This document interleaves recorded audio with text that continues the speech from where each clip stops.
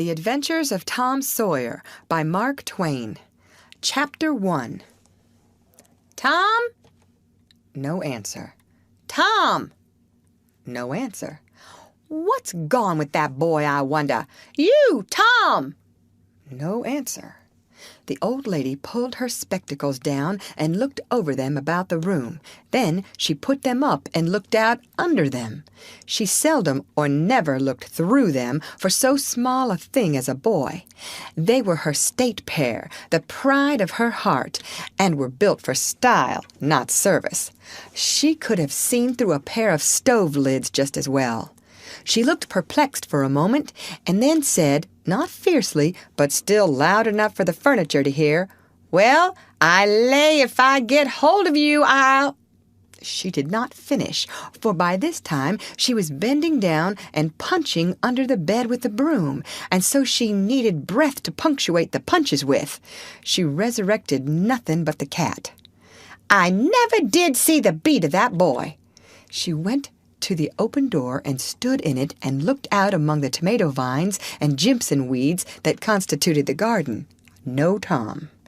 So she lifted up her voice at an angle calculated for distance and shouted, "Yoo-hoo, Tom!" There was a slight noise behind her, and she turned just in time to seize a small boy by the slack of his roundabout and arrest his flight. "There, I might have thought of that closet. What you been doing in there?" "Nothing." "Nothing? Look at your hands, and look at your mouth. What is that truck?" "I don't know, Aunt." "Well, I know. It's jam, that's what it is. 40 times I've said if you didn't let that jam alone, I'd skin you. Hand me that switch." The switch hovered in the air. The peril was desperate. "My, look behind you, Aunt!" The old lady whirled round and snatched her skirts out of danger. The lad fled on the instant, scrambled up the high board fence, and disappeared over it. His Aunt Polly stood surprised a moment, and then broke into a gentle laugh. "Hang the boy, can't I never learn anything? Ain't he played me tricks enough like that for me to be looking out for him by this time? But old fools is the biggest fools there is. Can't learn an old dog new tricks, as the saying is. But my goodness, he never plays them alike 2 days, and how is a body to know what's coming? He 'pears to know just how long he can torment me before I get my dander up, and he knows if he can make out to put me off for a minute or make me laugh, it's all down again, and I can't hit him a lick. I ain't doing my duty by that boy, and that's the Lord's truth, goodness knows. Spare the rod and spile the child, as the good book says. I'm a-laying up sin and suffering for us both, I know. He's full of the old scratch, but laws a me, he's my own dead sister's boy, poor thing, and I ain't got the heart to lash him somehow. Every time I let him off, my conscience does hurt me so, and every time I hit him, my old heart most breaks. Well, well, man that is born of woman is a few days and full of trouble, as the Scripture says, and I reckon it so. He'll play hooky this evening, and I'll just be obleeged to make him work tomorrow to punish him. It's mighty hard to make him work Saturdays when all the boys is having holiday, but he hates work more than he hates anything else, and I've got to do some of my duty by him, or I'll be the ruination of the child. Tom did play hooky, and he had a very good time. He got back home barely in season to help Jim, the small colored boy, saw next day's wood and split the kindlings before supper. At least he was there in time to tell his adventures to Jim, while Jim did 3/4 of the work.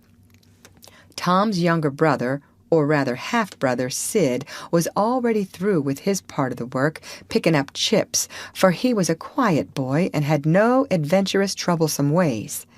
While Tom was eating his supper and stealing sugar as opportunity offered, Aunt Polly asked him questions that were full of guile and very deep, for she wanted to trap him into damaging revealments.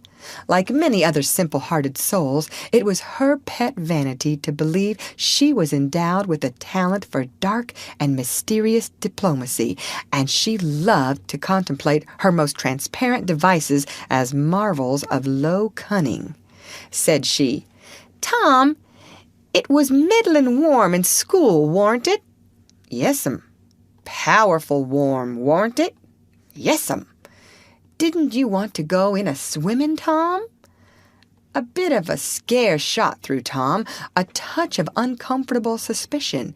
He searched Aunt Polly's face, but it told him nothing, so he said, "No'm." "Well, not very much." The old lady reached out her hand and felt Tom's shirt and said, "But you ain't too warm now, though."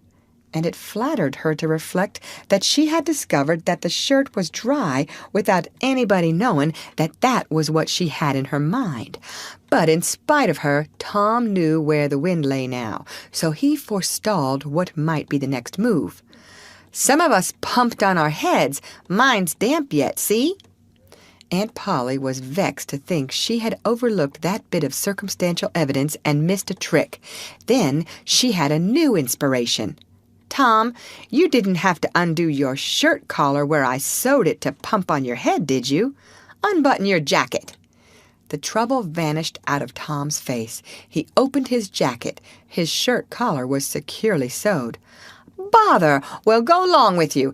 I'd made sure you'd played hooky and been a-swimmin'. But I forgive you, Tom. I reckon you're a kind of a singed cat, as the saying is. Better'n you look this time." She was half sorry her sagacity had miscarried, and half glad that Tom had stumbled into obedient conduct for once. But Sidney said, "Well, now, if I didn't think you sewed his collar with white thread, but it's black." "Why, I did sew it with white, Tom." But Tom did not wait for the rest. As he went out at the door, he said, "Siddy, I'll lick you for that." In a safe place, Tom examined 2 large needles, which were thrust into the lapels of his jacket, and had thread bound about them. One needle carried white thread, and the other black. He said, "She'd never notice if it hadn't been for Sid. Confound it! Sometimes she sews it with white, and sometimes she sews it with black. I wish to Jiminy she'd stick to one or t'other. I can't keep the run of 'em. But I bet you I lamb Sid for that. I'll learn him." He was not the model boy of the village. He knew the model boy very well, though, and loathed him. Within 2 minutes, or even less, he had forgotten all his troubles, not because his troubles were one whit less heavy and bitter to him than a man's are to a man, but because a new and powerful interest bore them down and drove them out of his mind for the time, just as men's misfortunes are forgotten in the excitement of new enterprises. This new interest was a valued novelty in whistling, which he had just acquired from a Negro, and he was suffering to practice it undisturbed. It consisted in a peculiar bird-like turn, a sort of liquid warble produced by touching the tongue to the roof of the mouth at short intervals in the midst of the music. The reader probably remembers how to do it if he has ever been a boy. Diligence and attention soon gave him the knack of it, and he strode down the street with his mouth full of harmony and his soul full of gratitude. He felt much as an astronomer feels who has discovered a new planet, no doubt. As far as strong, deep, unalloyed pleasure is concerned, the advantage was with the boy, not the astronomer. The summer evenings were long. It was not dark yet. Presently Tom checked his whistle. A stranger was before him, a boy a shade larger than himself. A newcomer of any age or either sex was an impressive curiosity in the poor little shabby village of St. Petersburg. This boy was well-dressed, too, well-dressed on a weekday. This was simply astounding. His cap was a dainty thing, his close-buttoned blue-cloth roundabout was new and natty, and so were his pantaloons. He had shoes on, and it was only Friday. He even wore a necktie, a bright bit of ribbon. He had a citified air about him that ate into Tom's victuals. The more Tom stared at the splendid marvel, the higher he turned up his nose at his finery, and the shabbier and shabbier his own outfit seemed to him to grow. Neither boy spoke. If one moved, the other moved, but only sidewise in a circle. They kept face to face and eye to eye all the time. Finally, Tom said, "I can lick you." "I'd like to see you try it." "Well, I can do it." "No, you can't either." "Yes, I can." "No, you can't." "I can." "You can't." "Can." "Can't." An uncomfortable pause. Then Tom said, "What's your name?" "'Tisn't any of your business, maybe."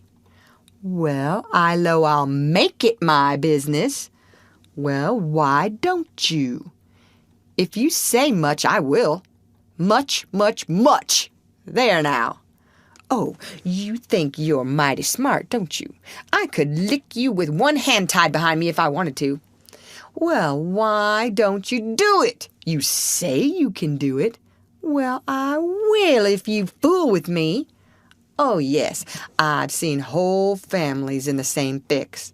"Smarty, you think you're some now, don't you? Oh, what a hat."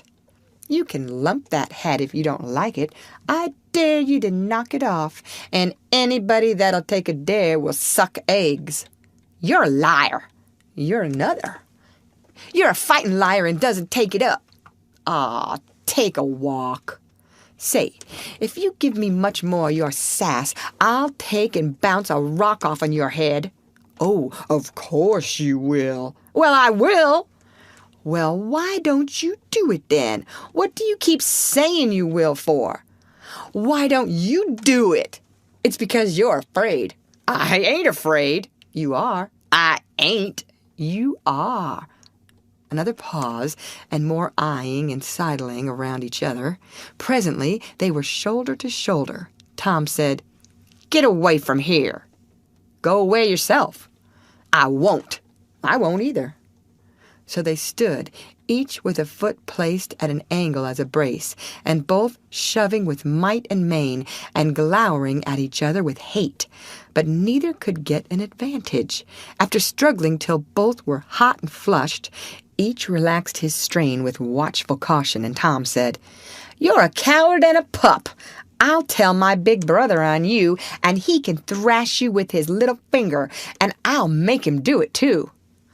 "What do I care for your big brother? I've got a brother that's bigger than he is, and what's more, he can throw him over that fence, too." "That's a lie." "Your saying so don't make it so."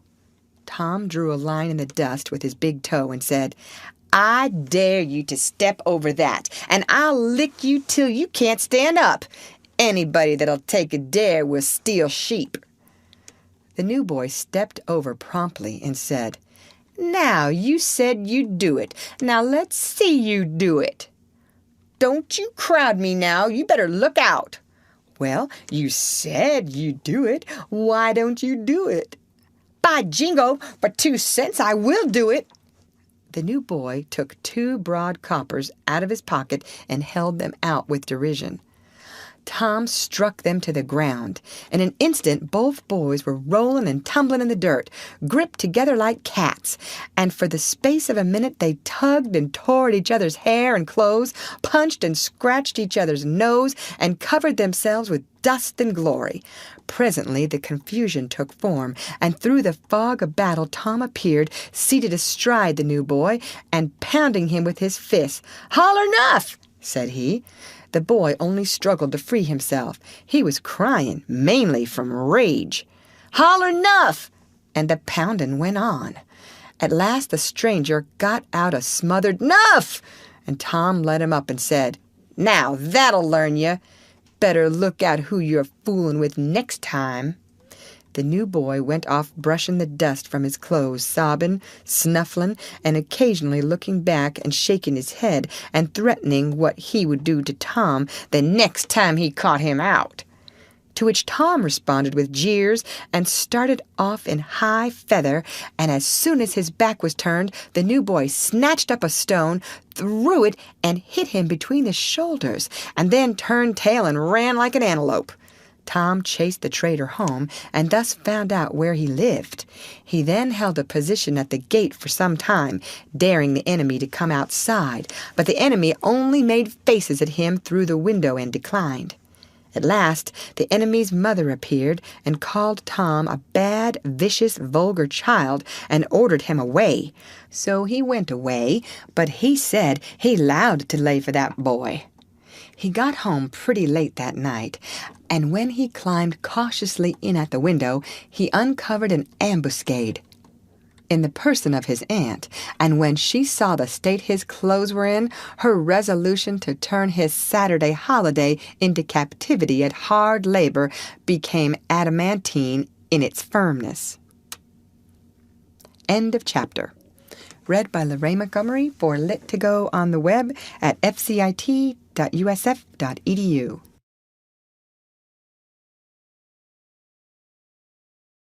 The Adventures of Tom Sawyer by Mark Twain. Chapter 2. Saturday morning was come, and all the summer world was bright and fresh and brimming with life. There was a song in every heart, and if the heart was young, the music issued at the lips. There was cheer in every face and a spring in every step. The locust trees were in bloom, and the fragrance of the blossoms filled the air. Cardiff Hill, beyond the village and above it, was green with vegetation, and it lay just far enough away to seem a delectable land, dreamy, reposeful, and inviting. Tom appeared on the sidewalk with a bucket of whitewash and a long-handled brush. He surveyed the fence, and all gladness left him, and a deep melancholy settled down upon his spirit. 30 yards of board fence 9 feet high. Life to him seemed hollow, and existence but a burden. Sighing, he dipped his brush and passed it along the topmost plank, repeated the operation, did it again, compared the insignificant whitewashed streak with the far-reaching continent of unwhitewashed fence, and sat down on a tree box discouraged. Jim came skipping out at the gate with a tin pail and singing Buffalo Gals. Bringing water from the town pump had always been hateful work in Tom's eyes before, but now it did not strike him so. He remembered that there was company at the pump. White, mulatto, and Negro boys and girls were always there waiting their turns, resting, trading playthings, quarreling, fighting, skylarking, and he remembered that although the pump was only 150 yards off, Jim never got back with a bucket of water under an hour, and even then somebody generally had to go after him. Tom said, "Say, Jim, I'll fetch the water if you'll whitewash some." Jim shook his head and said, "Can't, Mars Tom. Old Missus, she told me I got to go and get this water and not stop fooling around with anybody. She say she spec Mars Tom going to ax me to whitewash, and so she told me go long and tend to my own business. She 'lowed she'd tend to the whitewashing." "Oh, never you mind what she said, Jim. That's the way she always talks. Gimme the bucket. I won't be gone only a minute. She won't ever know." "Oh, I doesn't, Mars Tom. Old Missus, she'd take and tar the head off of me. 'Deed she would." She never licks anybody, whacks 'em over the head with a thimble, and who cares for that, I'd like to know. She talks awful, but talk don't hurt. Anyways, it don't if she don't cry. Jim, I'll give you a marvel. I'll give you a white alley." Jim began to waver. "White alley, Jim, and it's a bully taw." "My, that's a mighty gay marvel, I tell you. But, Mars Tom, I's powerful 'fraid old Missus.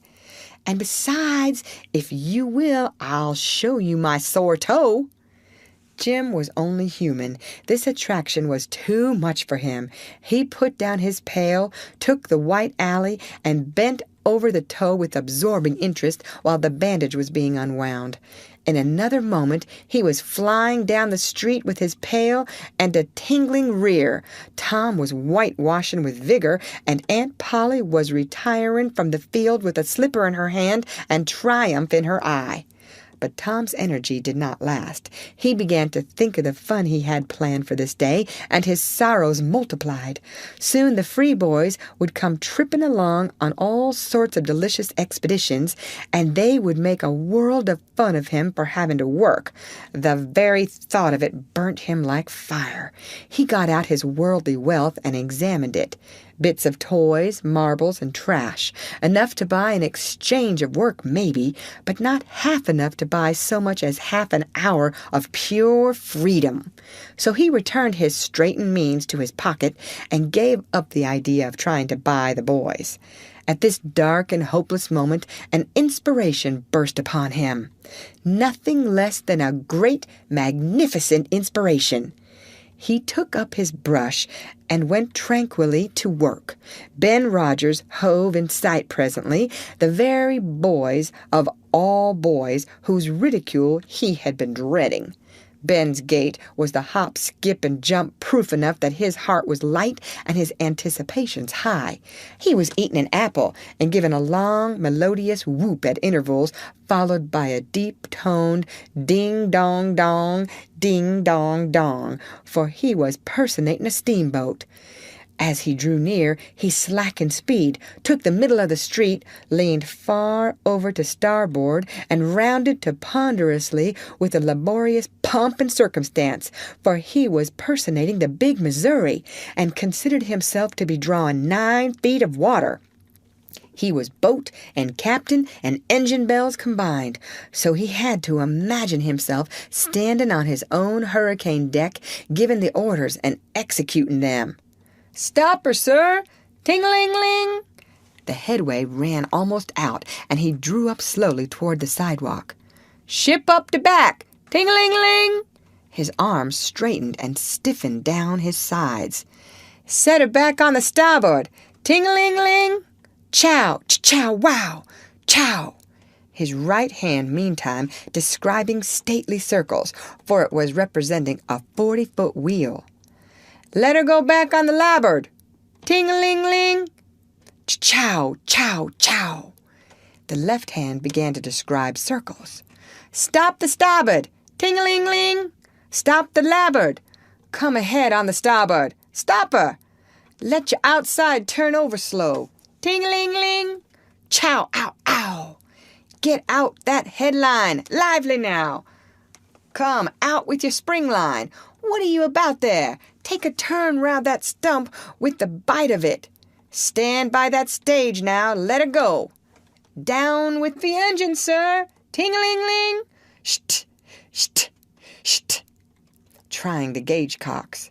Tom went on whitewashing, paid no attention to the steamboat. Ben stared a moment and then said, "Hiya!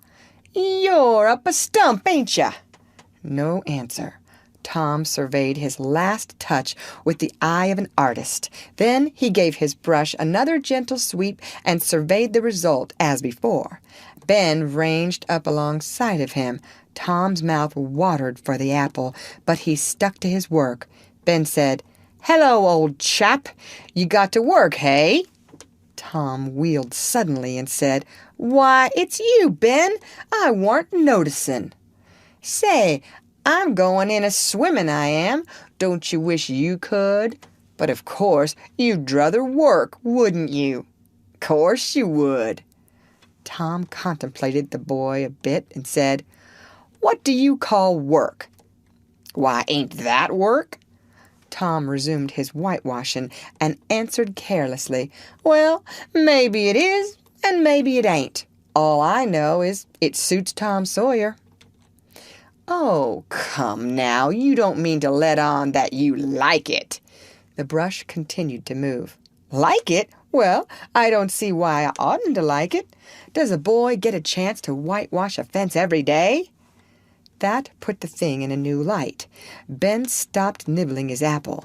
Tom swept his brush daintily back and forth, stepped back to note the effect, added a touch here and there, criticized the effect again, Ben watching every move and getting more and more interested, more and more absorbed. Presently he said, "Say, Tom, let me whitewash a little." Tom considered, was about to consent, but he altered his mind. No, I reckon it wouldn't hardly do, Ben. You see, Aunt Polly's awful particular about this fence right here on the street, you know.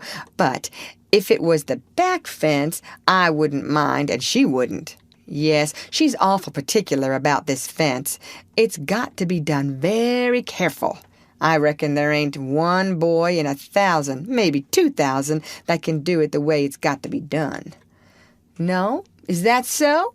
Oh, come. Now let me just try. Only just a little. I'd let you if you was me, Tom. Ben, I'd like to, honest Injun. But Aunt Polly, well, Jim wanted to do it, but she wouldn't let him. Sid wanted to do it, and she wouldn't let Sid. Now, don't you see how I'm fixed? If I was to tackle this fence and anything was to happen to it, oh, shucks, I'll be just as careful. Now let me try. Say, I'll give you the core of my apple. Well, here. No, Ben, now don't. I'm afeard. I'll give you all of it. Tom gave up the brush with reluctance in his face, but alacrity in his heart. And while the late steamer Big Missouri worked and sweated in the sun, the retired artist sat on a barrel in the shade close by, dangling his legs, munched his apple, and planned the slaughter of more innocents. There was no lack of material. Boys happened along every little while. They came to jeer, but remained to whitewash. By the time Ben was fagged out, Tom had traded the next chance to Billy Fisher for a kite in good repair, and when he played out, Johnny Miller bought in for a dead rat and a string to swing it with, and so on, hour after hour. And when the middle of the afternoon came, from being a poor, poverty-stricken boy in the morning, Tom was literally rolling in wealth. He had, besides the things before mentioned, 12 marbles, part of a jew's harp, a piece of blue bottle glass to look through, a spool cannon, a key that wouldn't unlock anything, a fragment of chalk, a glass stopper of a decanter, a tin soldier, a couple of tadpoles, 6 firecrackers, a kitten with only one eye, a brass doorknob, a dog collar, but no dog, the handle of a knife, 4 pieces of orange peel, and a dilapidated old window sash. He had had a nice, good, idle time all the while, plenty of company, and the fence had 3 coats of whitewash on it. If he hadn't run out of whitewash, he would have bankrupted every boy in the village. Tom said to himself that it was not such a hollow world after all. He had discovered a great law of human action without knowing it, namely that in order to make a man or a boy covet a thing, it is only necessary to make the thing difficult to attain.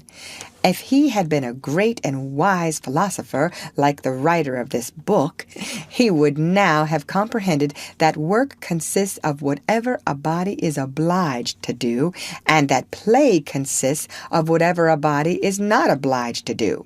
And this would help him to understand why constructing artificial flowers or performing on a treadmill is work, while rolling 10 pins or climbing Mont Blanc is only amusement. There are wealthy gentlemen in England who drive 4-horse passenger coaches 20 or 30 miles on a daily line in the summer because the privilege costs them considerable money. But if they were offered wages for the service, that would turn it into work, and then they would resign. The boy mused a while over the substantial change which had taken place in his worldly circumstances, and then wended toward headquarters to report. End of chapter. Read by Lorraine Montgomery for Lit to Go on the web at fcit.usf.edu.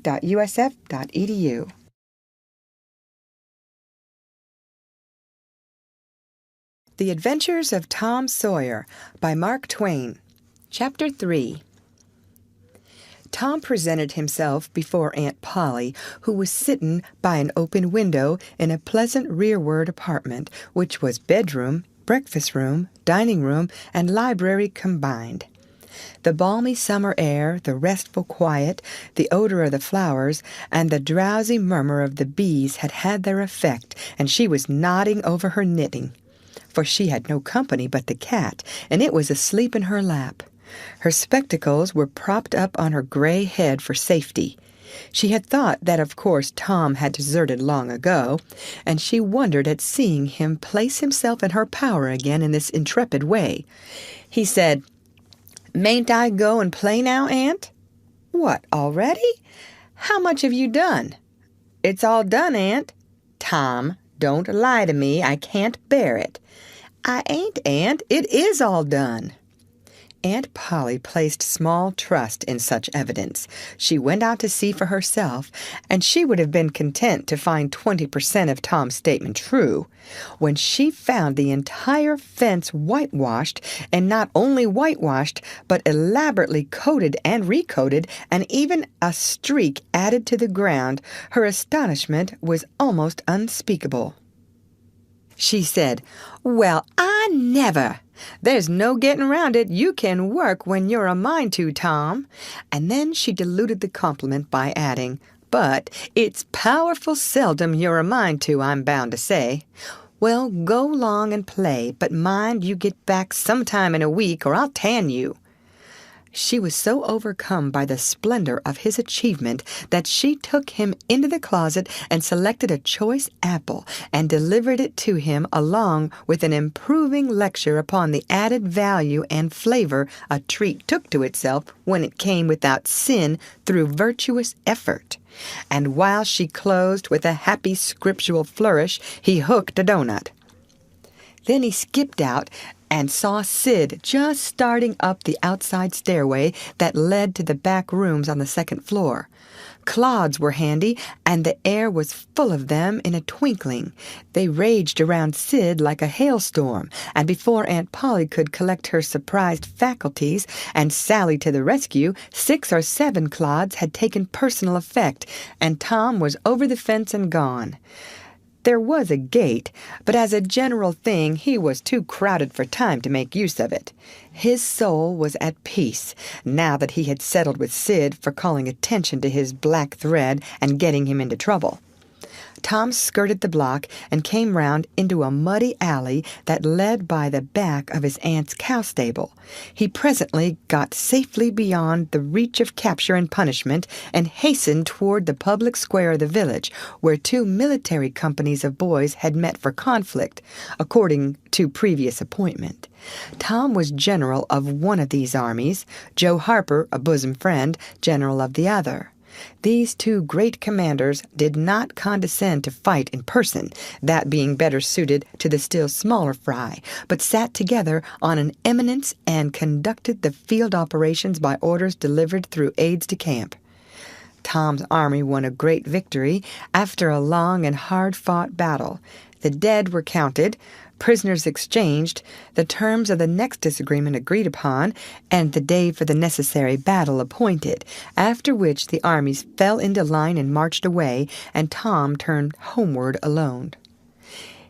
As he was passing by the house where Jeff Thatcher lived, he saw a new girl in the garden, a lovely little blue-eyed creature with yellow hair plaited into 2 long tails, white summer frock, and embroidered pantalettes. The fresh-crowned hero fell without firing a shot. A certain Amy Lawrence vanished out of his heart and left not even a memory of herself behind. He had thought he loved her to distraction. He had regarded his passion as adoration, and behold, it was only a poor little evanescent partiality. He had been months winning her. She had confessed hardly a week ago. He had been the happiest and the proudest boy in the world only 7 short days, and here, in one instant of time, she had gone out of his heart like a casual stranger whose visit is done. He worshipped this new angel with furtive eye, till he saw that she had discovered him. Then he pretended he did not know she was present, and began to show off in all sorts of absurd, boyish ways, in order to win her admiration. He kept up this grotesque foolishness for some time, but by and by, while he was in the midst of some dangerous gymnastic performances, he glanced aside and saw that the little girl was wending her way toward the house. Tom came up to the fence and leaned on it, grieving and hoping she would tarry yet a while longer. She halted a moment on the steps and then moved toward the door. Tom heaved a great sigh as she put her foot on the threshold, but his face lit up right away, for she tossed a pansy over the fence a moment before she disappeared. The boy ran around and stopped within a foot or two of the flower, and then shaded his eyes with his hand and began to look down street as if he had discovered something of interest going on in that direction. Presently he picked up a straw and began trying to balance it on his nose, with his head tilted far back, and as he moved from side to side in his efforts, he edged nearer and nearer toward the pansy. Finally his bare foot rested upon it. His pliant toes closed upon it, and he hopped away with the treasure and disappeared round the corner. But only for a minute, only while he could button the flower inside his jacket, next his heart, or next his stomach possibly, for he was not much posted in anatomy, and not hypercritical anyway. He returned now and hung about the fence till nightfall, showing off as before, but the girl never exhibited herself again, though Tom comforted himself a little with the hope that she had been near some window meantime and been aware of his attentions. Finally he strode home reluctantly, with his poor head full of visions. All through supper his spirits were so high that his aunt wondered what had got into the child. He took a good scolding about clotting Sid, and did not seem to mind it in the least. He tried to steal sugar under his aunt's very nose, and got his knuckles rapped for it. He said, "Aunt, you don't whack Sid when he takes it." "Well, Sid don't torment a body the way you do. You'd be always into that sugar if I weren't watching you." Presently she stepped into the kitchen, and Sid, happy in his immunity, reached for the sugar bowl, a sort of glorying over Tom which was well nigh unbearable. But Sid's fingers slipped, and the bowl dropped and broke. Tom was in ecstasies, in such ecstasies that he even controlled his tongue and was silent. He said to himself that he would not speak a word even when his aunt came in, but would sit perfectly still till she asked who did the mischief, and then he would tell, and there would be nothing so good in the world as to see that pet model catch it. He was so brimful of exultation that he could hardly hold himself when the old lady came back and stood above the wreck, discharging lightnings of wrath from over her spectacles. He said to himself, "Now it's coming." And the next instant he was sprawling on the floor. The potent palm was uplifted to strike again when Tom cried out, "Hold on now! What are you belting me for? Sid broke it." Aunt Polly paused, perplexed, and Tom looked for healing pity. But when she got her tongue again, she only said, "Humph! Well, you didn't get a lick amiss, I reckon. You been into some other audacious mischief when I wasn't around like enough." Then her conscience reproached her, and she yearned to say something kind and loving, but she judged that this would be construed into a confession that she had been in the wrong, and discipline forbade that. So she kept silence, and went about her affairs with a troubled heart. Tom sulked in a corner and exalted his woes. He knew that in her heart his aunt was on her knees to him, and he was morosely gratified by the consciousness of it. He would hang out no signals. He would take notice of none. He knew that a yearning glance fell upon him now and then through a film of tears, but he refused recognition of it. He pictured himself lying sick unto death, and his aunt bending over him beseeching one little forgiving word, but he would turn his face to the wall and die with that word unsaid. Ah, how would she feel then? And he pictured himself brought home from the river dead, with his curls all wet and his sore heart at rest. How she would throw herself upon him, and how her tears would fall like rain, and her lips pray God to give her back her boy, and she would never, never abuse him any more. but he would lie there cold and white and make no sign, a poor little sufferer whose griefs were at an end. He so worked upon his feelings with the pathos of these dreams that he had to keep swallowing, he was so like to choke. And his eyes swam in a blur of water, which overflowed when he winked, and ran down and trickled from the end of his nose. And such a luxury to him was this petting of his sorrows that he could not bear to have any worldly cheeriness or any grating delight intrude upon it. It was too sacred for such contact, and so presently, when his cousin Mary danced in, all alive with the joy of seeing home again after an age-long visit of 1 week to the country, he got up and moved in clouds and darkness out at one door as she brought song and sunshine in at the other. He wandered far from the accustomed haunts of boys and sought desolate places that were in harmony with his spirit. A log raft in the river invited him, and he seated himself on its outer edge and contemplated the dreary vastness of the stream, wishing the while that he could only be drowned all at once and unconsciously without undergoing the uncomfortable routine devised by nature. Then he thought of his flower. He got it out, rumpled and wilted, and it mightily increased his dismal felicity. He wondered if she would pity him if she knew. Would she cry and wish that she had a right to put her arms around his neck and comfort him? Or would she turn coldly away like all the hollow world? This picture brought such an agony of pleasurable suffering that he worked it over and over again in his mind and set it up in new and varied lights till he wore it threadbare. At last he rose up, sighing, and departed in the darkness.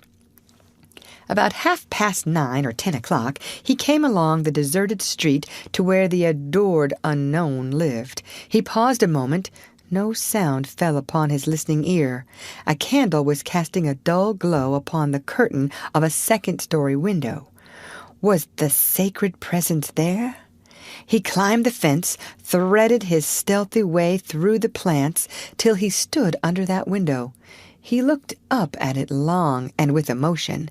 Then he laid him down on the ground under it, disposing himself upon his back, with his hands clasped upon his breast and holding his poor wilted flower. And thus he would die out in the cold world, with no shelter over his homeless head, no friendly hand to wipe the death damps from his brow, no loving face to bend pityingly over him when the great agony came. And thus she would see him when she looked out upon the glad morning, and oh, would she drop one little tear upon his poor, lifeless form? Would she heave one little sigh to see a bright young life so rudely blighted, so untimely cut down? The window went up. A maid-servant's discordant voice profaned the holy calm, and a deluge of water drenched the prone martyr's remains. The strangling hero sprang up with a relieving snort. There was a whiz as of a missile in the air, mingled with the murmur of a curse. A sound as of shivering glass followed, and a small, vague form went over the fence and shot away in the gloom. Not long after, as Tom, all undressed for bed, was surveying his drenched garments by the light of a tallow dip, Sid woke up. But if he had any dim idea of making any references to allusions, he thought better of it and held his peace, for there was danger in Tom's eye. Tom turned in without the added vexation of prayers, and Sid made mental note of the omission. End of chapter. Read by Lorraine Montgomery for Lit2Go on the web at fcit.usf.edu.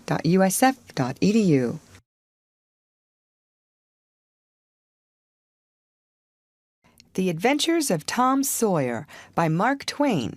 Chapter 4. The sun rose upon a tranquil world and beamed down upon the peaceful village like a benediction. Breakfast over, Aunt Polly had family worship. It began with a prayer built from the ground up of solid courses of scriptural quotations welded together with a thin mortar of originality. And from the summit of this she delivered a grim chapter of the Mosaic Law as from Sinai. Then Tom girded up his loins, so to speak, and went to work to get his verses. Sid had learned his lesson days before. Tom bent all his energies to the memorizing of 5 verses, and he chose part of the Sermon on the Mount because he could find no verses that were shorter. At the end of half an hour, Tom had a vague general idea of his lesson, but no more, for his mind was traversing the whole field of human thought, and his hands were busy with distracting recreations. Mary took his book to hear him recite, and he tried to find his way through the fog. Blessed are the, poor. Yes, poor. Blessed are the poor, in spirit. In spirit. Blessed are the poor in spirit, for theirs. Blessed are the poor in spirit, for theirs is the kingdom of heaven. Blessed are they that mourn, for they I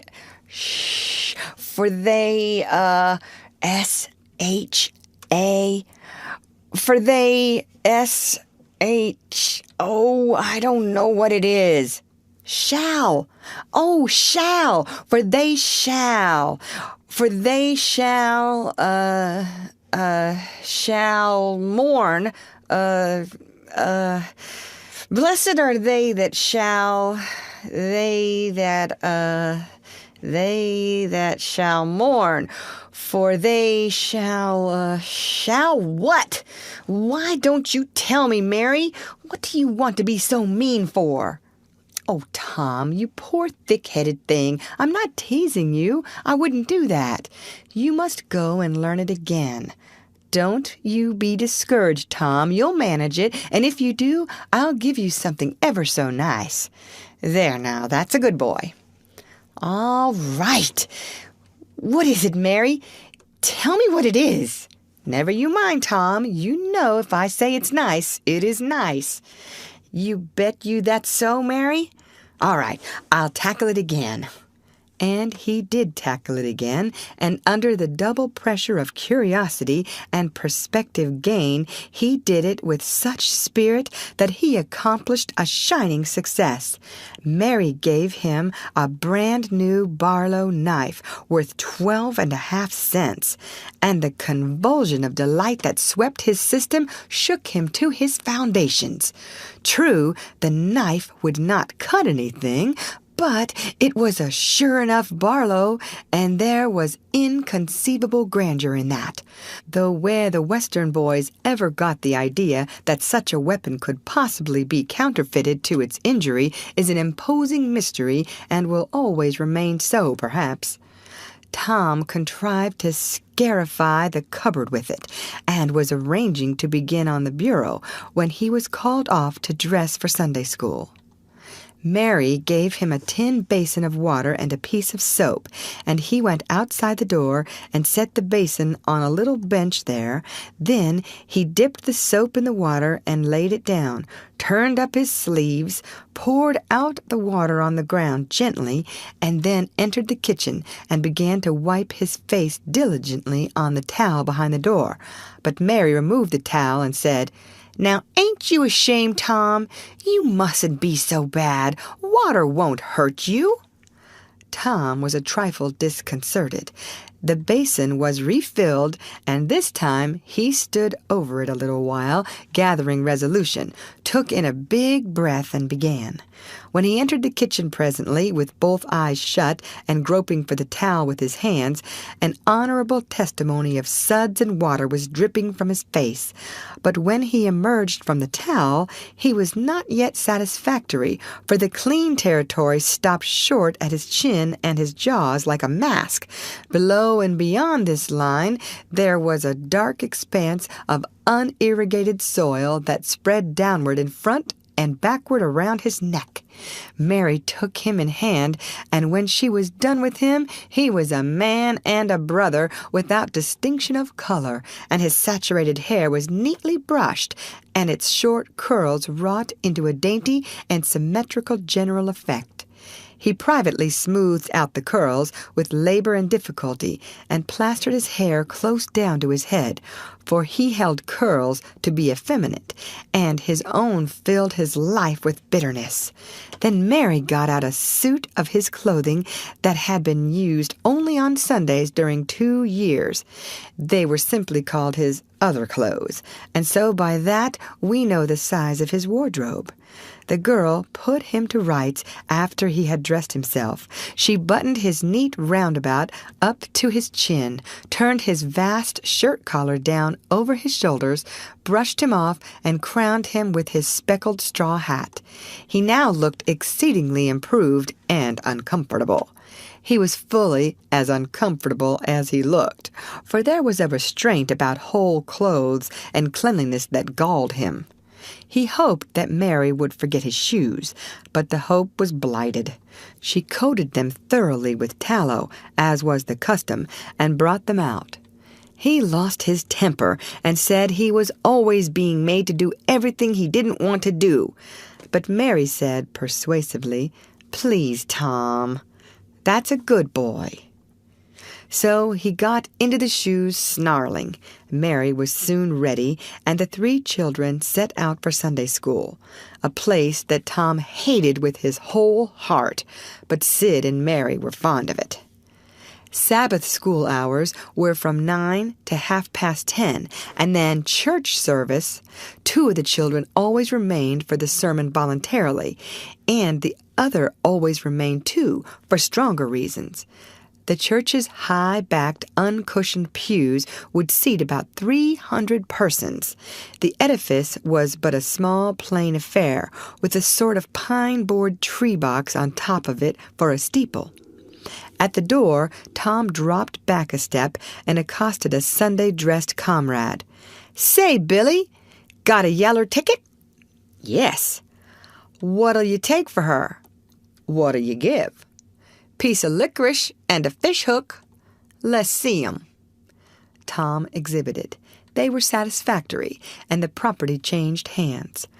When Tom traded a couple of white alleys for 3 red tickets, and some small trifle or other for a couple of blue ones, he waylaid other boys as they came, and went on buying tickets of various colors 10 or 15 minutes longer. He entered the church now with a swarm of clean and noisy boys and girls, proceeded to his seat, and started a quarrel with the first boy that came handy. The teacher, a grave elderly man, interfered, then turned his back a moment, and Tom pulled a boy's hair in the next bench, and was absorbed in his book when the boy turned round. Stuck a pin in another boy, presently, in order to hear him say "ouch," and got a new reprimand from his teacher. Tom's whole class were of a pattern restless, noisy, and troublesome. When they came to recite their lessons, not one of them knew his verses perfectly, but had to be prompted all along. However, they worried through, and each got his reward in small blue tickets, each with a passage of Scripture on it. Each blue ticket was pay for 2 verses of the recitation. 10 blue tickets equaled a red one, and could be exchanged for it. 10 red tickets equaled a yellow one. For 10 yellow tickets, the superintendent gave a very plainly bound Bible, worth 40 cents in those easy times, to the pupil. How many of my readers would have the industry and application to memorize 2,000 verses, even for a Dore Bible? And yet Mary had acquired 2 Bibles in this way. It was the patient work of 2 years, and a boy of German parentage had won 4 or 5. He once recited 3,000 verses without stopping, but the strain upon his mental faculties was too great, and he was little better than an idiot from that day forth.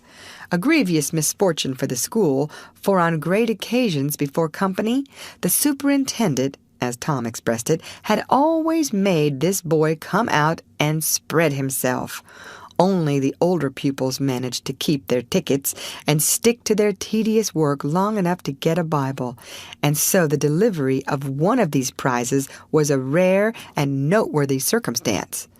The successful pupil was so great and conspicuous for that day that on the spot every scholar's heart was fired with a fresh ambition that often lasted a couple of weeks. It is possible that Tom's mental stomach had never really hungered for one of those prizes, but unquestionably his entire being had for many a day longed for the glory and the eclat that came with it. In due course, the superintendent stood up in front of the pulpit with a closed hymn book in his hand and his forefinger inserted between its leaves, and commanded attention. When a Sunday school superintendent makes his customary little speech, a hymn book in the hand is as necessary as is the inevitable sheet of music in the hand of a singer who stands forward on the platform and sings a solo at a concert. Though why is a mystery, for neither the hymn book nor the sheet of music is ever referred to by the sufferer. This superintendent was a slim creature of 35, with a sandy goatee and short sandy hair. He wore a stiff standing collar whose upper edge almost reached his ears, and whose sharp points curved forward abreast the corners of his mouth. A fence that compelled a straight lookout ahead, and a turning of the whole body when a side view was required, his chin was propped on a spreading cravat which was as broad and as long as a banknote, and had fringed ends. His boot toes were turned sharply up, in the fashion of the day, like sleigh runners, an effect patiently and laboriously produced by the young men by sitting with their toes pressed against a wall for hours together. Mr. Walters was very earnest of mien, and very sincere and honest at heart, and he held sacred things and places in such reverence, and so separated them from worldly matters, that unconsciously to himself his Sunday school voice had acquired a peculiar intonation which was wholly absent on weekdays. He began after this fashion: "Now, children, I want you all to sit up just as straight and pretty as you can and give me all your attention for a minute or two. There, that is it. That is the way good little boys and girls should do. I see one little girl who is looking out of the window. I am afraid she thinks I am out there somewhere, perhaps up in one of the trees making a speech to the little birds. I want to tell you how good it makes me feel to see so many bright, clean little faces assembled in a place like this, learning to do right and be good," and so forth and so on. It is not necessary to set down the rest of the oration. It was of a pattern which does not vary, and so it is familiar to us all. The latter third of the speech was marred by the resumption of fights and other recreations among certain of the bad boys, and by fidgetings and whisperings that extended far and wide, washing even to the bases of isolated and incorruptible rocks like Sid and Mary.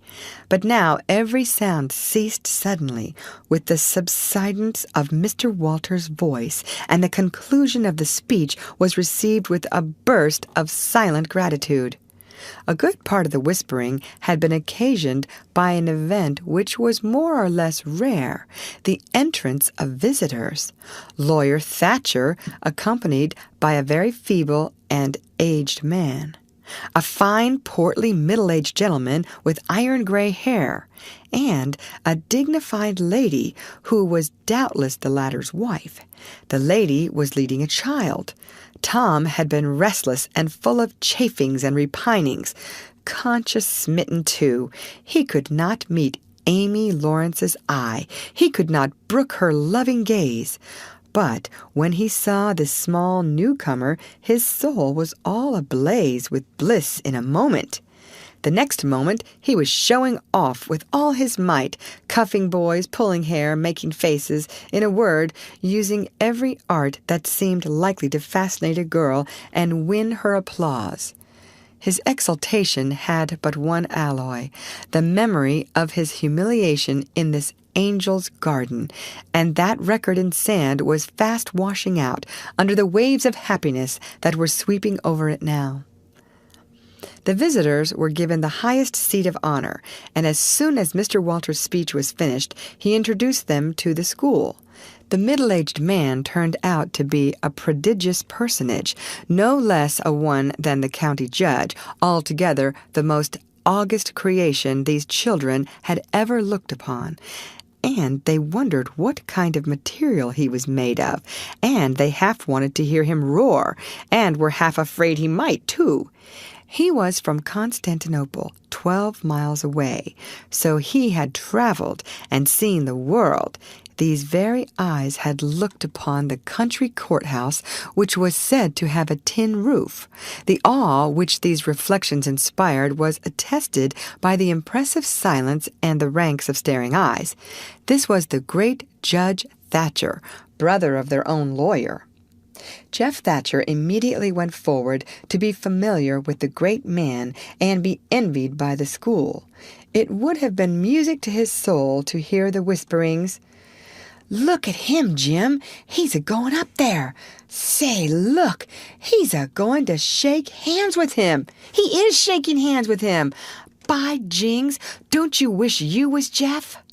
Mr. Walters fell to showing off, with all sorts of official bustlings and activities, giving orders, delivering judgments, discharging directions here, there, everywhere that he could find a target. The librarian showed off, running hither and thither with his arms full of books, and making a deal of the splutter and fuss that insect authority delights in. The young lady teachers showed off, bending sweetly over pupils that were lately being boxed, lifting pretty warning fingers at bad little boys and patting good ones lovingly.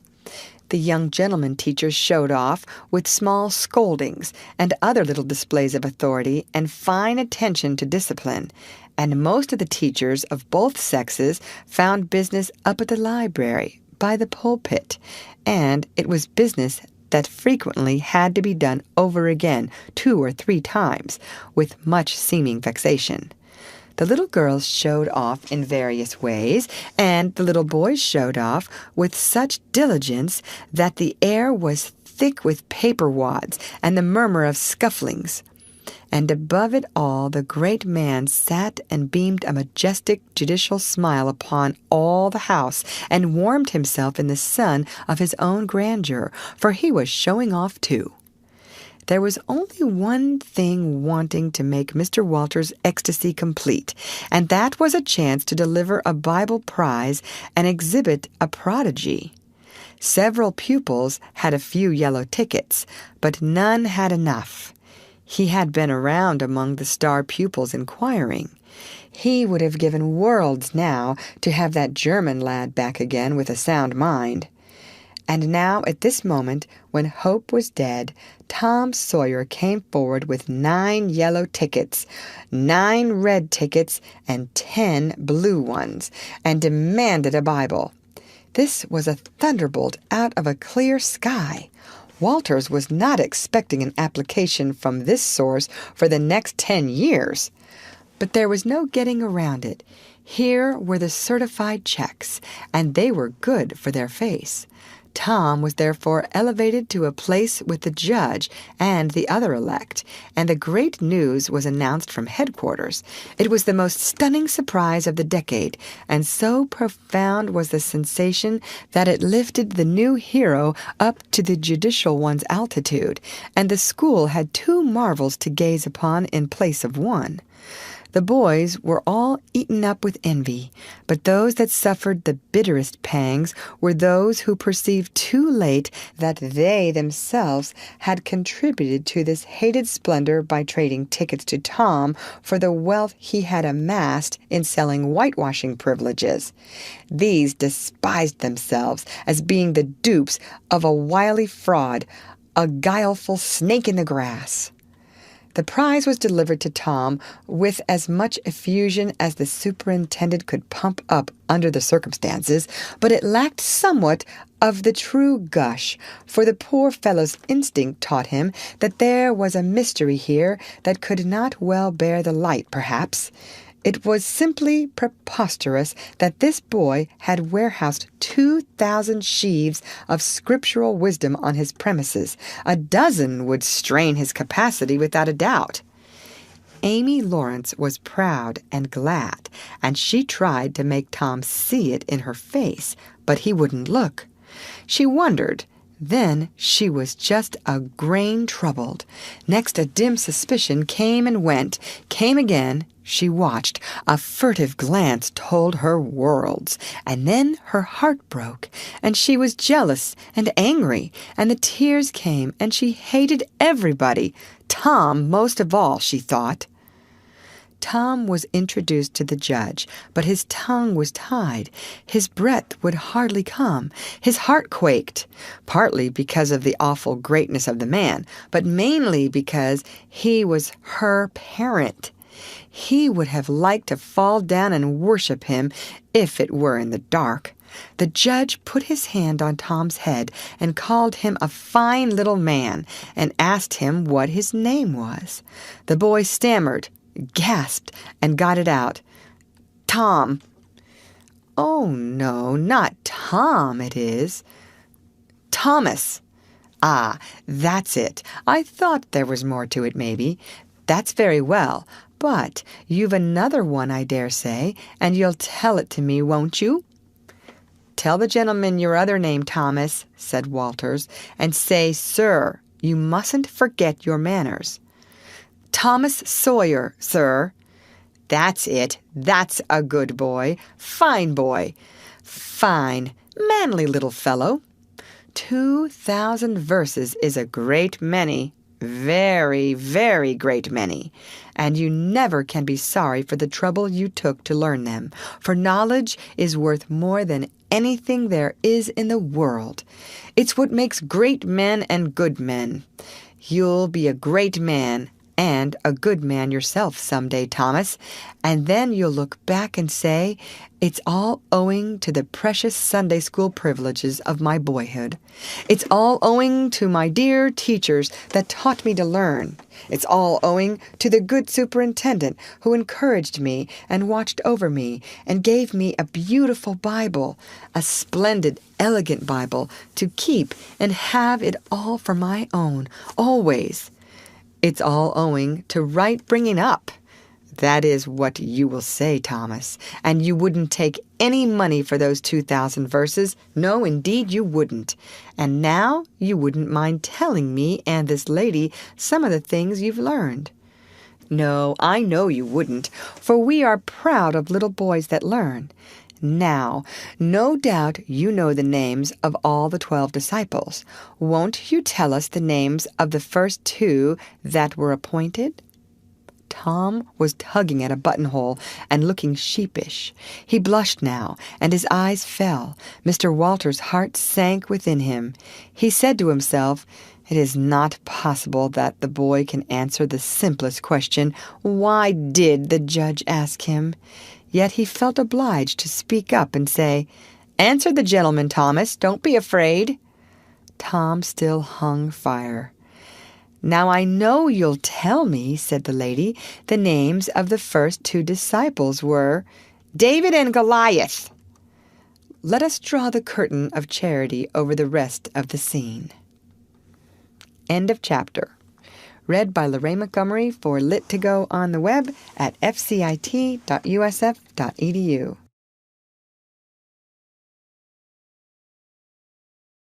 The Adventures of Tom Sawyer by Mark Twain. Chapter 6. Monday morning found Tom Sawyer miserable. Monday morning always found him so because it began another week's slow suffering in school. He generally began that day with wishing he had had no intervening holiday. It made the going into captivity and fetters again so much more odious. Tom lay thinking. Presently it occurred to him that he wished he was sick. Then he could stay home from school. Here was a vague possibility. He canvassed his system. No ailment was found, and he investigated again. This time he thought he could detect colicky symptoms, and he began to encourage them with considerable hope. But they soon grew feeble, and presently died wholly away. He reflected further. Suddenly he discovered something. One of his upper front teeth was loose. This was lucky. He was about to begin to groan, as a starter, as he called it, when it occurred to him that if he came into court with that argument, his aunt would pull it out, and that would hurt. So he thought he would hold the tooth in reserve for the present and seek further.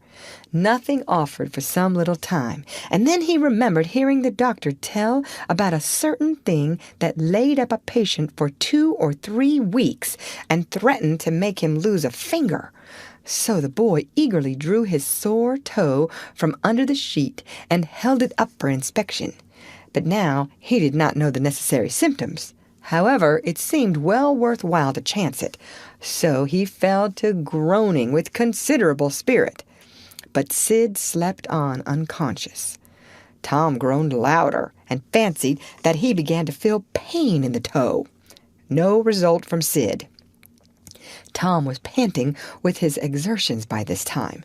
He took a rest and then swelled himself up and fetched a succession of admirable groans. Sid snored on. Tom was aggravated. He said, "Sid! Sid!" and shook him. This course worked well, and Tom began to groan again. Sid yawned, stretched, then brought himself up on his elbow with a snort and began to stare at Tom. Tom went on groaning. Sid said, "Tom! Say, Tom!" "Here, Tom! Tom!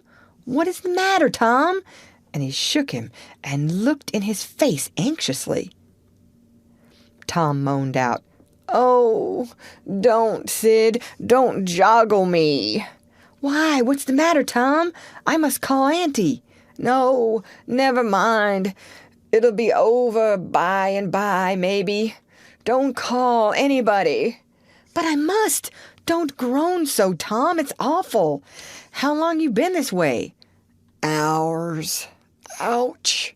Oh, don't stir so, Sid. You'll kill me." "Tom, why didn't you wake me sooner?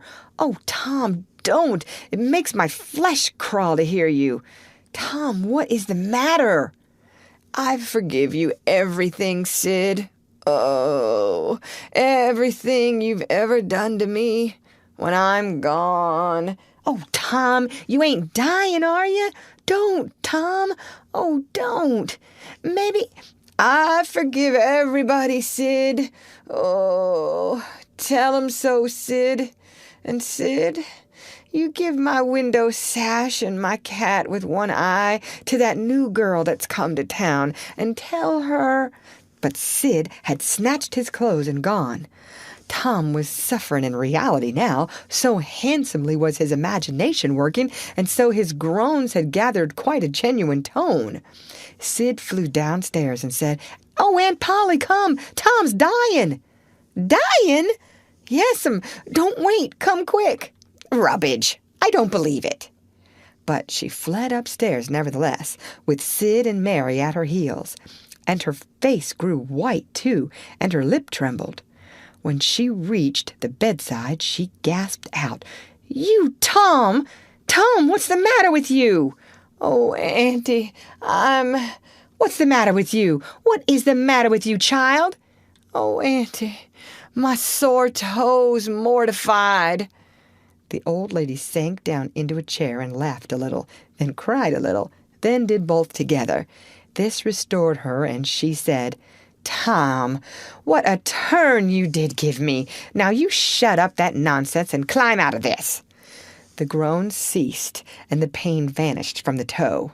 The boy felt a little foolish, and he said, "Aunt Polly, it seemed mortified, and it hurt so I never minded my tooth at all." "Your tooth, indeed? What's the matter with your tooth?" "One of them's loose, and it aches perfectly awful." There, now, don't begin that groaning again. Open your mouth." "Well, your tooth is loose, but you're not going to die about that. Mary, get me a silk thread and a chunk of fire out of the kitchen." Tom said, "Oh, please, Auntie, don't pull it out. It don't hurt any more. I wish I may never stir if it does." "Please don't, Auntie. I don't want to stay home from school." "Oh, you don't you? So all this row was because you thought you'd get to stay home from school and go a-fishing.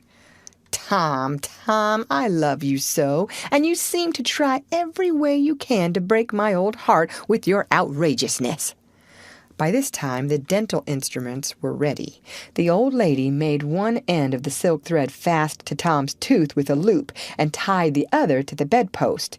Then she seized the chunk of fire and suddenly thrust it almost into the boy's face. The tooth hung dangling by the bedpost now. But all trials bring their compensations. As Tom wended to school after breakfast, he was the envy of every boy he met, because the gap in his upper row of teeth enabled him to expectorate in a new and admirable way.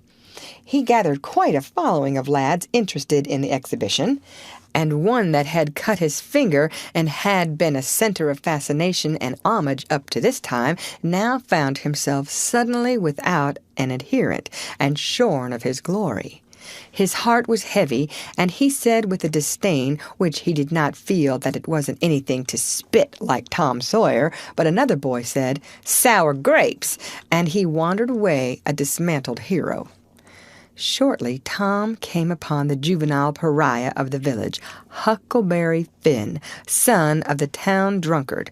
Huckleberry was cordially hated and dreaded by all the mothers of the town, because he was idle and lawless and vulgar and bad, and because all their children admired him so, and delighted in his forbidden society, and wished they dared to be like him. Tom was like the rest of the respectable boys in that he envied Huckleberry his gaudy outcast condition, and was under strict orders not to play with him. So he played with him every time he got a chance.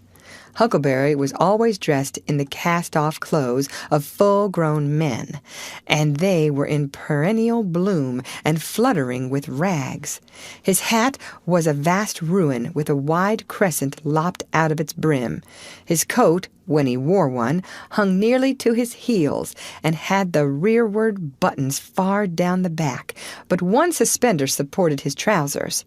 The seat of the trousers bagged low and contained nothing. The fringed legs dragged in the dirt when not rolled up. Huckleberry came and went at his own free will. He slept on doorsteps in fine weather and in empty hogsheads in wet. He did not have to go to school or to church, or call any being master, or obey anybody. He could go fishing or swimming when and where he chose, and stay as long as it suited him. Nobody forbade him to fight. He could sit up as late as he pleased. He was always the first boy that went barefoot in the spring, and the last to resume leather in the fall. He never had to wash, nor put on clean clothes. He could swear wonderfully. In a word, everything that goes to make life precious that boy had. So thought every harassed, hampered, respectable boy in St. Petersburg. Tom hailed the romantic outcast. "Hello, Huckleberry." "Hello yourself, and see how you like it." "What's that you got?" "Dead cat." "Let me see him, Huck." My, he's pretty stiff. Where'd you get him? Bought him off of a boy. What did you give? I give a blue ticket and a bladder that I got at the slaughterhouse. Where'd you get the blue ticket? Bought it off in Ben Rogers 2 weeks ago for a hoop stick. Say, what is dead cats good for, Huck? Good for? Cure warts with. No, is that so? I know something that's better. I bet you don't. What is it? Why, spunk water. Spunk water? I wouldn't give a dern for spunk water. You wouldn't you? Did you ever try it? No, I hain't, but Bob Tanner did. Who told you so? Why, he told Jeff Thatcher, and Jeff told Johnny Baker, and Johnny told Jim Hollis, and Jim told Ben Rogers, and Ben told a nigger, and the nigger told me. There now. Well, what of it? They'll all lie. Leastways all but the nigger. I don't know him. But I never see a nigger that wouldn't lie. Shucks. Now you tell me how Bob Tanner done it, Huck. Why, he took and dipped his hand in a rotten stump where the rainwater was. In the daytime? Certainly. With his face to the stump? Yes, at least I reckon so. Did he say anything? I don't reckon he did. I don't know. Aha! Talk about trying to cure warts with spunk water. Such a blame fool way as that. Why, that ain't a-going to do any good. You got to go all by yourself to the middle of the woods where you know there's a spunk water stump. And just as it's midnight, you back up against the stump and jam your hand in and say, barleycorn, Injun meal shorts, spunk water, swaller these warts. And then walk away quick, 11 steps, with your eyes shut. And then turn around 3 times and walk home without speaking to anybody, because if you speak, the charm's busted. Well, that sounds like a good way, but that ain't the way Bob Tanner done. No, sir, you can bet he didn't, because he's the wartiest boy in this town, and he wouldn't have a wart on him if he'd knowed how to work spunk water. I've took off thousands of warts off of my hands that way, Huck. I play with frogs so much that I always got considerable many warts. Sometimes I take 'em off with a bean. Yes, bean's good. I've done that. Have you? What's your way? You take and split the bean and cut the wart so as to get some blood, and then you put the blood on one piece of the bean and take and dig a hole and bury it about midnight at the crossroads in the dark of the moon, and then you burn up the rest of the bean. You see that piece that's got the blood on it will keep drawing and drawing, trying to fetch the other piece to it, and so that helps the blood to draw the wart, and pretty soon off she comes. Yes, that's it. Huck, that's it. Though, when you're burying it, if you say, down bean, off wart, come no more to bother me, it's better. That's the way Joe Harper does, and he's been nearly to Coonville and most everywheres. But say, how do you cure 'em with dead cats? Why, you take your cat, and you go and get in the graveyard long about midnight, when somebody that was wicked has been buried. And when it's midnight, a devil will come, or maybe 2 or 3, but you can't see 'em. You can only hear something like the wind, or maybe hear 'em talk. And when they're taking that feller away, you heave your cat after 'em and say, devil follow corpse, cat follow devil, warts follow cat, I'm done with ye. That'll fetch any wart. Sounds right. Did you ever try it, Huck? No, but old Mother Hopkins told me. Well, I reckon it's so then, because they say she's a witch. Say? Why, Tom, I know she is. She witched Pap. Pap says so his own self. He come along one day, and he see she was a witching him, so he took up a rock, and if she hadn't dodged, he'd have got her. Well, that very night, he rolled off in a shed where he was a-layin' drunk and broke his arm. Why, that's awful. How did he know she was a-witching him? Lord, Pap can tell easy. Pap says when they keep looking at you right steady, they're a-witching you, especially if they mumble, because when they mumble, they're saying the Lord's Prayer backwards. Say, Hucky, when you gonna try the cat? Tonight. I reckon they'll come after old Hoss Williams tonight. But they buried him Saturday. Didn't they get him Saturday night? Why, how you talk. How could their charms work till midnight? And then it's Sunday. Devils don't slosh around much of a Sunday, I don't reckon. I never thought of that. That's so. Let me go with you. Of course. If you ain't afeard. Afeard? 'Tain't likely.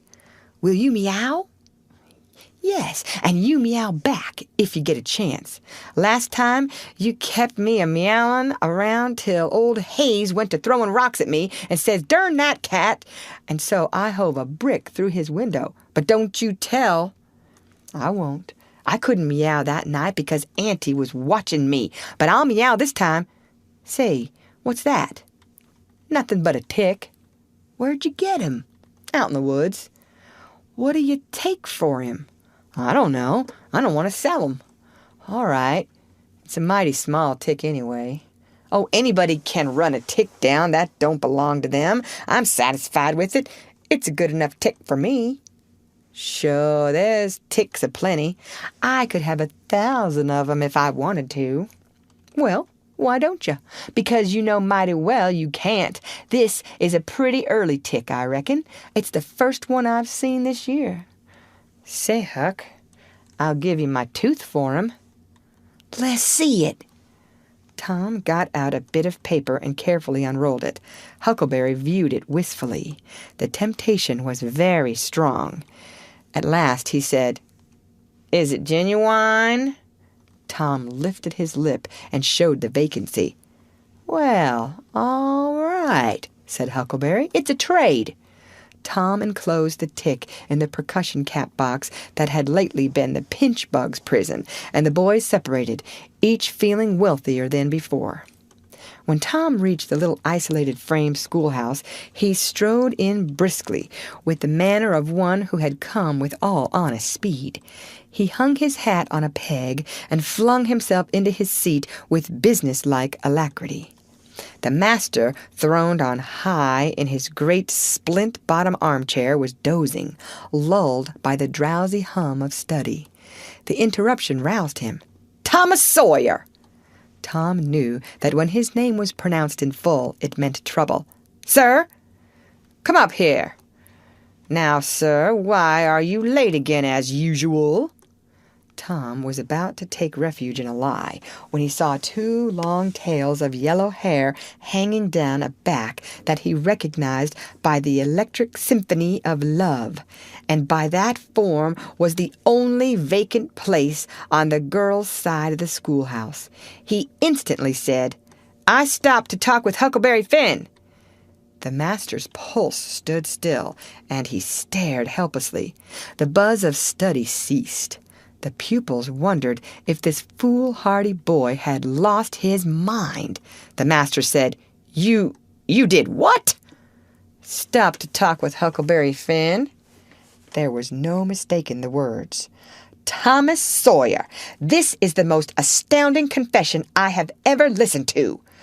No mere ferule will answer for this offense. Take off your jacket." The master's arm performed until it was tired, and the stock of switches notably diminished. Then the order followed. "Now, sir, go and sit with the girls, and let this be a warning to you." The titter that rippled around the room appeared to abash the boy, but in reality that result was caused rather more by his worshipful awe of his unknown idol and the dread pleasure that lay in his high good fortune. He sat down upon the end of the pine bench, and the girl hitched herself away from him with a toss of her head. Nudges and winks and whispers traversed the room, but Tom sat still, with his arms upon the long, low desk before him, and seemed to study his book. By and by attention ceased from him, and the accustomed school murmur rose upon the dull air once more. Presently the boy began to steal furtive glances at the girl. She observed it, made a mouth at him, and gave him the back of her head for the space of a minute. When she cautiously faced round again, a peach lay before her. She thrust it away. Tom gently put it back. She thrust it away again, but with less animosity. Tom patiently returned it to its place. Then she let it remain. Tom scrawled on his slate, "Please take it. I got more." The girl glanced at the words, but made no sign. Now the boy began to draw something on the slate, hiding his work with his left hand. For a time the girl refused to notice, but her human curiosity presently began to manifest itself by hardly perceptible signs. The boy worked on apparently unconscious. The girl made a sort of non-committal attempt to see, but the boy did not betray that he was aware of it. At last she gave in and hesitatingly whispered, "Let me see it." Tom partly uncovered a dismal caricature of a house with two gable ends to it and a corkscrew of smoke issuing from the chimney. Then the girl's interest began to fasten itself upon the work, and she forgot everything else. When it was finished, she gazed a moment, then whispered, "It's nice. Make a man." The artist erected a man in the front yard that resembled a derrick. He could have stepped over the house, but the girl was not hypercritical. She was satisfied with the monster, and whispered, "It's a beautiful man. Now make me coming along." Tom drew an hourglass with a full moon and straw limbs to it, and armed the spreading fingers with a portentous fan. The girl said, "It's ever so nice. I wish I could draw." "It's easy," whispered Tom. "I'll learn you." "Oh, will you?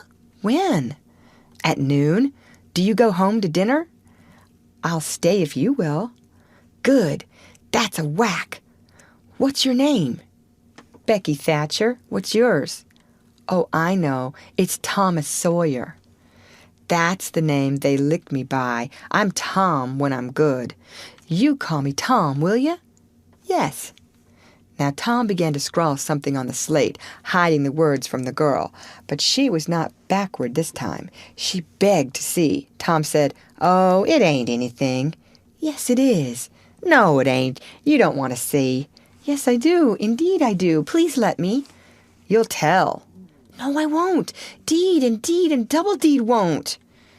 "You won't tell anybody at all? Ever, as long as you live?" "No, I won't ever tell anybody. Now let me." "Oh, you don't want to see." "Now that you treat me so, I will see." And she put her small hand upon his, and a little scuffle ensued, Tom pretending to resist in earnest, but letting his hand slip by degrees till these words were revealed, "I love you." "Oh, you bad thing!" And she hit his hand a smart rap, but reddened and looked pleased nevertheless. Just at this juncture the boy felt a slow, fateful grip closing on his ear, and a steady lifting impulse. In that wise he was borne across the house and deposited in his own seat, under a peppering fire of giggles from the whole school. Then the master stood over him during a few awful moments, and finally moved away to his throne without saying a word. But although Tom's ear tingled, his heart was jubilant. As the school quieted down, Tom made an honest effort to study, but the turmoil within him was too great. In turn, he took his place in the reading class and made a botch of it. Then in the geography class, and turned lakes into mountains, mountains into rivers, and rivers into continents, till chaos was come again. Then in the spelling class, and got turned down by a succession of mere baby words, till he brought up at the foot and yielded up the pewter medal which he had worn with ostentation for months. End of chapter.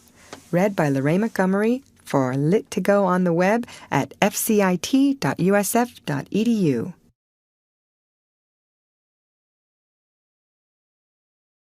The Adventures of Tom Sawyer by Mark Twain. Chapter 7. The harder Tom tried to fasten his mind on his book, the more his ideas wandered. So at last, with a sigh and a yawn, he gave it up. It seemed to him that the noon recess would never come. The air was utterly dead. There was not a breath stirring. It was the sleepiest of sleepy days. The drowsing murmur of the 25 studying scholars soothed the soul like the spell that is in the murmur of bees. Away off in the flaming sunshine, Cardiff Hill lifted its soft green sides through a shimmering veil of heat, tinted with the purple of distance. A few birds floated on lazy wing high in the air. No other living thing was visible but some cows, and they were asleep. Tom's heart ached to be free, or else to have something of interest to do to pass the dreary time. His hand wandered into his pocket, and his face lit up with a glow of gratitude that was prayer, though he did not know it. Then, furtively, the percussion cap box came out. He released the tick and put him on the long, flat desk. The creature probably glowed with a gratitude that amounted to prayer, too, at this moment, but it was premature, for when he started thankfully to travel off, Tom turned him aside with a pin and made him take a new direction. Tom's bosom friend sat next to him, suffering just as Tom had been, and now he was deeply and gratefully interested in this entertainment in an instant. This bosom friend was Joe Harper. The two boys were sworn friends all the week, and embattled enemies on Saturdays. Joe took a pin out of his lapel and began to assist in exercising the prisoner. The sport grew in interest momently. Soon Tom said that they were interfering with each other, and neither getting the fullest benefit of the tick. So he put Joe's slate on the desk and drew a line down the middle of it from top to bottom. "Now," said he, "as long as he is on your side, you can stir him up, and I'll let him alone. But if you let him get away and get on my side, you're to leave him alone as long as I can keep him from crossing over." "All right, go ahead. Start him up." The tick escaped from Tom presently and crossed the equator. Joe harassed him a while, and then he got away and crossed back again. This change of base occurred often. While one boy was worrying the tick with absorbing interest, the other would look on with interest as strong, the two heads bowed together over the slate, and the two souls dead to all things else. At last, luck seemed to settle and abide with Joe.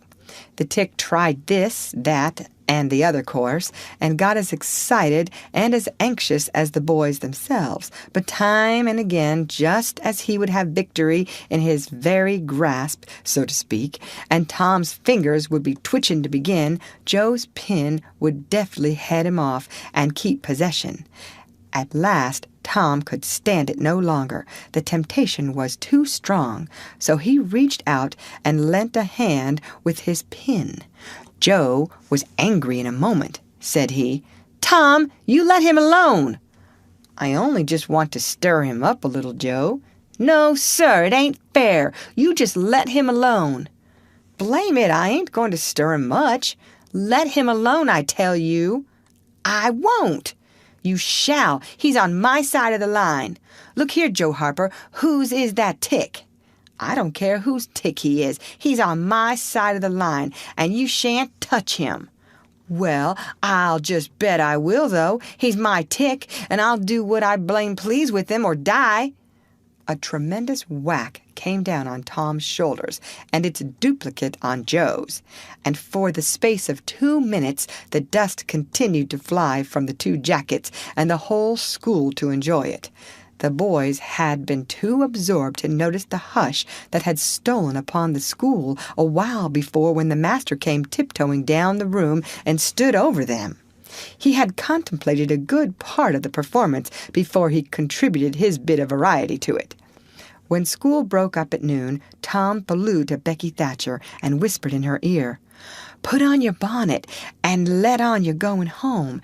And when you get to the corner, give the rest of 'em the slip and turn down through the lane and come back. I'll go the other way and come it over 'em the same way." So the one went off with one group of scholars and the other with another. In a little while the two met at the bottom of the lane, and when they reached the school they had it all to themselves. Then they sat together with a slate before them, and Tom gave Becky the pencil and held her hand in his, guiding it, and so created another surprising house. When the interest in art began to wane, the two fell to talking. Tom was swimming in bliss. He said, "Do you love rats?" "No, I hate them." "Well, I do too, live ones, but I mean dead ones, to swing round your head with a string. No, I don't care for rats much anyway. What I like is chewing gum." "Oh, I should say so. I wish I had some now." "Do you? I've got some. I'll let you chew it a while, but you must give it back to me." That was agreeable, so they chewed it turn about and dangled their legs against the bench in excess of contentment. "Was you ever at a circus?" said Tom.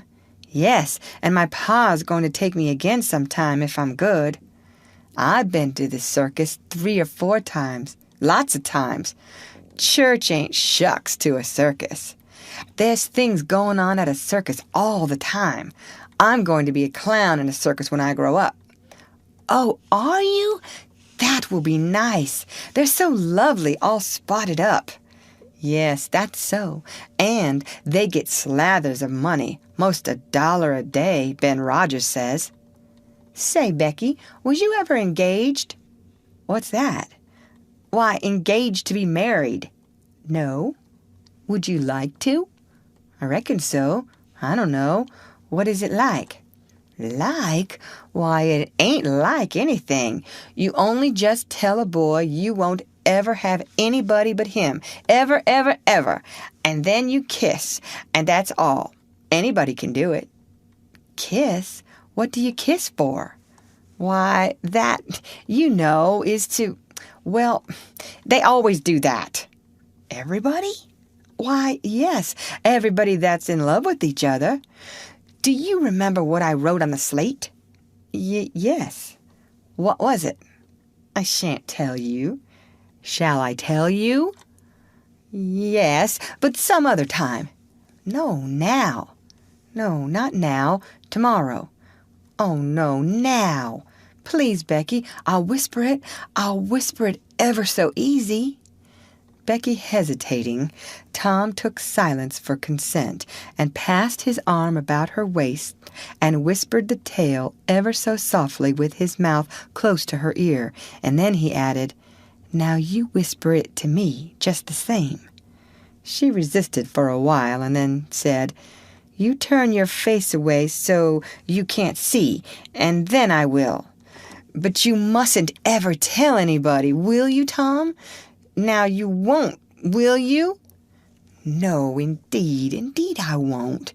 Now, Becky." He turned his face away. She bent timidly around till her breath stirred his curls and whispered, "I love you." Then she sprang away and ran around and around the desks and benches, with Tom after her, and took refuge in a corner at last, with her little white apron to her face. Tom clasped her about her neck and pleaded, "Now, Becky, it's all done, all over but the kiss. Don't you be afraid of that. It ain't anything at all. Please, Becky." And he tugged at her apron and the hands. By and by she gave up and let her hands drop. Her face, all glowing with the struggle, came up and submitted.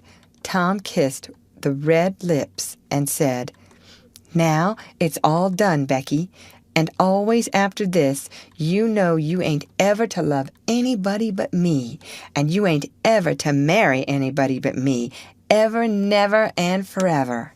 Will you?" No, I'll never love anybody but you, Tom, and I'll never marry anybody but you, and you ain't to ever marry anybody but me either." "Certainly, of course, that's part of it. And always coming to school or when we're going home, you're to walk with me when there ain't anybody looking. And you choose me and I choose you at parties because that's the way you do when you're engaged." "It's so nice. I never heard of it before." "Oh, it's ever so gay. Why, me and Amy Lawrence—" The big eyes told Tom his blunder, and he stopped, confused. "Oh, Tom, then I ain't the first you've ever been engaged to?" The child began to cry. Tom said, "Oh, don't cry, Becky. I don't care for her any more." "Yes, you do, Tom. You know you do." Tom tried to put his arm about her neck, but she pushed him away and turned her face to the wall and went on crying. Tom tried again, with soothing words in his mouth, and was repulsed again. Then his pride was up, and he strode away and went outside. He stood about, restless and uneasy for a while, glancing at the door every now and then, hoping she would repent and come to find him, but she did not. Then he began to feel badly and fear that he was in the wrong. It was a hard struggle with him to make new advances now, but he nerved himself to it and entered. She was still standing back there in the corner, sobbing with her face to the wall. Tom's heart smote him.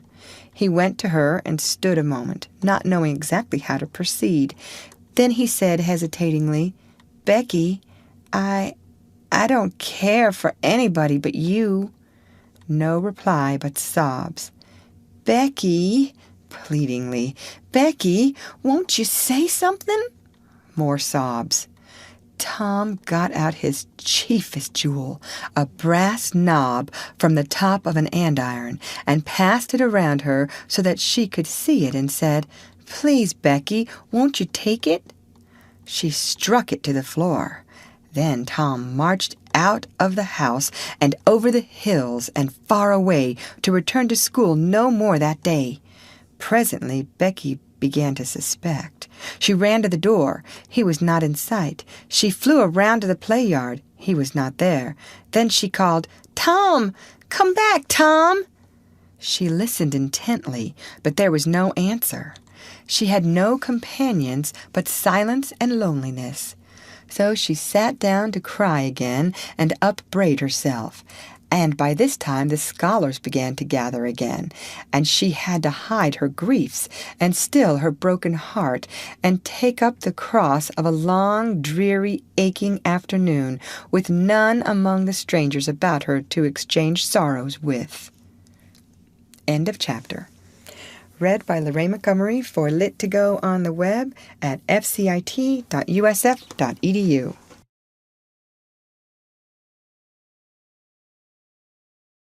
The Adventures of Tom Sawyer by Mark Twain. Chapter 8. Tom dodged hither and thither through lanes until he was well out of the track of returning scholars, and then fell into a moody jog. He crossed a small branch 2 or 3 times because of a prevailing juvenile superstition that to cross water baffled pursuit. Half an hour later, he was disappearing behind the Douglas mansion on the summit of Cardiff Hill, and the schoolhouse was hardly distinguishable away off in the valley behind him. He entered a dense wood, picked his pathless way to the center of it, and sat down on a mossy spot under a spreading oak. There was not even a zephyr stirring. The dead noonday heat had even stilled the songs of the birds. Nature lay in a trance that was broken by no sound but the occasional far-off hammering of a woodpecker. And this seemed to render the pervading silence and sense of loneliness the more profound. The boy's soul was steeped in melancholy. His feelings were in happy accord with his surroundings.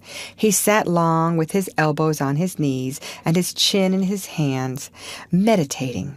It seemed to him that life was but a trouble at best, and he more than half envied Jimmy Hodges, so lately released. It must be very peaceful, he thought, to lie and slumber and dream forever and ever, with the wind whispering through the trees and caressing the grass and the flowers over the grave, and nothing to bother and grieve about ever any more.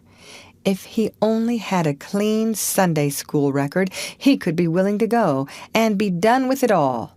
Now, as to this girl, what had he done? Nothing. He had meant the best in the world and been treated like a dog, like a very dog. She would be sorry some day, maybe when it was too late. Ah, if he could only die temporarily! But the elastic heart of youth cannot be compressed into one constrained shape long at a time. Tom presently began to drift insensibly back into the concerns of this life again. What if he turned his back now and disappeared mysteriously? What if he went away, ever so far away, into unknown countries beyond the seas and never came back any more? How would she feel then?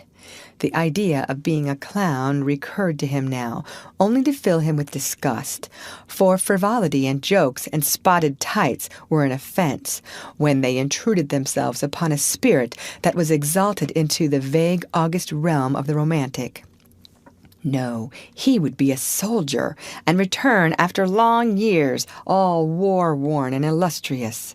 No, better still, he would join the Indians and hunt buffaloes and go on the warpath in the mountain ranges and the trackless great plains of the far west, and away in the future come back a great chief, bristling with feathers, hideous with paint, and prance into Sunday school some drowsy summer morning with a blood-curdling war-whoop, and sear the eyeballs of all his companions with unappeasable envy.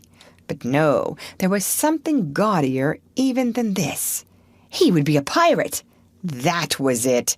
Now his future lay plain before him, and glowing with unimaginable splendor. How his name would fill the world and make people shudder. How gloriously he would go plowing the dancing seas in his long, low, black-hulled racer, the spirit of the storm, with his grisly flag flying at the fore.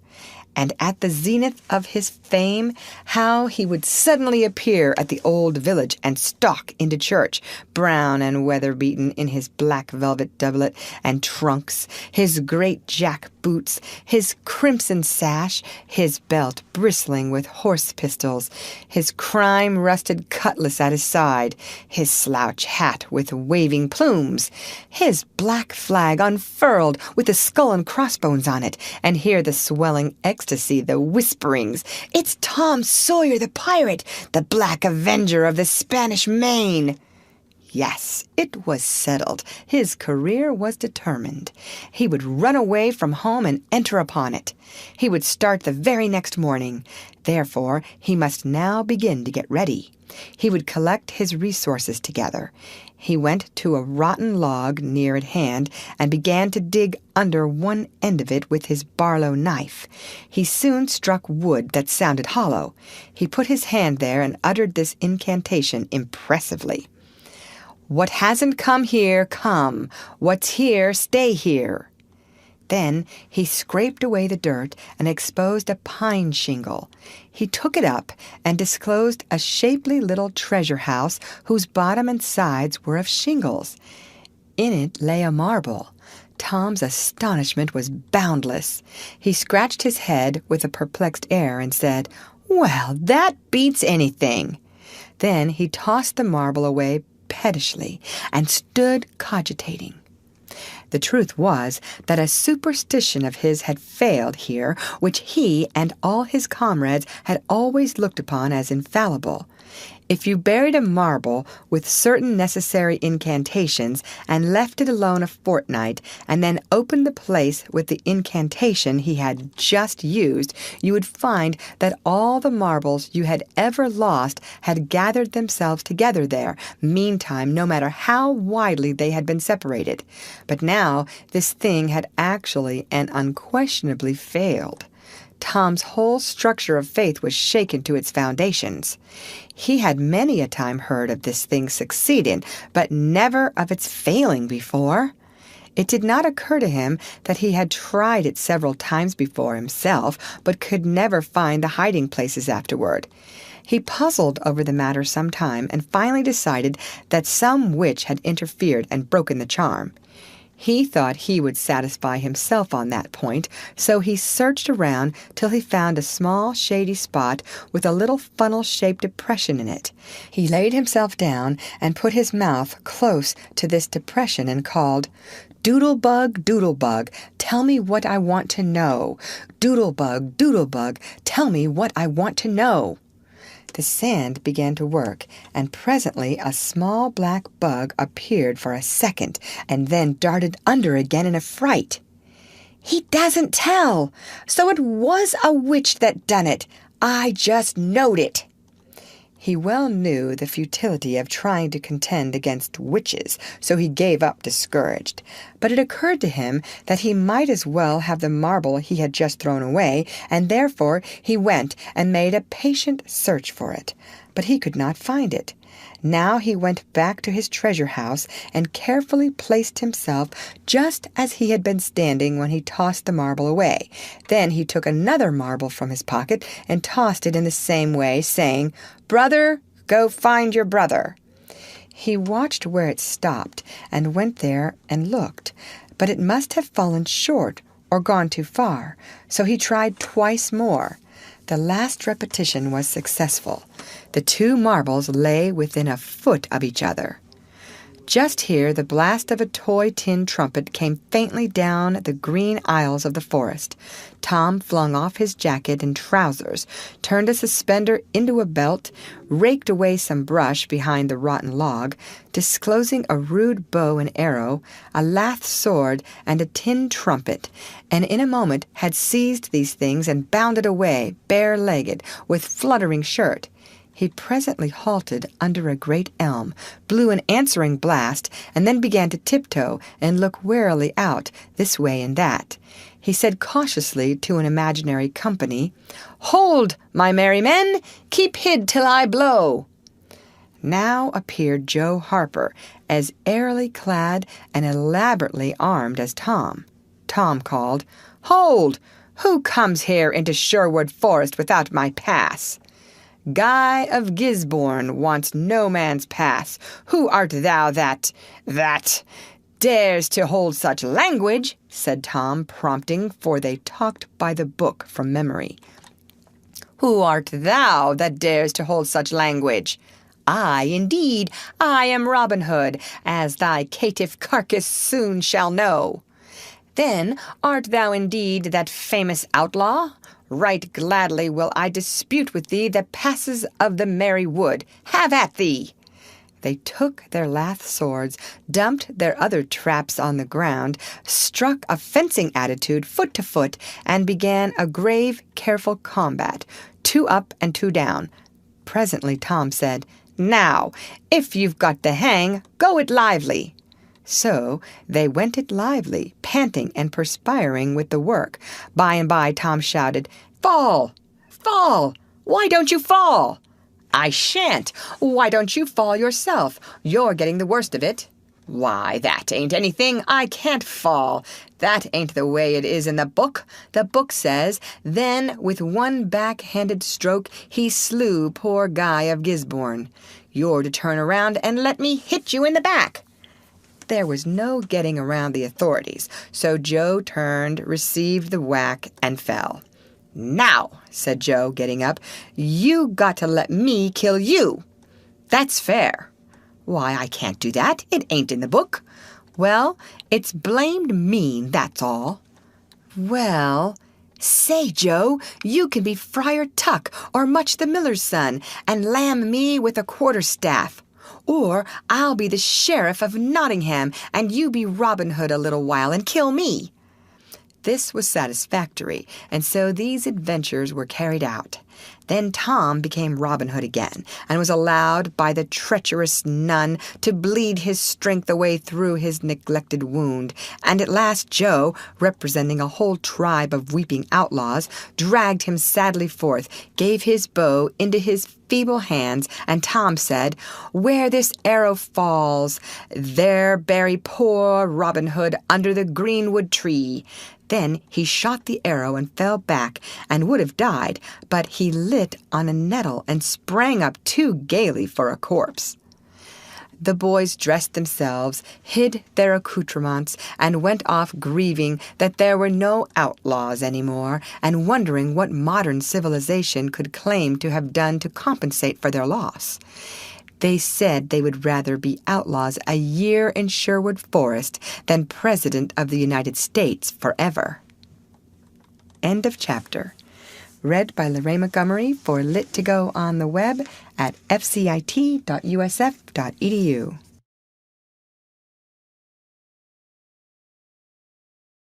The Adventures of Tom Sawyer by Mark Twain. Chapter 9. At 9:30 that night, Tom and Sid were sent to bed as usual. They said their prayers, and Sid was soon asleep. Tom lay awake and waited in restless impatience. When it seemed to him that it must be nearly daylight, he heard the clock strike 10. This was despair. He would have tossed and fidgeted as his nerves demanded, but he was afraid he might wake Sid, so he lay still and stared up into the dark. Everything was dismally still. By and by, out of the stillness, little, scarcely perceptible noises began to emphasize themselves. The ticking of the clock began to bring itself into notice. Old beams began to crack mysteriously. The stairs creaked faintly. Evidently, spirits were abroad. A measured, muffled snore issued from Aunt Polly's chamber, and now the tiresome chirping of a cricket that no human ingenuity could locate began. Next, the ghastly ticking of a death watch in the wall at the bed's head made Tom shudder. It meant that somebody's days were numbered. Then the howl of a far-off dog rose on the night air and was answered by a fainter howl from a remoter distance. Tom was in an agony. At last he was satisfied that time had ceased and eternity begun. He began to doze, in spite of himself. The clock chimed 11, but he did not hear it. And then there came, mingling with his half-formed dreams, a most melancholy caterwauling. The raising of a neighboring window disturbed him. A cry of "Scat, you devil!" and the crash of an empty bottle against the back of his aunt's woodshed brought him wide awake, and a single minute later he was dressed and out of the window and creeping along the roof of the L on all fours. He meowed with caution once or twice as he went, then jumped to the roof of the woodshed and thence to the ground. Huckleberry Finn was there with his dead cat. The boys moved off and disappeared in the gloom. At the end of half an hour, they were wading through the tall grass of the graveyard. It was a graveyard of the old-fashioned Western kind. It was on a hill, about 1.5 miles from the village. It had a crazy board fence around it, which leaned inward in places, and outward the rest of the time, but stood upright nowhere. Grass and weeds grew rank over the whole cemetery. All the old graves were sunken in. There was not a tombstone on the place. Round-topped, worm-eaten boards staggered over the graves, leaning for support and finding none. "Sacred to the memory of so-and-so" had been painted on them once, but it could no longer have been read on the most of them now, even if there had been light. A faint wind moaned through the trees, and Tom feared it might be the spirits of the dead complaining at being disturbed. The boys talked little and only under their breath, for the time and the place and the pervading solemnity and silence oppressed their spirits. They found the sharp new heap they were seeking, and ensconced themselves within the protection of 3 great elms that grew in a bunch within a few feet of the grave. Then they waited in silence for what seemed a long time. The hooting of a distant owl was all the sound that troubled the dead stillness. Tom's reflections grew oppressive. He must force some talk, so he said in a whisper, "Hucky, do you believe the dead people like it for us to be here?" Huckleberry whispered, "I wisht I knowed. It's awful solemn like, ain't it?" "I bet it is." There was a considerable pause while the boys canvassed this matter inwardly. Then Tom whispered, "Say, Hucky, do you reckon Hoss Williams hears us talking?" "Of course he does. Least his spirit does." Tom, after a pause, "I wish I'd said Mr. Williams, but I never meant any harm. Everybody calls him Hoss. A body can't be too particular how they talk about these year dead people, Tom." This was a damper, and conversation died again. Presently Tom seized his comrade's arm and said, "Shh!" "What is it, Tom?" And the two clung together with beating hearts. "Shh! There 'tis again! Didn't you hear it?" There! Now you hear it! Lord, Tom, they're coming! They're coming, sure! What'll we do?" "I don't know. Think they'll see us?" "Oh, Tom, they can see in the dark, same as cats. I wisht I hadn't come."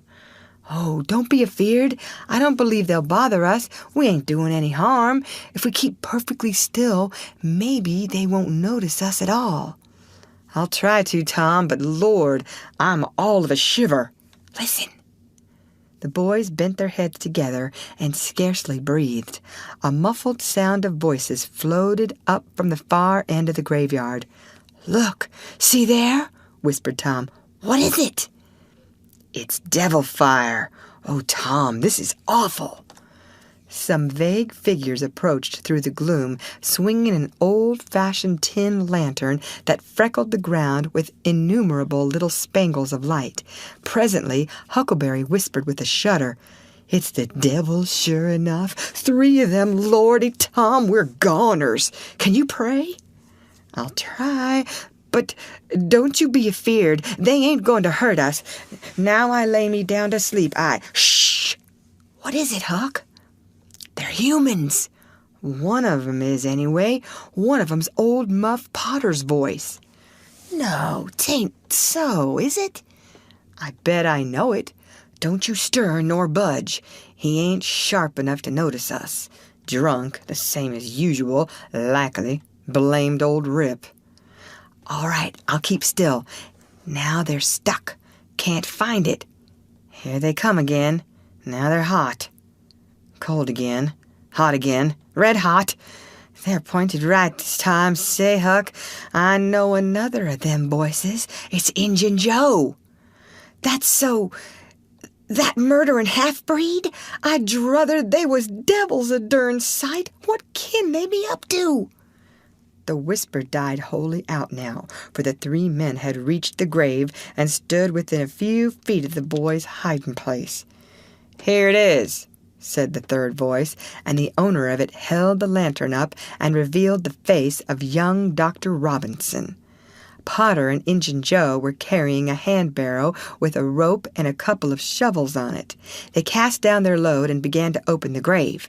The doctor put the lantern at the head of the grave and came and sat down with his back against one of the elm trees. He was so close the boys could have touched him. "Hurry, men," he said in a low voice. "The moon might come out at any moment." They growled a response and went on digging. For some time there was no noise but the grating sound of the spades discharging their freight of mold and gravel. It was very monotonous. Finally, a spade struck upon the coffin with a dull, woody accent, and within another minute or two the men had hoisted it out of the ground. They pried off the lid with their shovels, got out the body and dumped it rudely on the ground. The moon drifted from behind the clouds and exposed the pallid face.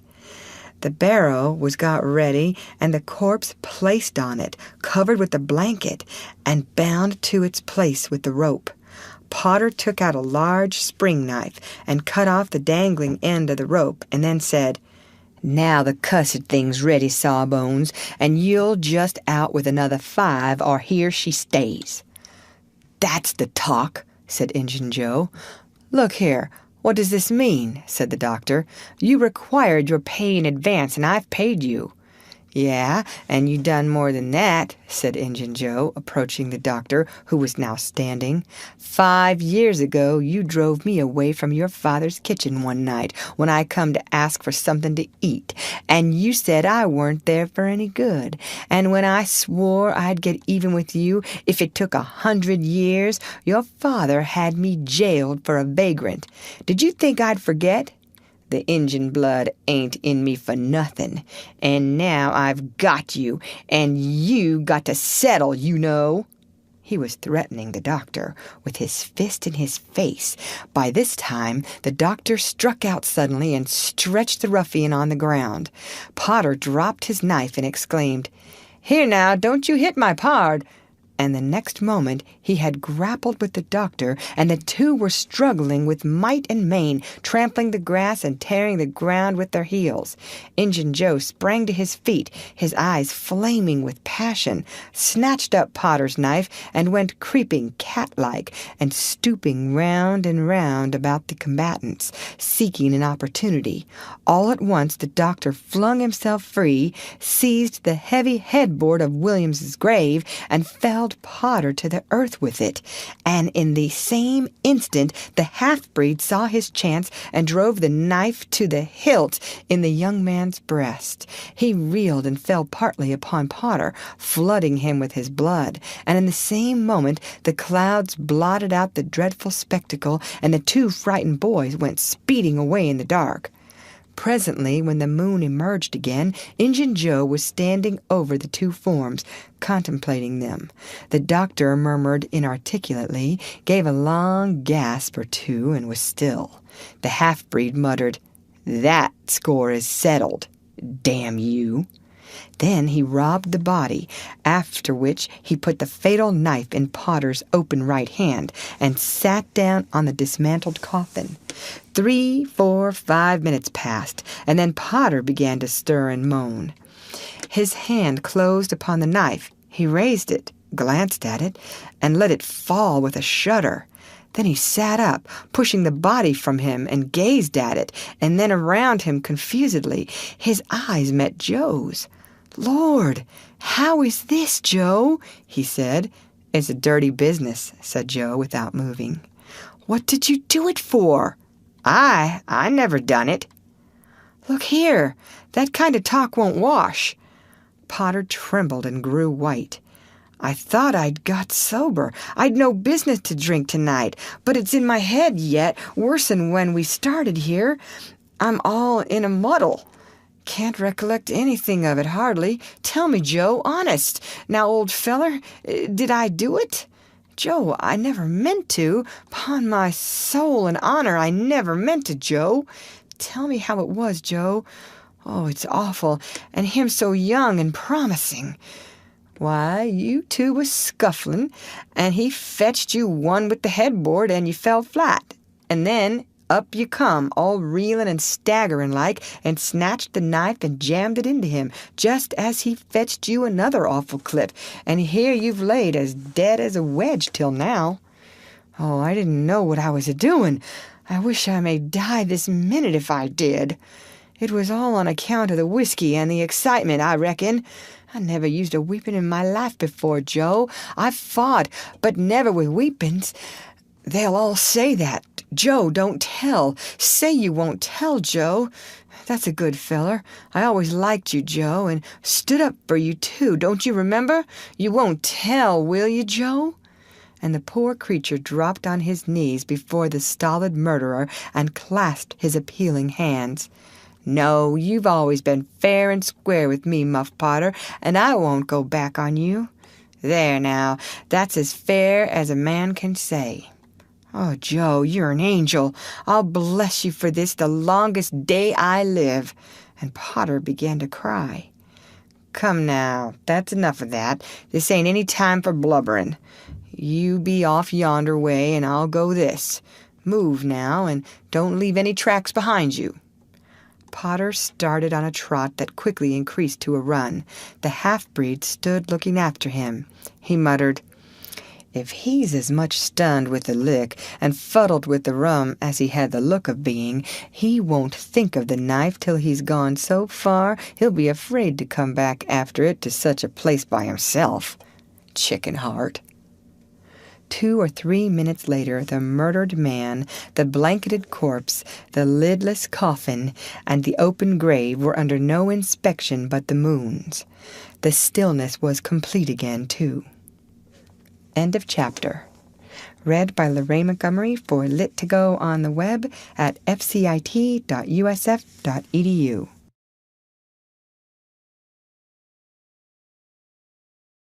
The Adventures of Tom Sawyer by Mark Twain. Chapter 10. The two boys flew on and on toward the village, speechless with horror. They glanced backward over their shoulders from time to time, apprehensively, as if they feared they might be followed.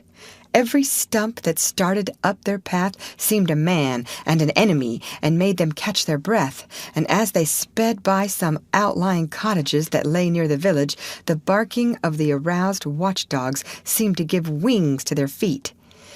"If we can only get to the old tannery before we break down," whispered Tom in short catches between breaths. "I can't stand it much longer." Huckleberry's hard pantings were his only reply, and the boys fixed their eyes on the goal of their hopes and bent to their work to win it. They gained steadily on it, and at last, breast to breast, they burst through the open door and fell grateful and exhausted in the sheltering shadows beyond. By and by their pulses slowed down, and Tom whispered, "Huckleberry, what do you reckon'll come of this?" "If Dr. Robinson dies, I reckon hanging'll come of it." "Do you, though?" "Why, I know it, Tom."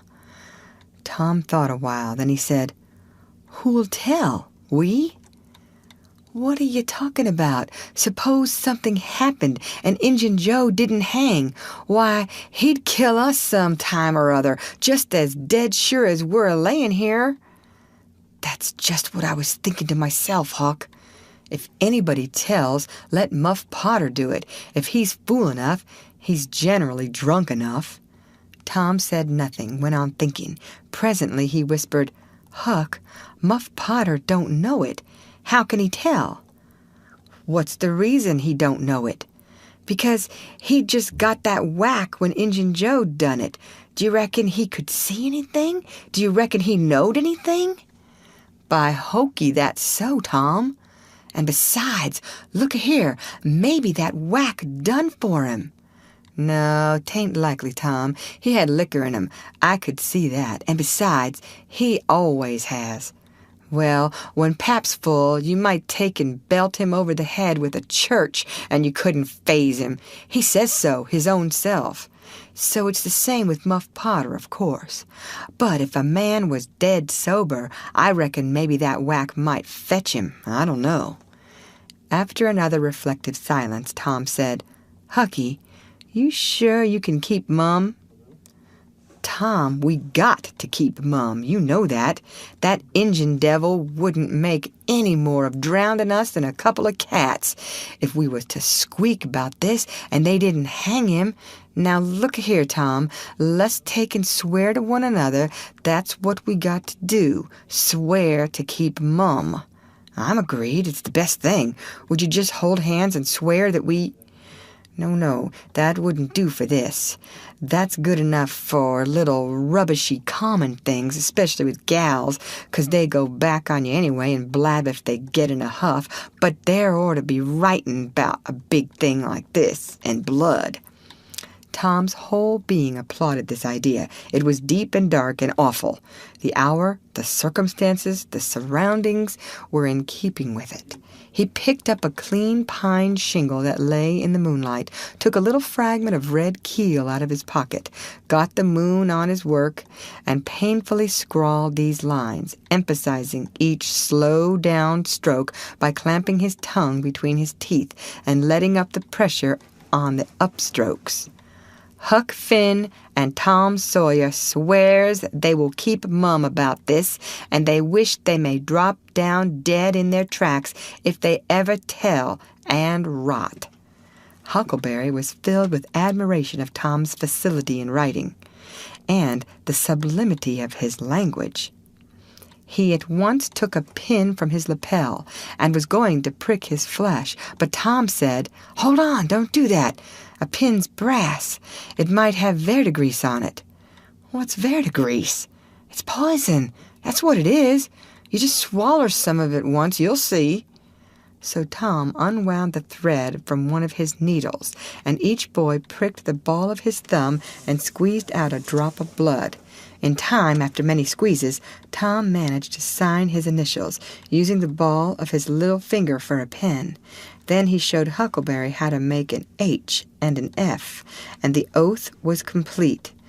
They buried the shingle close to the wall with some dismal ceremonies and incantations, and the fetters that bound their tongues were considered to be locked and the key thrown away. A figure crept stealthily through a break in the other end of the ruined building now, but they did not notice it. "Tom," whispered Huckleberry, "does this keep us from ever telling always?" "Of course it does. It don't make any difference what happens. We got to keep mum. We drop down dead. Don't you know that?" "Yes, I reckon that's so." They continued to whisper for some little time. Presently a dog set up a long, lugubrious howl just outside, within 10 feet of them. The boys clasped each other suddenly in an agony of fright. "Which of us does he mean?" gasped Huckleberry. "I don't know. Peep through the crack, quick!" "No, you, Tom!" I can't do it, Huck." "Please, Tom, there 'tis again." "Oh, Lordy, I'm thankful," whispered Tom. "I know his voice. It's Bull Harbison." "Oh, that's good. I tell you, Tom, I was most scared to death. I'd have bet anything it was a stray dog." The dog howled again. The boy's heart sank once more.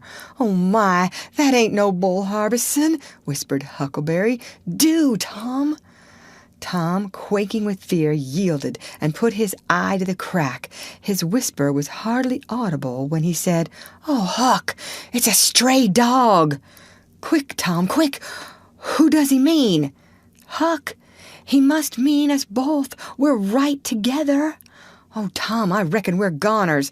I reckon there ain't no mistake about where I'll go to. I've been so wicked." "Dad, fetch it. This comes of playing hooky and doing everything a feller's told not to do. I might have been good like Sid if I'd have tried, but no, I wouldn't, of course. But if ever I get off this time, I'll just waller in Sunday schools." And Tom began to snuffle a little. "You bad!" And Huckleberry began to snuffle too. "Consound it, Tom Sawyer, you're just old pie longside of what I am. Oh, Lordy, Lordy, Lordy, I wished I only had half your chance." Tom choked off and whispered, "Look, Hucky, look, he's got his back to us." Hucky looked, with joy in his heart. "Well, he has, by jingoes. Did he before?" "Yes, he did, but I, like a fool, never thought. Oh, this is bully, you know. Now who can he mean?" The howling stopped. Tom pricked up his ears. "Shh, what's that?" he whispered. "Sounds like hogs grunting." "No, it's somebody snoring, Tom." "That is it. Whereabouts is it, Huck?" "I believe it's down at t'other end. Sounds so, anyway. Pap used to sleep there sometimes, 'long with the hogs, but laws bless you, he just lifts things when he snores. Besides, I reckon he ain't ever coming back to this town any more." The spirit of adventure rose in the boys' souls once more.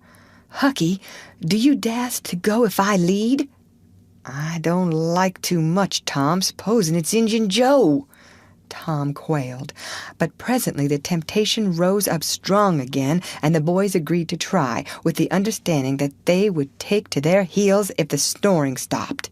So they went tiptoeing stealthily down, the one behind the other. When they had got to within 5 steps of the snorer, Tom stepped on a stick, and it broke with a sharp snap. The man moaned, writhed a little, and his face came into the moonlight. It was Muff Potter. The boys' hearts had stood still, and their hopes too, when the man moved, but their fears passed away now. They tiptoed out through the broken weatherboarding and stopped at a little distance to exchange a parting word. That long, lugubrious howl rose on the night air again. They turned and saw the strange dog standing within a few feet of where Potter was lying and facing Potter with his nose pointing heavenward. "Oh, Jiminy, it's him!" exclaimed both boys in a breath. "Say, Tom, they say a stray dog come howling around Johnny Miller's house about midnight as much as 2 weeks ago, and a whippoorwill come in and lit on the banisters and sung the very same evening, and there ain't anybody dead there yet." "Well, I know that, and suppose there ain't. Didn't Gracie Miller fall in the kitchen fire and burn herself terrible the very next Saturday?" "Yes, but she ain't dead, and what's more, she's getting better, too." "All right, you wait and see. She's a goner, just as dead sure as Muff Potter's a goner. That's what the niggers say, and they know all about these kind of things, Huck." Then they separated, cogitating. When Tom crept in at his bedroom window, the night was almost spent. He undressed with excessive caution and fell asleep, congratulating himself that nobody knew of his escapade. He was not aware that the gently snoring Sid was awake and had been so for an hour. When Tom awoke, Sid was dressed and gone. There was a late look in the light, a late sense in the atmosphere. He was startled. Why had he not been called? Persecuted till he was up as usual? The thought filled him with bodings. Within 5 minutes he was dressed and downstairs, feeling sore and drowsy. The family were still at table, but they had finished breakfast. There was no voice of rebuke, but there were averted eyes. There was a silence and an air of solemnity that struck a chill to the culprit's heart. He sat down and tried to seem gay, but it was uphill work. It roused no smile, no response, and he lapsed into silence and let his heart sink down to the depths. After breakfast, his aunt took him aside, and Tom almost brightened in the hope that he was going to be flogged, but it was not so. His aunt wept over him and asked him how he could go and break her old heart so, and finally told him to go on and ruin himself and bring her gray hairs with sorrow to the grave, for it was no use for her to try any more. This was worse than 1,000 whippings, and Tom's heart was sorer now than his body. He cried, he pleaded for forgiveness, promised to reform over and over again, and then received his dismissal, feeling that he had won but an imperfect forgiveness and established but a feeble confidence. He left the presence too miserable to even feel revengeful toward Sid, and so the latter's prompt retreat through the back gate was unnecessary. He moped to school, gloomy and sad, and took his flogging along with Joe Harper for playing hooky the day before, with the air of one whose heart was busy with heavier woes and wholly dead to trifles. Then he betook himself to his seat, rested his elbows on his desk and his jaws in his hands, and stared at the wall with the stony stare of suffering that has reached the limit and can no further go. His elbow was pressing against some hard substance. After a long time he slowly and sadly changed his position and took up this object with a sigh. It was in a paper. He unrolled it. A long, lingering, colossal sigh followed, and his heart broke. It was his brass andiron knob. This final feather broke the camel's back. End of chapter. Read by Lorraine Montgomery for Lit2Go on the web at fcit.usf.edu.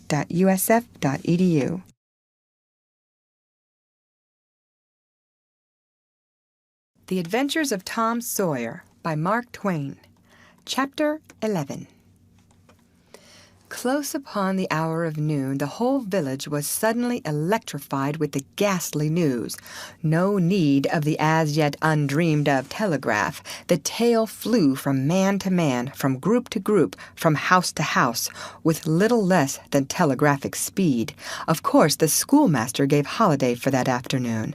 The town would have thought strangely of him if he had not. A gory knife had been found close to the murdered man, and it had been recognized by somebody as belonging to Muff Potter, so the story ran.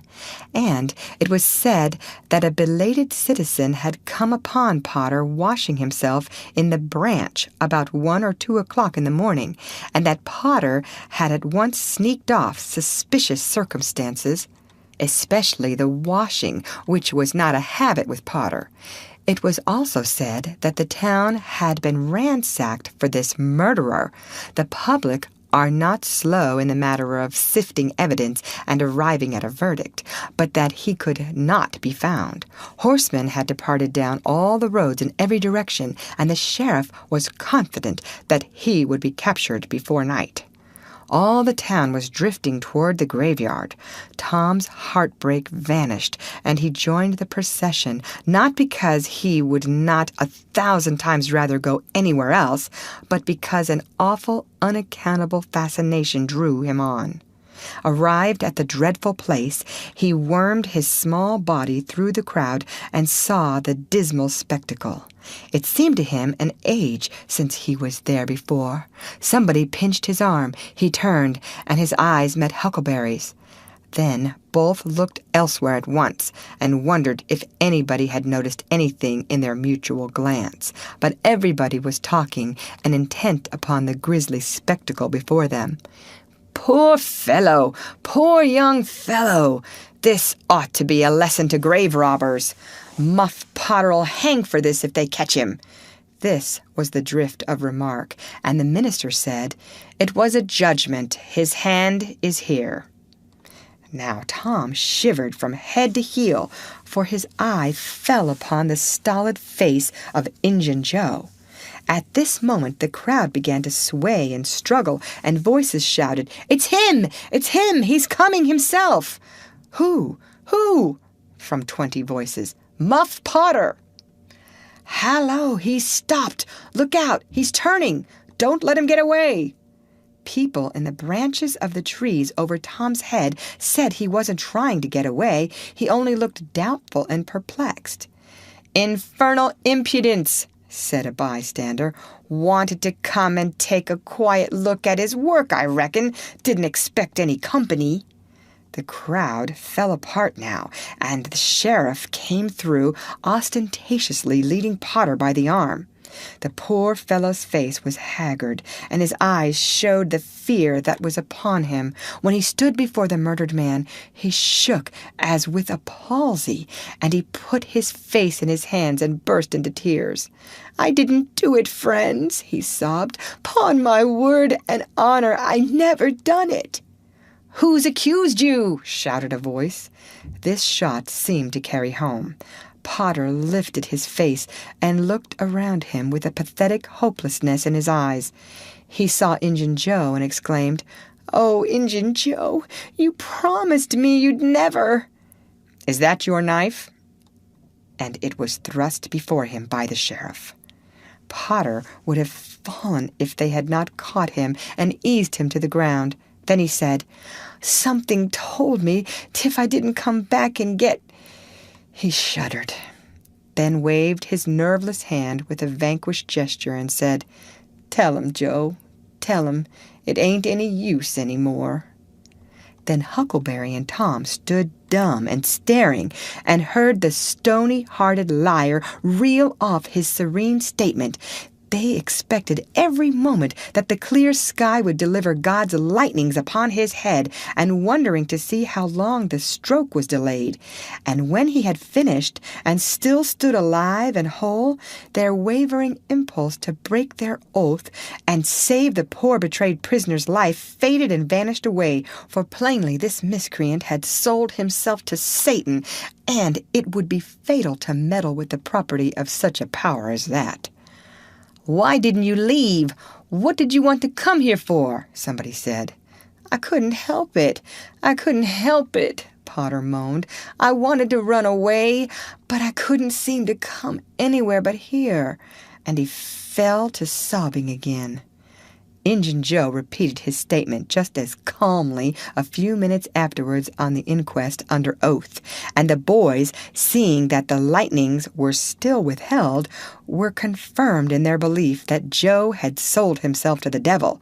He was now become, to them, the most balefully interesting object they had ever looked upon, and they could not take their fascinated eyes from his face. They inwardly resolved to watch him nights when opportunity should offer, in the hope of getting a glimpse of his dread master. Injun Joe helped to raise the body of the murdered man and put it in a wagon for removal, and it was whispered through the shuddering crowd that the wound bled a little. The boys thought that this happy circumstance would turn suspicion in the right direction, but they were disappointed, for more than one villager remarked, "It was within 3 feet of Muff Potter when it done it." Tom's fearful secret and gnawing conscience disturbed his sleep for as much as a week after this, and at breakfast one morning Sid said, "Tom, you pitch around and talk in your sleep so much that you keep me awake half the time." Tom blanched and dropped his eyes. "It's a bad sign," said Aunt Polly gravely. "What you got on your mind, Tom?" Nothing that I know of." But the boy's hand shook so that he spilled his coffee. "And you do talk such stuff," Sid said. "Last night you said, 'It's blood, that's what it is.' You said that over and over. And you said, 'Don't torment me so, I'll tell.' Tell what? What is it you'll tell?" Everything was swimming before Tom. There was no telling what might have happened now, but luckily the concern passed out of Aunt Polly's face, and she came to Tom's relief without knowing it. She said, "Sure, it's that dreadful murder. I dream about it most every night myself. Sometimes I dream it's me that done it." Mary said she had been affected much the same way. Sid seemed satisfied. Tom got out of the presence as quick as he plausibly could, and after that he complained of toothache for a week and tied up his jaws every night. He never knew that Sid lay nightly watching and frequently slipped the bandage free and then leaned on his elbow listening a good while at a time and afterwards slipped the bandage back to its place again. Tom's distress of mind wore off gradually and the toothache grew irksome and was discarded. If Sid really managed to make anything out of Tom's disjointed mutterings, he kept it to himself. It seemed to Tom that his schoolmates never would get done holding inquests on dead cats and thus keeping his trouble present to his mind. Sid noticed that Tom never was coroner at one of these inquiries, though it had been his habit to take the lead in all new enterprises. He noticed, too, that Tom never acted as a witness, and that was strange, and Sid did not overlook the fact that Tom even showed a marked aversion to these inquests, and always avoided them when he could. Sid marveled, but said nothing. However, even inquests went out of vogue at last, and ceased to torture Tom's conscience. Every day or two during this time of sorrow, Tom watched his opportunity and went to the little grated jail window and smuggled such small comforts through to the murderer as he could get hold of. The jail was a trifling little brick den that stood in a marsh at the edge of the village, and no guards were afforded for it. Indeed, it was seldom occupied. These offerings greatly helped to ease Tom's conscience. The villagers had a strong desire to tar and feather Injun Joe and ride him on a rail for body snatching, but so formidable was his character that nobody could be found who was willing to take the lead in the matter, so it was dropped. He had been careful to begin both of his inquest statements with the fight without confessing the grave robbery that preceded it. Therefore, it was deemed wisest not to try the case in the courts at present. End of chapter. Read by Lorraine Montgomery for Lit2Go on the web at fcit.usf.edu.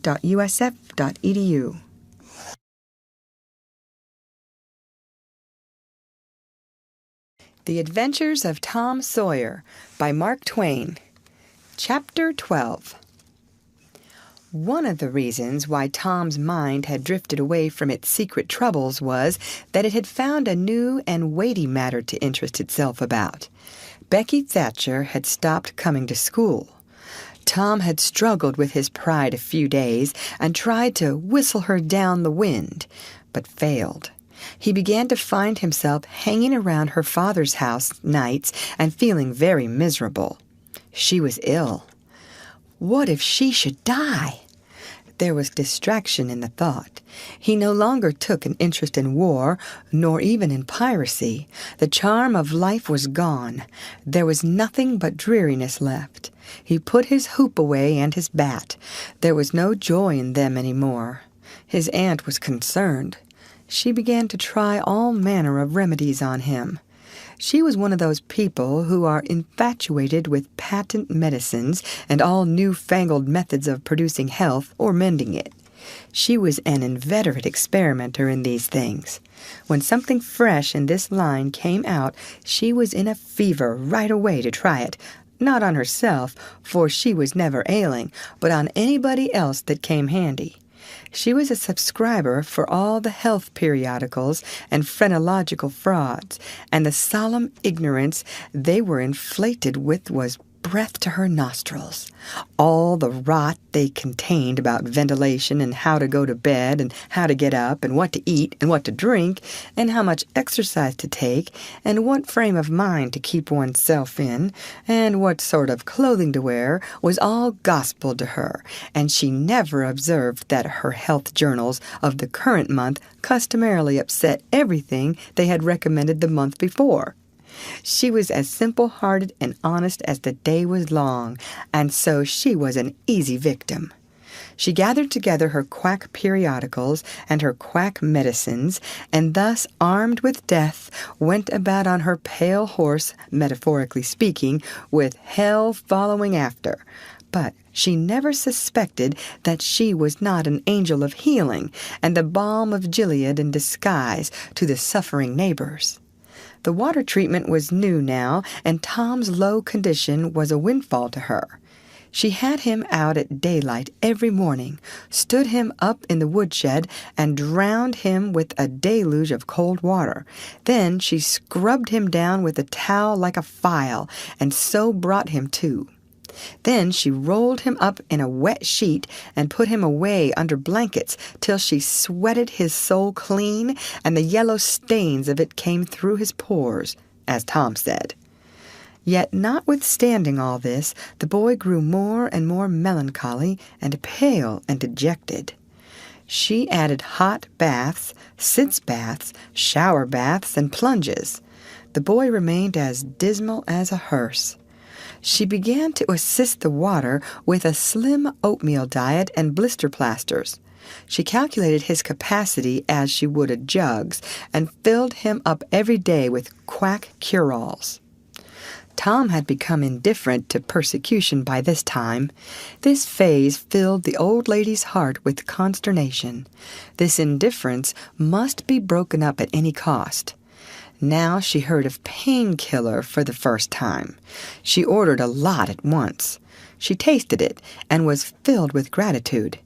It was simply fire in a liquid form. She dropped the water treatment and everything else and pinned her faith to painkiller. She gave Tom a teaspoonful and watched with the deepest anxiety for the result. Her troubles were instantly at rest, her soul at peace again, for the indifference was broken up. The boy could not have shown a wilder, heartier interest if she had built a fire under him. Tom felt that it was time to wake up. This sort of life might be romantic enough in his blighted condition, but it was getting to have too little sentiment and too much distracting variety about it. So he thought over various plans for relief, and finally hit upon that of professing to be fond of painkiller. He asked for it so often that he became a nuisance, and his aunt ended by telling him to help himself and quit bothering her. If it had been Sid, she would have had no misgivings to alloy her delight, but since it was Tom, she watched the bottle clandestinely. She found that the medicine did really diminish, but it did not occur to her that the boy was mending the health of a crack in the sitting-room floor with it. One day Tom was in the act of dosing the crack when his aunt's yellow cat came along, purring, eyeing the teaspoon avariciously, and begging for a taste. Tom said, "Don't ask for it unless you want it, Peter." But Peter signified that he did want it. "You better make sure." Peter was sure. "Now you've asked for it, and I'll give it to you, because there ain't anything mean about me. But if you find you don't like it, you mustn't blame anybody but your own self." Peter was agreeable, so Tom pried his mouth open and poured down the painkiller. Peter sprang a couple of yards in the air and then delivered a war whoop and set off round and round the room, banging against furniture, upsetting flower pots, and making general havoc.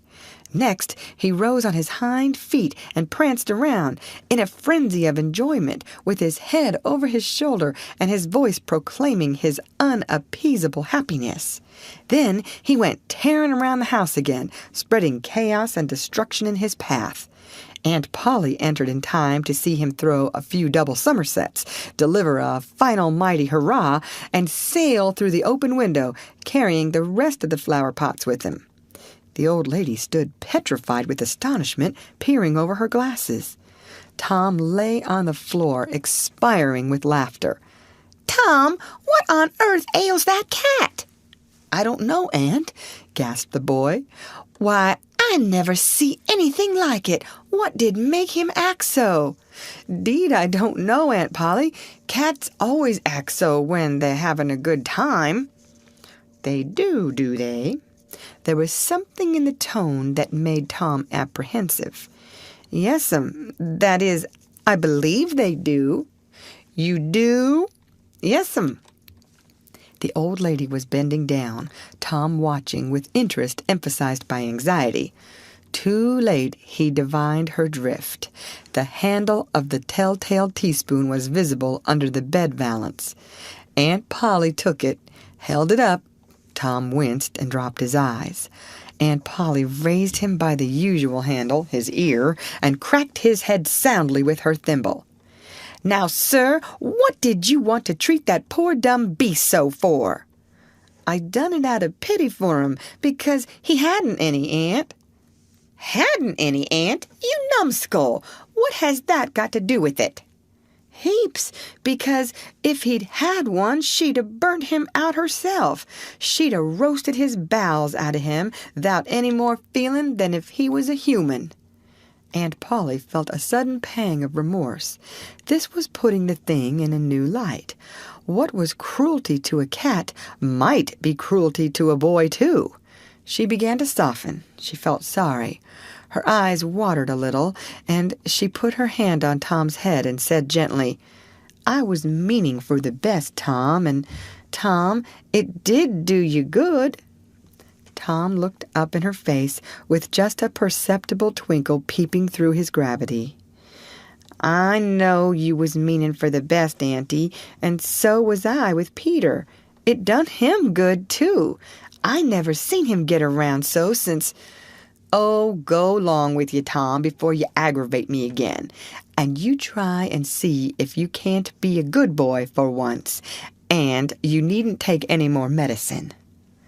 Tom reached school ahead of time, it was noticed that this strange thing had been occurring every day latterly.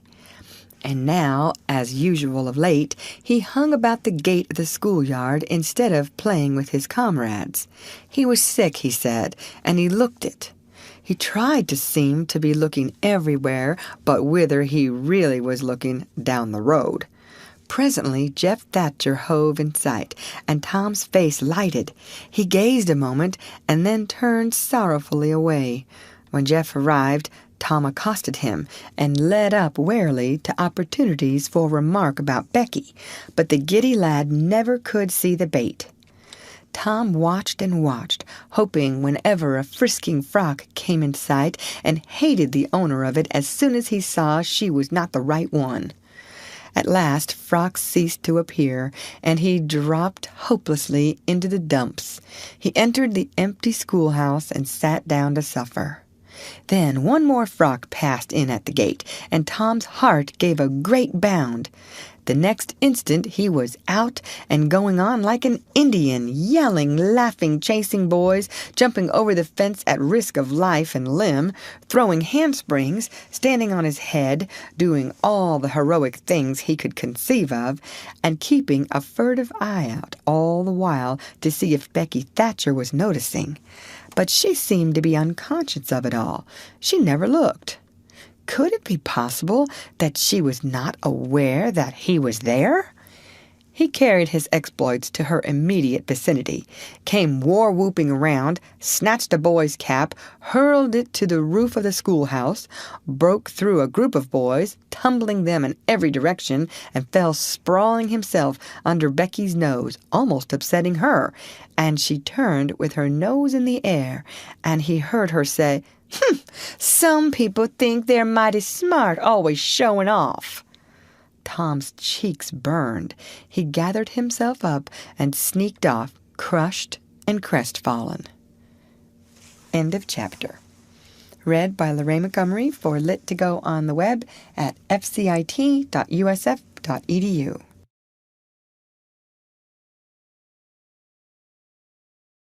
The Adventures of Tom Sawyer by Mark Twain.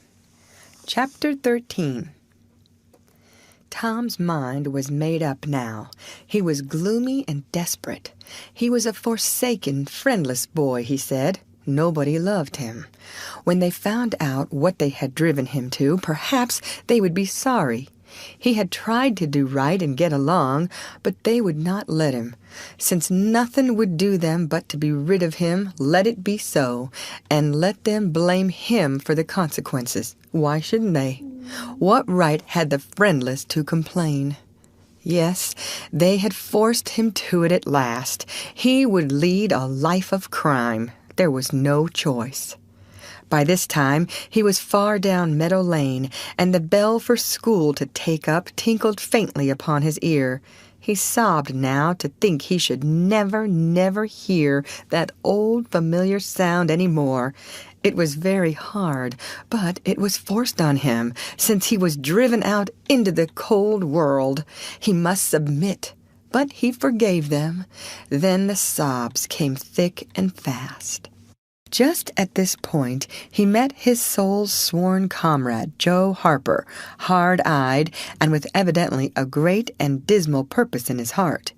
Plainly here were two souls with but a single thought.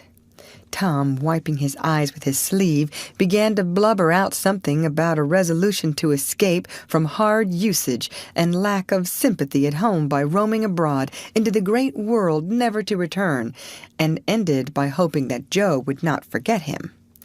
But it transpired that this was a request which Joe had just been going to make of Tom, and had come to hunt him up for that purpose.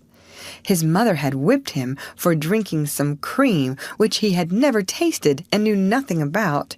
It was plain that she was tired of him and wished him to go. If she felt that way, there was nothing for him to do but succumb. He hoped she would be happy and never regret having driven her poor boy out into the unfeeling world to suffer and die. As the two boys walked sorrowing along, they made a new compact to stand by each other and be brothers and never separate till death relieved them of their troubles. Then they began to lay their plans.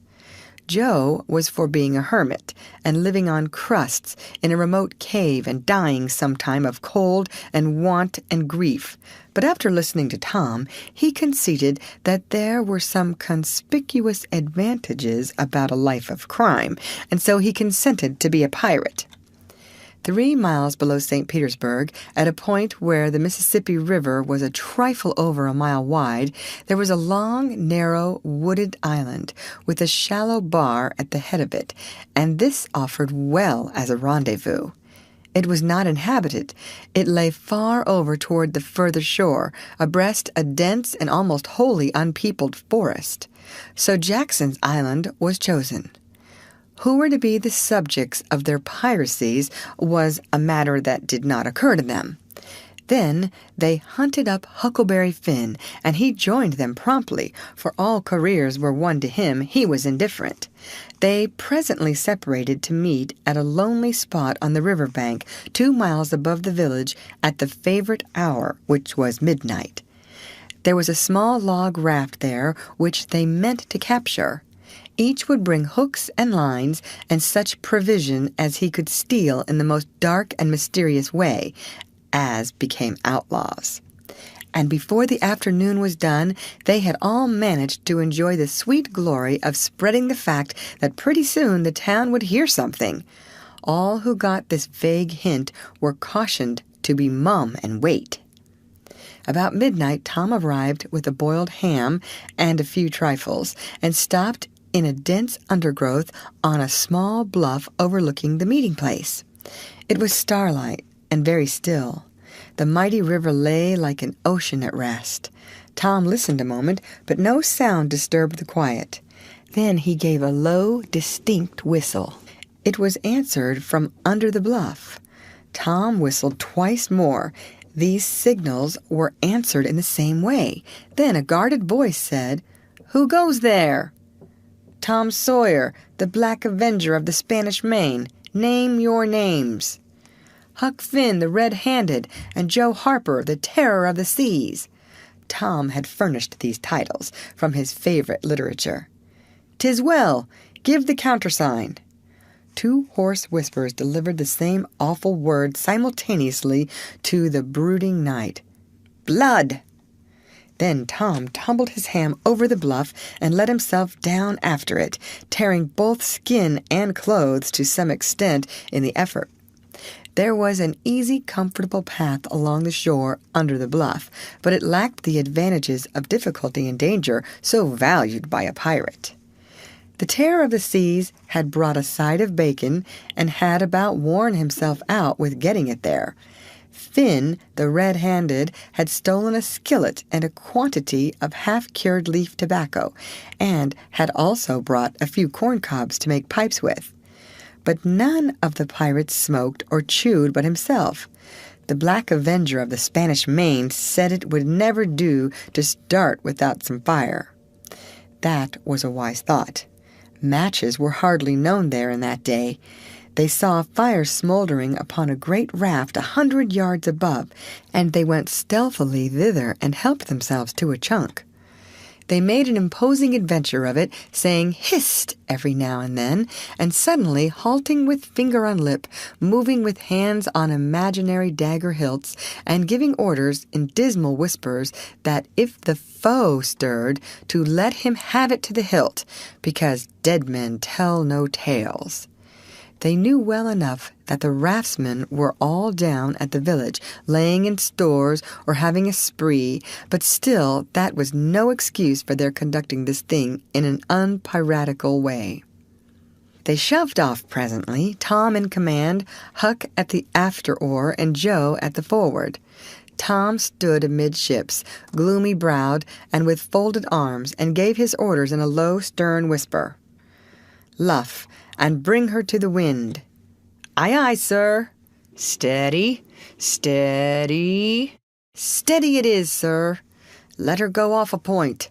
"Point it is, sir." As the boys steadily and monotonously drove the raft toward midstream, it was no doubt understood that these orders were given only for style, and were not intended to mean anything in particular. "What sail's she carrying?" "Courses, topsails, and flying jibs, sir." "Send the royals up. Lay out aloft there. Half a dozen of ye fore-top-maststons. Lively now." "Aye, aye, sir." "Shake out that mantoggalons, sheets and braces. Now, my hearties." "Aye, aye, sir." "Hellum a lee hard a port. Stand by to meet her when she comes. Port, port. Now, men, with a will. Steady." "Steady it is, sir." The raft drew beyond the middle of the river. The boys pointed her head right, and then lay on their oars. The river was not high, so there was not more than a 2 or 3 mile current. Hardly a word was said during the next 3/4 of an hour. Now the raft was passing before the distant town. 2 or 3 glimmering lights showed where it lay, peacefully sleeping beyond the vague, vast sweep of star-gemmed water, unconscious of the tremendous event that was happening. The Black Avenger stood still with folded arms, looking his last upon the scene of his former joys and his later sufferings, and wishing she could see him now, abroad on the wild sea, facing peril and death with dauntless heart, going to his doom with a grim smile on his lips. It was but a small strain on his imagination to remove Jackson's Island beyond eye-shot of the village, and so he looked his last with a broken and satisfied heart. The other pirates were looking their last too, and they all looked so long that they came near letting the current drift them out of the range of the island. But they discovered the danger in time and made shift to avert it. About 2 o'clock in the morning, the raft grounded on the bar 200 yards above the head of the island, and they waded back and forth until they had landed their freight. Part of the little raft's belongings consisted of an old sail, and this they spread over a nook in the bushes for a tent to shelter their provisions, but they themselves would sleep in the open air in good weather, as became outlaws. They built a fire against the side of a great log 20 or 30 steps within the somber depths of the forest, and then cooked some bacon in the frying pan for supper, and used up half of the corn-pone stock they had brought. It seemed glorious sport to be feasting in that wild, free way in the virgin forest of an unexplored and uninhabited island, far from the haunts of men, and they said they never would return to civilization. The climbing fire lit up their faces and threw its ruddy glare upon the pillared tree trunks of their forest temple and upon the varnished foliage and festooning vines. When the last crisp slice of bacon was gone and the last allowance of corn-pone devoured, the boys stretched themselves out on the grass, filled with contentment. They could have found a cooler place, but they would not deny themselves such a romantic feature as the roasting campfire. "Ain't it gay?" said Joe. "It's nuts," said Tom. "What would the boys say if they could see us?" "Say? Well, they'd just die to be here, hey, Hucky?" "I reckon so," said Huckleberry. "Anyways, I'm suited. I don't want nothing better'n this. I don't ever get enough to eat, generally, and here they can't come and pick at a feller and bullyrag him so." "It's just the life for me," said Tom. "You don't have to get up mornings, and you don't have to go to school and wash and all that blame foolishness. You see, a pirate don't have to do anything, Joe, when he's ashore, but a hermit, he has to be praying considerable, and then he don't have any fun anyway, all by himself that way." "Oh, yes, that's so," said Joe, "but I hadn't thought much about it, you know. I'd a good deal rather be a pirate, now that I've tried it."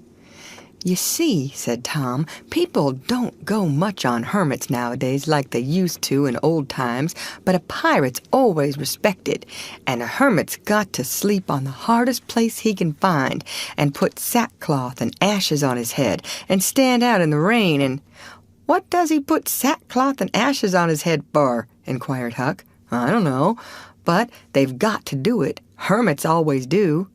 You'd have to do that if you was a hermit." "Derned if I would," said Huck. "Well, what would you do?" "I don't know, but I wouldn't do that." "Why, Huck, you'd have to. How'd you get around it?" "Why, I just wouldn't stand it. I'd run away." "Run away? Well, you would be a nice old slouch of a hermit. You'd be a disgrace." The red-handed made no response, being better employed. He had finished gouging out a cob, and now he fitted a weed stem to it, loaded it with tobacco, and was pressing a coal to the charge and blowing a cloud of fragrant smoke. He was in the full bloom of luxurious contentment. The other pirates envied him this majestic vice, and secretly resolved to acquire it shortly. Presently, Huck said, "What does pirates have to do?" Tom said, "Oh, they have just a bully time, take ships and burn them, and get the money and bury it in awful places in their island where there's ghosts and things to watch it, and kill everybody in the ships, make 'em walk a plank." "And they carry the women to the island," said Joe. "They don't kill the women." "No," assented Tom, "they don't kill the women. They're too noble, and the women's always beautiful, too." "And don't they wear the bulliest clothes?" "Oh, no, all gold and silver and diamonds," said Joe with enthusiasm. "Who?" said Huck. "Why, the pirates." Huck scanned his own clothing forlornly. "I reckon I ain't dressed fittin' for a pirate," said he, with a regretful pathos in his voice. "But I ain't got none but these." But the other boys told him the fine clothes would come fast enough after they should have begun their adventures. They made him understand that his poor rags would do to begin with, though it was customary for wealthy pirates to start with the proper wardrobe. Gradually their talk died out, and drowsiness began to steal upon the eyelids of the little waifs. The pipe dropped from the fingers of the red-handed, and he slept the sleep of the conscience-free and the weary. The terror of the seas and the black avenger of the Spanish Main had more difficulty in getting to sleep. They said their prayers inwardly, and lying down, since there was nobody there with authority to make them kneel and recite aloud. In truth, they had a mind not to say them at all, but they were afraid to proceed to such lengths as that, lest they might call down a sudden and special thunderbolt from heaven. Then at once they reached and hovered upon the imminent verge of sleep, but an intruder came now that would not down. It was conscience. They began to feel a vague fear that they had been doing wrong to run away, and next they thought of the stolen meat, and then the real torture came.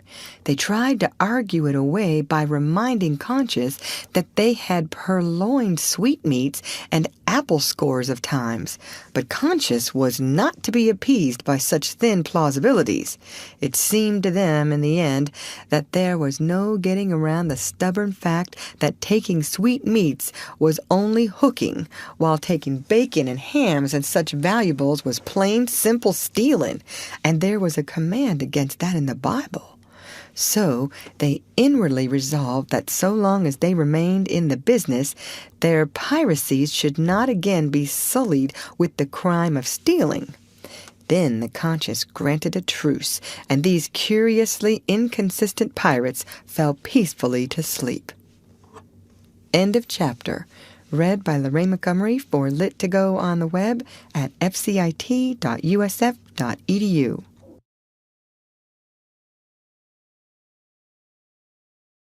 The Adventures of Tom Sawyer by Mark Twain. Chapter 14. When Tom awoke in the morning, he wondered where he was. He sat up and rubbed his eyes and looked around. Then he comprehended.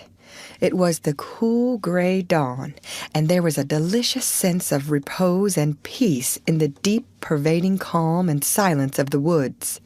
Not a leaf stirred, not a sound obtruded upon great nature's meditation. Beaded dewdrops stood upon the leaves and grasses. A white layer of ashes covered the fire, and a thin blue breath of smoke rose straight into the air. Joe and Huck still slept. Now, far away in the woods, a bird called. Another answered. Presently, the hammering of a woodpecker was heard. Gradually, the cool, dim gray of the morning whitened, and as gradually sounds multiplied and life manifested itself. The marvel of nature shaking off sleep and going to work unfolded itself to the musing boy.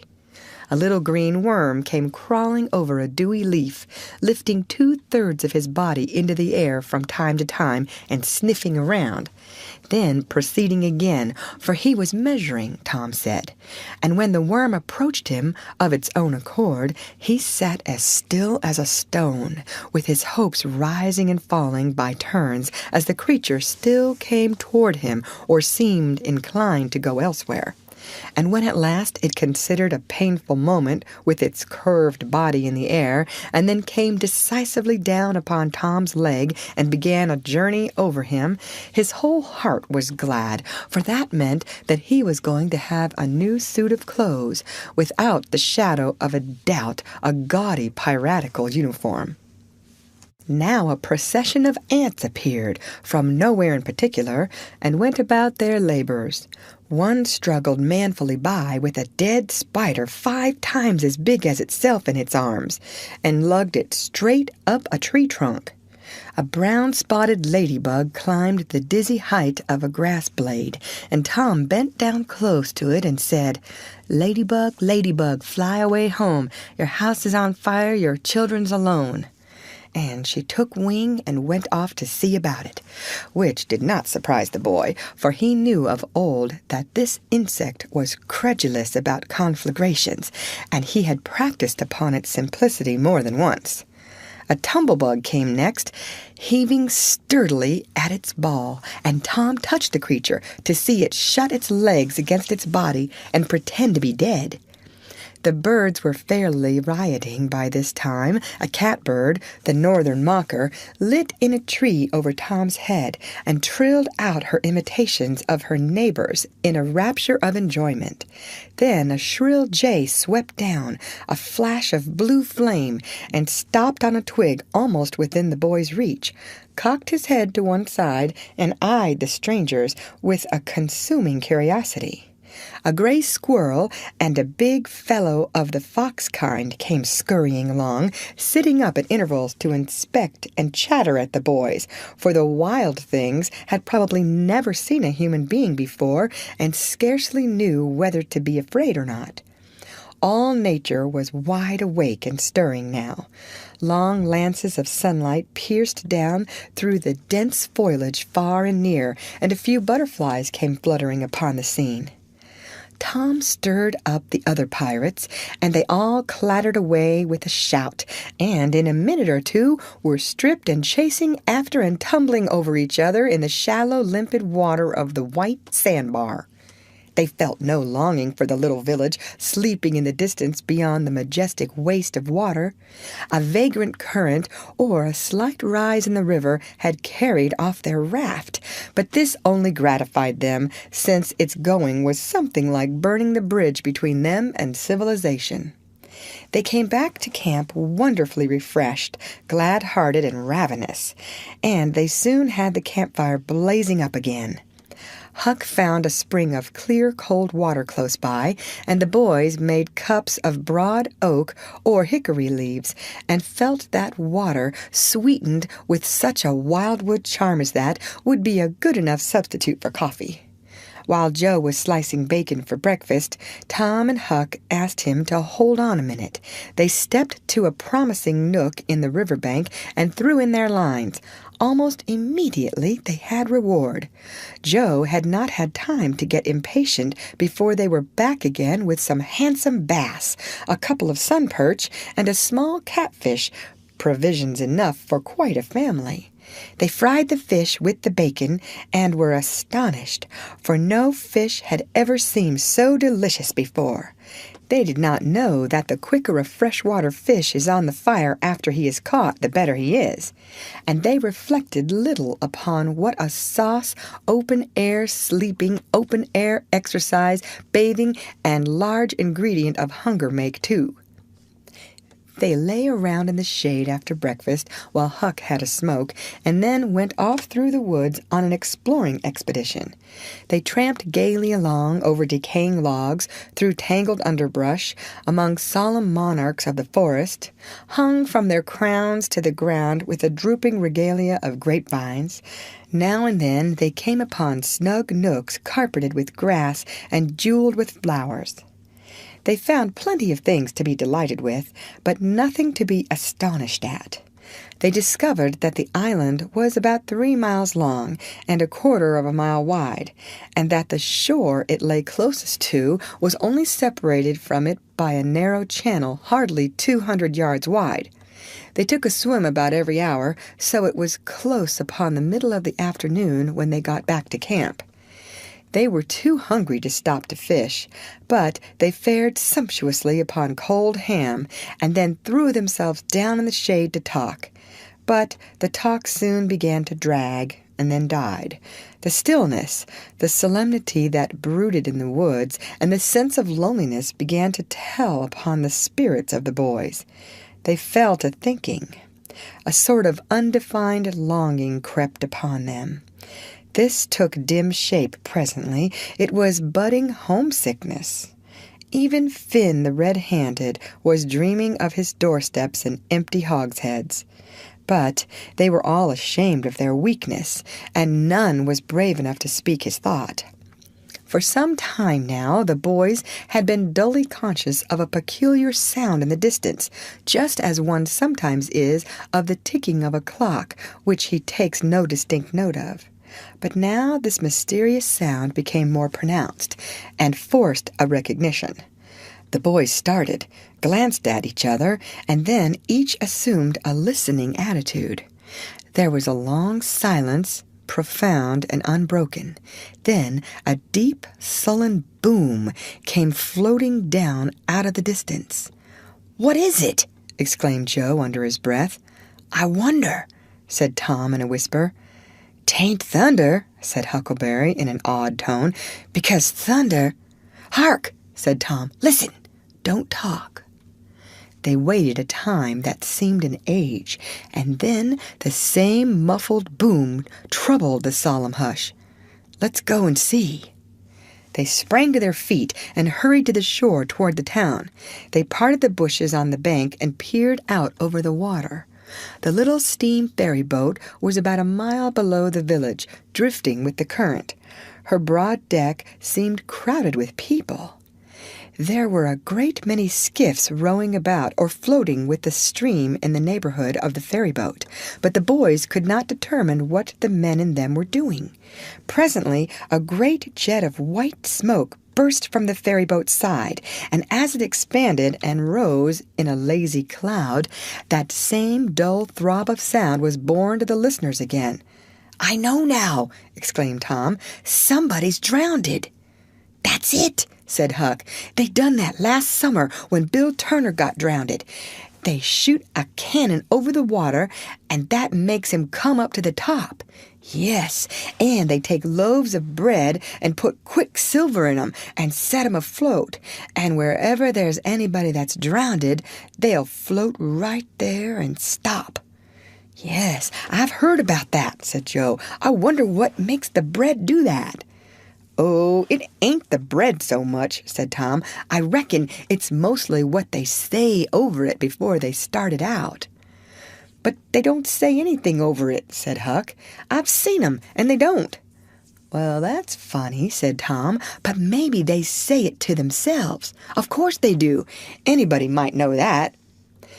The other boys agreed that there was reason in what Tom said, because an ignorant lump of bread, uninstructed by an incantation, could not be expected to act very intelligently when set upon an errand of such gravity.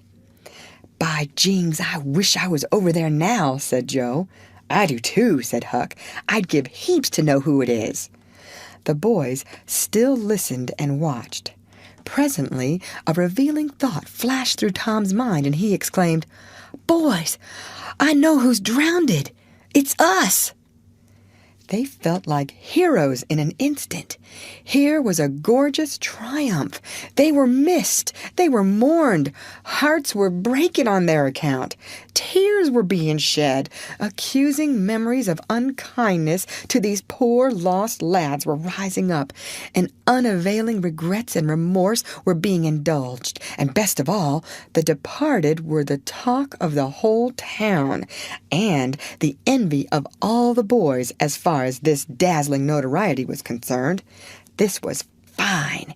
It was worthwhile to be a pirate after all. As twilight drew on, the ferry boat went back to her accustomed business, and the skiffs disappeared. The pirates returned to camp. They were jubilant with vanity over their new grandeur and the illustrious trouble they were making. They caught fish, cooked supper, and ate it, and then fell to guessing at what the village was thinking and saying about them, and the pictures they drew of the public distress on their account were gratifying to look upon from their point of view. But when the shadows of night closed them in, they gradually ceased to talk and sat gazing into the fire, with their minds evidently wandering elsewhere. The excitement was gone now, and Tom and Joe could not keep back thoughts of certain persons at home who were not enjoying this fine frolic as much as they were. Misgivings came. They grew troubled and unhappy. A sigh or two escaped unawares. By and by, Joe timidly ventured upon a roundabout feeler as to how the others might look upon a return to civilization. Not right now, but... Tom withered him with derision. Huck, being uncommitted as yet, joined in with Tom, and the waverer quickly explained and was glad to get out of the scrape with as little taint of chicken-hearted homesickness clinging to his garments as he could. Mutiny was effectually laid to rest for the moment. As the night deepened, Huck began to nod and presently to snore. Joe followed next. Tom lay upon his elbow motionless for some time, watching the two intently. At last he got up cautiously on his knees and went searching among the grass and the flickering reflections flung by the campfire. He picked up and inspected several large semi-cylinders of the thin white bark of a sycamore, and finally chose two which seemed to suit him. Then he knelt by the fire and painfully wrote something upon each of these with his red keel. One he rolled up and put in his jacket pocket, and the other he put in Joe's hat and removed it to a little distance from the owner. And he also put into the hat certain schoolboy treasures of almost inestimable value, among them a lump of chalk, an India rubber ball, 3 fish hooks, and one of that kind of marbles known as a sure-enough crystal. Then he tiptoed his way cautiously among the trees till he felt that he was out of hearing, and straightway broke into a keen run in the direction of the sandbar. End of chapter. Read by Lorraine Montgomery for Lit to Go on the web at fcit.usf.edu.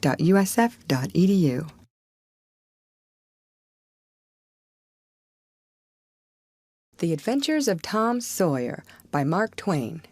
Chapter 15. A few minutes later, Tom was in the shoal water of the bar, wading toward the Illinois shore. Before the depth reached his middle, he was halfway over.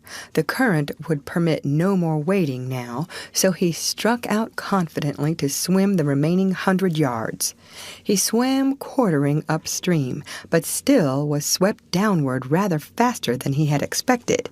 However, he reached the shore finally and drifted along till he found a low place and drew himself out.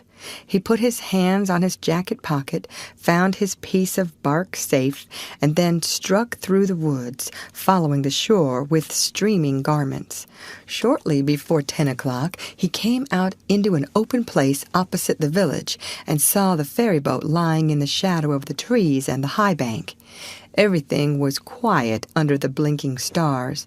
He crept down the bank, watching with all his eyes, slipped into the water, swam 3 or 4 strokes, and climbed into the skiff that did y'all duty at the boat's stern.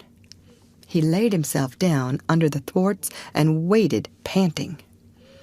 Presently the cracked bell tapped, and a voice gave the order to cast off. A minute or two later the skiff's head was standing high up against the boat's swell, and the voyage was begun. Tom felt happy in his success, for he knew it was the boat's last trip for the night. At the end of a long 12 or 15 minutes, the wheels stopped, and Tom slipped overboard and swam ashore in the dusk, landing 50 yards downstream, out of danger of possible stragglers. He flew along unfrequented alleys and shortly found himself at his aunt's back fence. He climbed over, approached the L, and looked in at the sitting-room window, for a light was burning there. There sat Aunt Polly, Sid, Mary, and Joe Harper's mother grouped together talking. They were by the bed, and the bed was between them and the door. Tom went to the door and began to softly lift the latch. Then he pressed gently, and the door yielded a crack. He continued pushing cautiously and quaking every time it creaked, till he judged he might squeeze through on his knees. So he put his head through and began warily.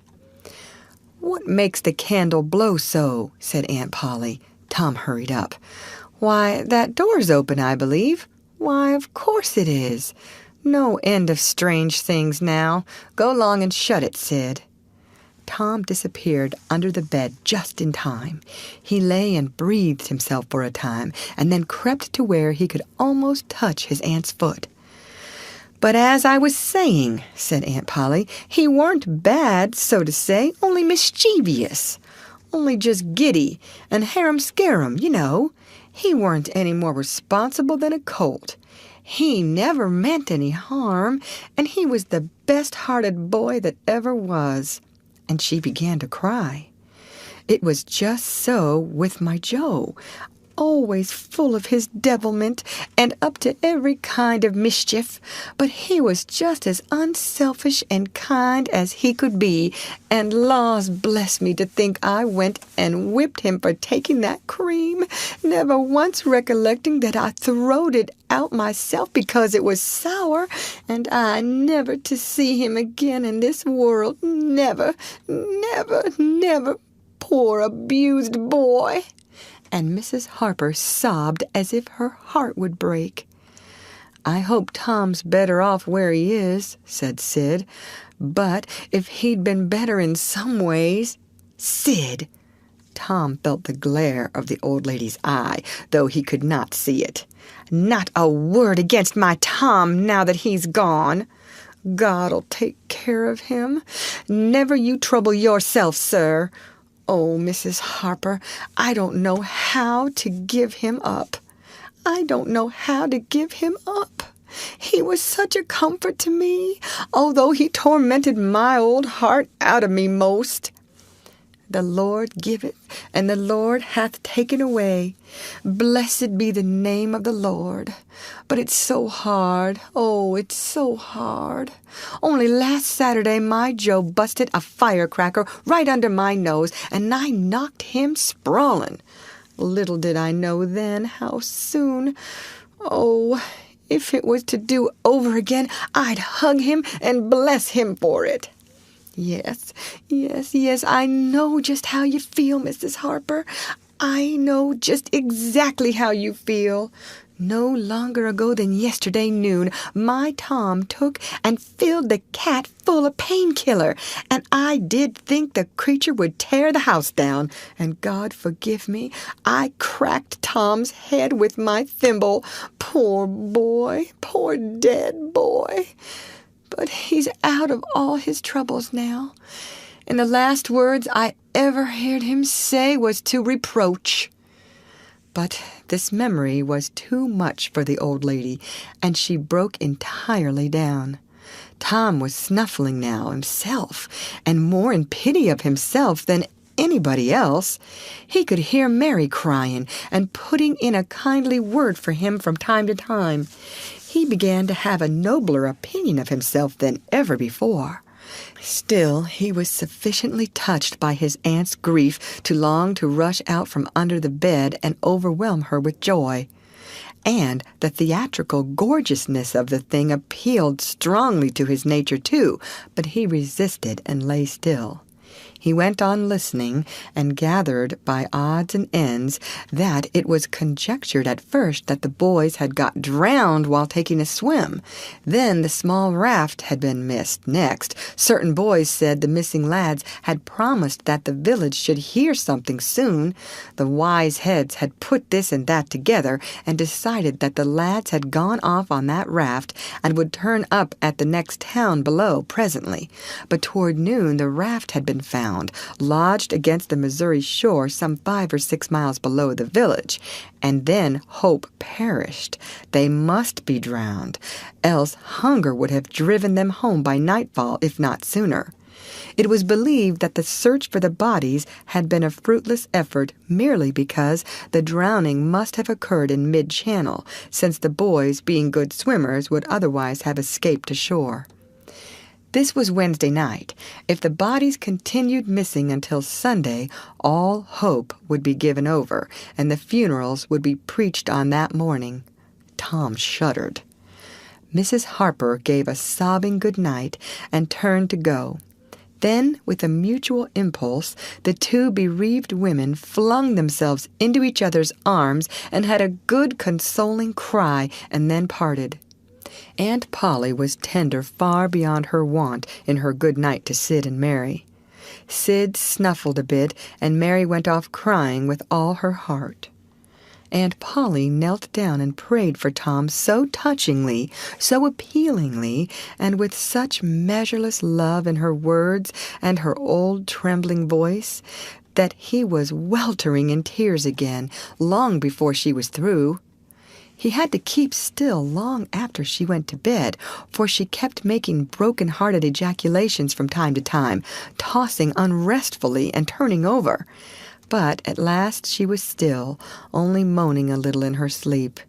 Now the boy stole out, rose gradually by the bedside, shaded the candlelight with his hand, and stood regarding her. His heart was full of pity for her. He took out his sycamore scroll and placed it by the candle. But something occurred to him, and he lingered, considering. His face lighted with a happy solution of his thought. He put the bark hastily in his pocket. Then he bent over and kissed the faded lips, and straightway made his stealthy exit, latching the door behind him. He threaded his way back to the ferry landing, found nobody at large there, and walked boldly on board the boat, for he knew she was tenantless, except that there was a watchman, who always turned in and slept like a graven image. He untied the skiff at the stern, slipped into it, and was soon rowing cautiously upstream. When he had pulled a mile above the village, he started quartering across and bent himself stoutly to his work. He hit the landing on the other side neatly, for this was a familiar bit of work to him. He was moved to capture the skiff, arguing that it might be considered a ship and therefore legitimate prey for a pirate. But he knew a thorough search would be made for it, and that might end in revelations. So he stepped ashore and entered the woods. He sat down and took a long rest, torturing himself meanwhile to keep awake, and then started warily down the home stretch. The night was far spent. It was broad daylight before he found himself fairly abreast the island bar. He rested again until the sun was well up and gliding the great river with its splendor, and then he plunged into the stream. A little later he paused, dripping upon the threshold of the camp, and heard Joe say, "No, Tom's true blue, Huck, and he'll come back. He won't desert. He knows that would be a disgrace to a pirate, and Tom's too proud for that sort of thing. He's up to something or other. Now I wonder what." "Well, the things is ours anyway, ain't they?" "Pretty near, but not yet, Huck. The writing says they are if he ain't back here to breakfast." "Which he is!" exclaimed Tom, with a fine dramatic effect, stepping grandly into camp. A sumptuous breakfast of bacon and fish was shortly provided, and as the boys set to work upon it, Tom recounted and adorned his adventures. They were a vain and boastful company of heroes when the tale was done. Then Tom hid himself away in a shady nook to sleep till noon, and the other pirates got ready to fish and explore. End of chapter. Read by Lorraine Montgomery for Lit2Go on the web at fcit.usf.edu.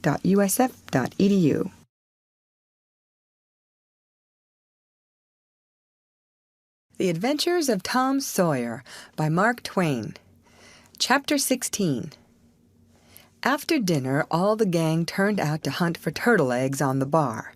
They went about poking sticks into the sand, and when they found a soft place, they went down on their knees and dug with their hands. Sometimes they would take 50 or 60 eggs out of one hole. They were perfectly round white things, a trifle smaller than an English walnut. They had a famous fried egg feast that night, and another on Friday morning. After breakfast, they went whooping and prancing out on the bar, and chased each other round and round, shedding clothes as they went, until they were naked, and then continued the frolic far away up the shoal water of the bar, against the stiff current, which latter tripped their legs from under them from time to time, and greatly increased the fun.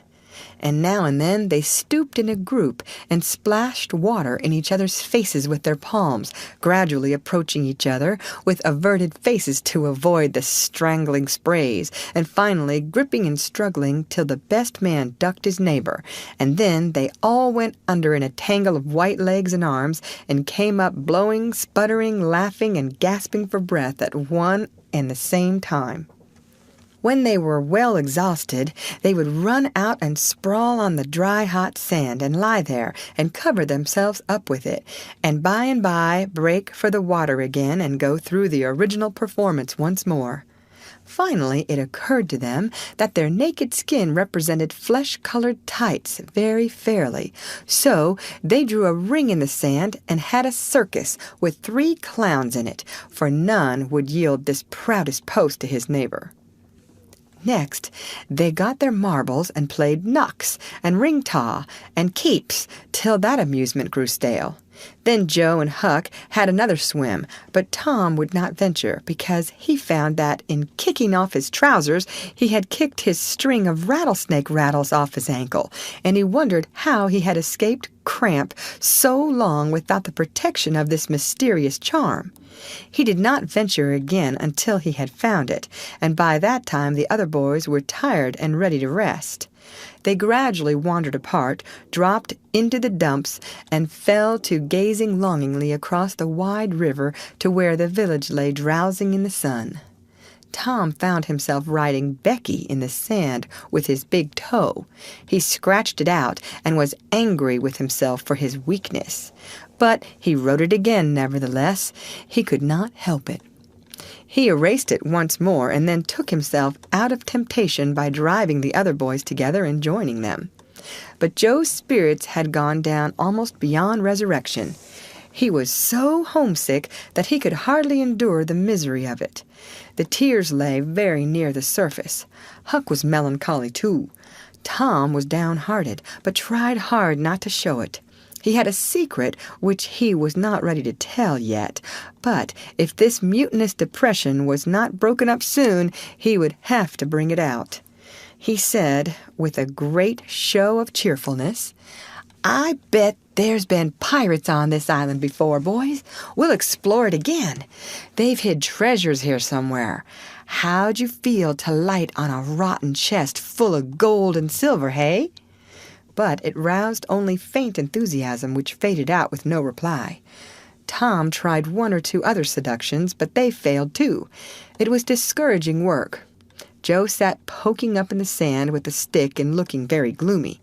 Finally he said, "Oh, boys, let's give it up. I want to go home. It's so lonesome." "Oh, no, Joe, you'll feel better by and by," said Tom. "Just think of the fishing that's here." "I don't care for fishing. I want to go home." "But, Joe, there ain't such another swimming place anywhere." "Swimming's no good. I don't seem to care for it somehow. When there ain't anybody to say I shan't go in, I mean to go home." "Aw, shucks." Baby, you want to see your mother, I reckon. Yes, I do want to see my mother, and you would too if you had one. I ain't any more baby than you are. And Joe snuffled a little. Well, we'll let the crybaby go home to his mother, won't we, Huck? Poor thing. Does it want to see its mother? And so it shall. You like it here, don't you, Huck? We'll stay, won't we? Huck said yes, without any heart in it. I'll never speak to you again as long as I live, said Joe, rising. There now. And he moved moodily away and began to dress himself. Who cares, said Tom. Nobody wants you to. Go 'long home and get laughed at. Oh, you're a nice pirate. Huck and me ain't crybabies. We'll stay, won't we, Huck? Let him go if he wants to. I reckon we can get along without him, p'raps. But Tom was uneasy, nevertheless, and was alarmed to see Joe go sullenly on with his dressing, and then it was discomforting to see Huck eyeing Joe's preparation so wistfully and keeping up such an ominous silence. Presently, without a parting word, Joe began to wade off toward the Illinois shore.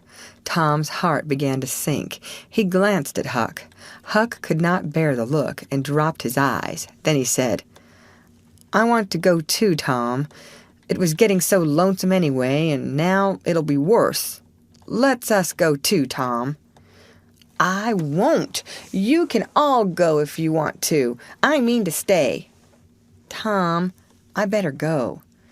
Well, go 'long. Who's hindering you? Huck began to pick up his scattered clothes. He said, Tom, I wished you'd come too. Now you think it over. We'll wait for you when you get to shore. Well, you'll wait a blame long time, that's all. Huck started sorrowfully away, and Tom stood looking after him, with a strong desire tugging at his heart to yield his pride and go along too. He hoped the boys would stop, but they still waded slowly on. It suddenly dawned on Tom that it was become very lonely and still. He made one final struggle with his pride, and then darted after his comrades, yelling, Wait! Wait! I want to tell you something! They presently stopped and turned around. When he got to where they were, he began unfolding his secret, and they listened moodily till, at last, they saw the point he was driving at, and then they set up a war-whoop of applause, and said it was splendid, and said if he had told them at first, they wouldn't have started away. He made a plausible excuse, but his real reason had been the fear that not even the secret would keep them with him any very great length of time, and so he had meant to hold it in reserve as a last seduction.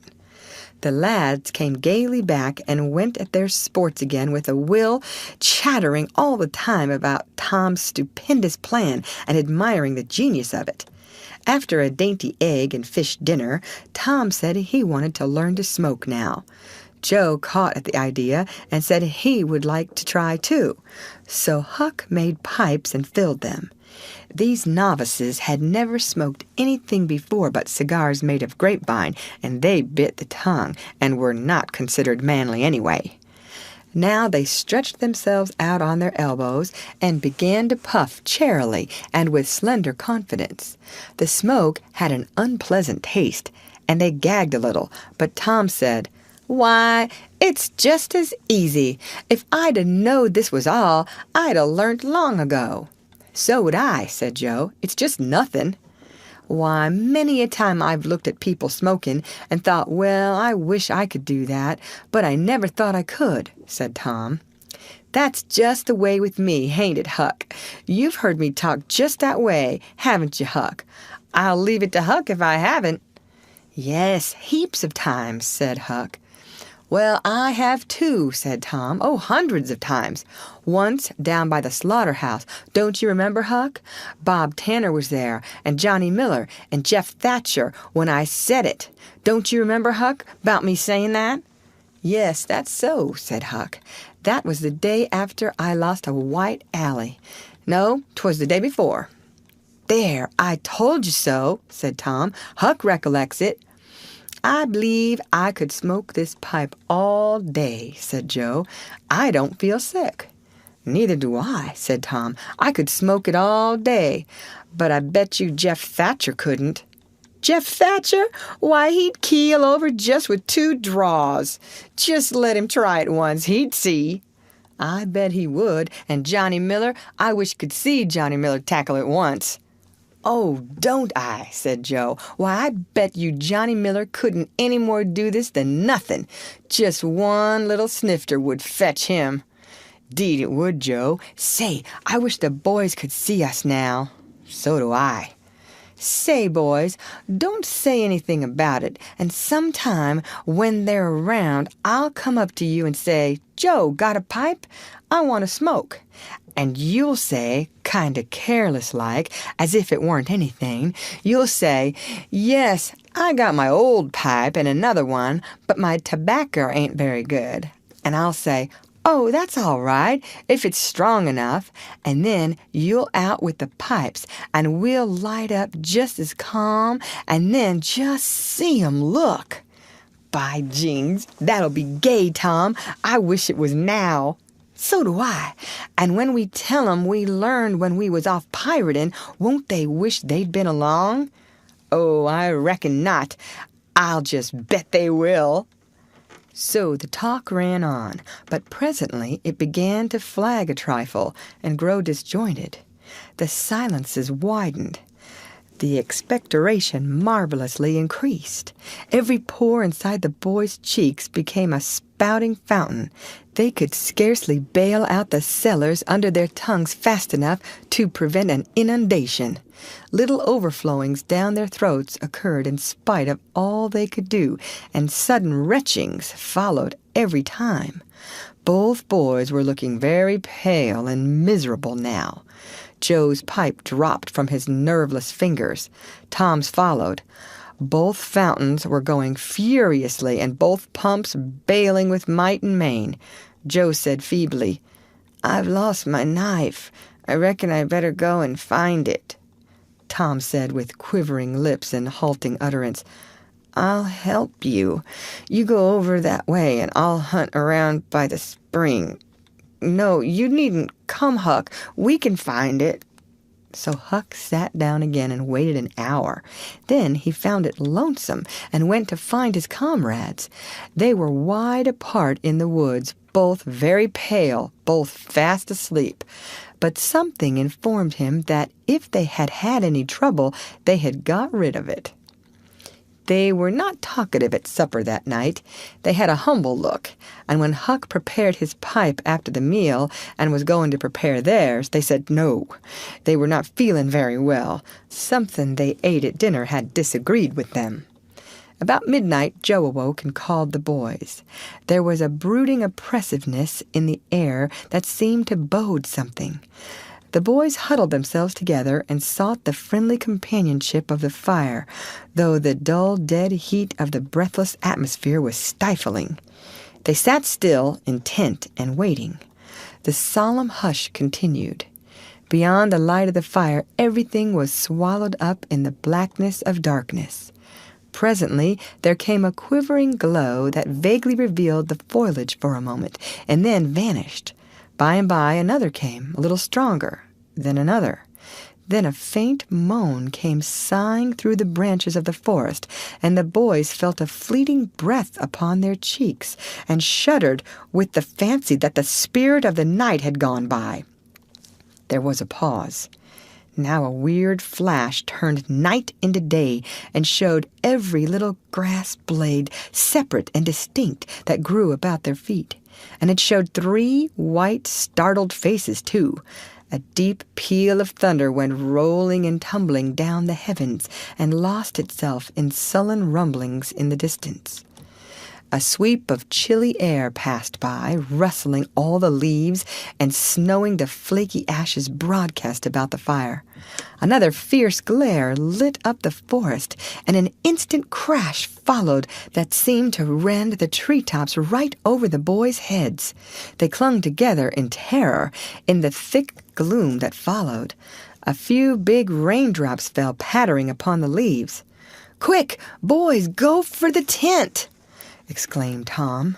They sprang away, stumbling over roots and among vines in the dark, no two plunging in the same direction. A furious blast roared through the trees, making everything sing as it went. One blinding flash after another came, and peal on peal of deafening thunder. And now a drenching rain poured down, and the rising hurricane drove in its sheets along the ground. The boys cried out to each other, but the roaring wind and the booming thunder blasts drowned their voices utterly. However, one by one they straggled in at last, and took shelter under the tent, cold, scared, and streaming with water.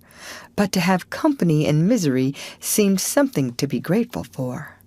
They could not talk. The old sail flapped so furiously, even if the other noises would have allowed them. The tempest rose higher and higher, and presently the sail tore loose from its fastenings and went winging away on the blast. The boys seized each other's hands and fled, with many tumblings and bruises, to the shelter of a great oak that stood upon the river bank. Now the battle was at its highest. Under the ceaseless conflagration of lightning that flamed in the skies, everything below stood out in clean-cut and shadowless distinctness. The bending trees, the billowy river, white with foam, the driving spray of spume flakes, the dim outlines of the high bluffs on the other side, glimpsed through the drifting cloud rack and the slanting veil of rain. Every little while some giant tree yielded the fight and fell crashing through the younger growth, and the unflagging thunder peals came now in ear-splitting explosive bursts, keen and sharp and unspeakably appalling. The storm culminated in one matchless effort that seemed likely to tear the island to pieces, burn it up, drown it to the treetops, blow it away, and deafen every creature in it, all at one and the same moment. It was a wild night for homeless young heads to be out in. But at last the battle was done, and the forces retired with weaker and weaker threatenings and grumblings, and peace resumed her sway. The boys went back to camp, a good deal awed, but they found there was still something to be thankful for, because the great sycamore, the shelter of their beds, was a ruin now, blasted by the lightnings, and they were not under it when the catastrophe happened. Everything in camp was drenched. The campfire as well, for they were but heedless lads, like their generation, and had made no provision against rain. Here was matter for dismay, for they were soaked through and chilled. They were eloquent in their distress, but they presently discovered that the fire had eaten so far up under the great log it had been built against, where it curved upward and separated itself from the ground, that a handbreadth or so of it had escaped wetting, so they patiently wrought until, with shreds and bark gathered from the undersides of sheltered logs, they coaxed the fire to burn again. Then they piled on great dead boughs till they had a roaring furnace, and were glad-hearted once more. They dried their boiled ham and had a feast, and after that they sat by the fire and expanded and glorified their midnight adventure until morning, for there was not a dry spot to sleep on anywhere around. As the sun began to steal in upon the boys, drowsiness came over them, and they went out on the sandbar and lay down to sleep. They got scorched out by and by, and drearily set about getting breakfast. After the meal they felt rusty and stiff-jointed, and a little homesick once more. Tom saw the signs, and fell to cheering up the pirates as well as he could. But they cared nothing for marbles or circus or swimming or anything. He reminded them of the imposing secret and raised a ray of cheer.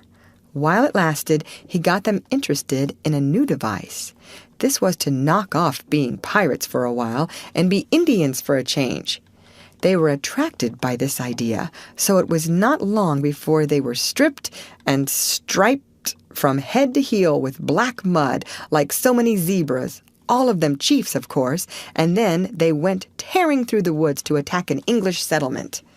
By and by, they separated into 3 hostile tribes and darted upon each other from ambush with dreadful war whoops and killed and scalped each other by thousands.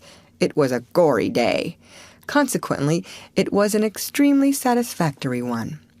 They assembled in camp toward supper time, hungry and happy, but now a difficulty arose. Hostile Indians could not break the bread of hospitality together without first making peace, and this was a simple impossibility without smoking a pipe of peace. There was no other process that ever they had heard of. 2 of the savages almost wished they had remained pirates. However, there was no other way. So with such show of cheerfulness as they could muster, they called for the pipe, and took their whiff as it passed in due form. And behold, they were glad they had gone into savagery, for they had gained something. They found that they could now smoke a little without having to go and hunt for a lost knife. They did not get sick enough to be seriously uncomfortable. They were not likely to fool away this high promise for lack of effort. No, they practiced cautiously after supper with right fair success, and so they spent a jubilant evening. They were prouder and happier in their new acquirement than they would have been in the scalping and skinning of the 6 nations. We will leave them to smoke and chatter and brag, since we have no further use for them at present. End of chapter. Read by Lorraine Montgomery for Lit2Go on the web at fcit.usf.edu.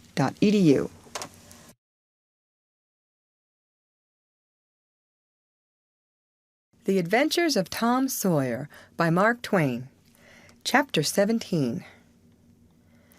But there was no hilarity in the little town that same tranquil Saturday afternoon. The Harpers and Aunt Polly's family were being put into mourning, with great grief and many tears. An unusual quiet possessed the village, although it was ordinarily quiet enough in all conscience. The villagers conducted their concerns with an absent air and talked little, but they sighed often. The Saturday holiday seemed a burden to the children. They had no heart in their sports and gradually gave them up. In the afternoon, Becky Thatcher found herself moping about the deserted schoolhouse yard and feeling very melancholy. But she found nothing there to comfort her. She soliloquized, "Oh, if I only had a brass and iron knob again, but I haven't got anything now to remember him by," and she choked back a little sob. Presently she stopped and said to herself, "It was right here. Oh, if it was to do over again, I wouldn't say that. I wouldn't say it for the whole world. But he's gone now. I'll never, never, never see him any more." This thought broke her down, and she wandered away with tears rolling down her cheeks. Then quite a group of boys and girls, playmates of Tom's and Joe's, came by and stood looking over the paling fence and talking in reverent tones of how Tom did so-and-so the last time they saw him, and how Joe said this and that small trifle, pregnant with awful prophecy, as they could easily see now, and each speaker pointed out the exact spot where the lost lad stood at the time, and then added something like, "And I was a-standing just so, just as I am now, and as if you was him. I was as close as that, and he smiled just this way, and then something seemed to go all over me like awful, you know, and I never thought what it meant, of course, but I can see now." Then there was a dispute about who saw the dead boys last in life, and many claimed that dismal distinction and offered evidences more or less tampered with by the witness, and when it was ultimately decided who did see the departed last and exchanged the last words with them, the lucky parties took upon themselves a sort of sacred importance, and were gaped at and envied by all the rest. One poor chap, who had no other grandeur to offer, said with tolerably manifest pride in the remembrance, "Well, Tom Sawyer, he licked me once." But that bid for glory was a failure. Most of the boys could say that, and so that cheapened the distinction too much. The group loitered away, still recalling memories of the lost heroes in awed voices. When the Sunday school hour was finished the next morning, the bell began to toll instead of ringing in the usual way. It was a very still Sabbath, and the mournful sound seemed in keeping with the musing hush that lay upon nature. The villagers began to gather, loitering a moment in the vestibule to converse in whispers about the sad event. But there was no whispering in the house, only the funereal rustling of dresses as the women gathered to their seats disturbed the silence there. None could remember when the little church had been so full before. There was finally a waiting pause, an expectant dumbness, and then Aunt Polly entered, followed by Sid and Mary, and they by the Harper family, all in deep black, and the whole congregation, the old minister as well, rose reverently and stood until the mourners were seated in the front pew. There was another communing silence, broken at intervals by muffled sobs, and then the minister spread his hands abroad and prayed. A moving hymn was sung, and the text followed, "I am the resurrection and the life." As the service proceeded, the clergyman drew such pictures of the graces, the winning ways, and the rare promise of the lost lads that every soul there, thinking he recognized these pictures, felt a pang in remembering that he had persistently blinded himself to them always before, and had as persistently seen only faults and flaws in the poor boys. The minister related many a touching incident in the lives of the departed, too, which illustrated their sweet, generous natures, and the people could easily see now how noble and beautiful those episodes were, and remembered with grief that at the time they occurred they had seemed rank rascalities, well deserving of the cowhide. The congregation became more and more moved as the pathetic tale went on, till at last the whole company broke down and joined the weeping mourners in a chorus of anguished sobs, the preacher himself giving way to his feelings and crying in the pulpit. There was a rustle in the gallery, which nobody noticed. A moment later the church door creaked. The minister raised his streaming eyes above his handkerchief and stood transfixed.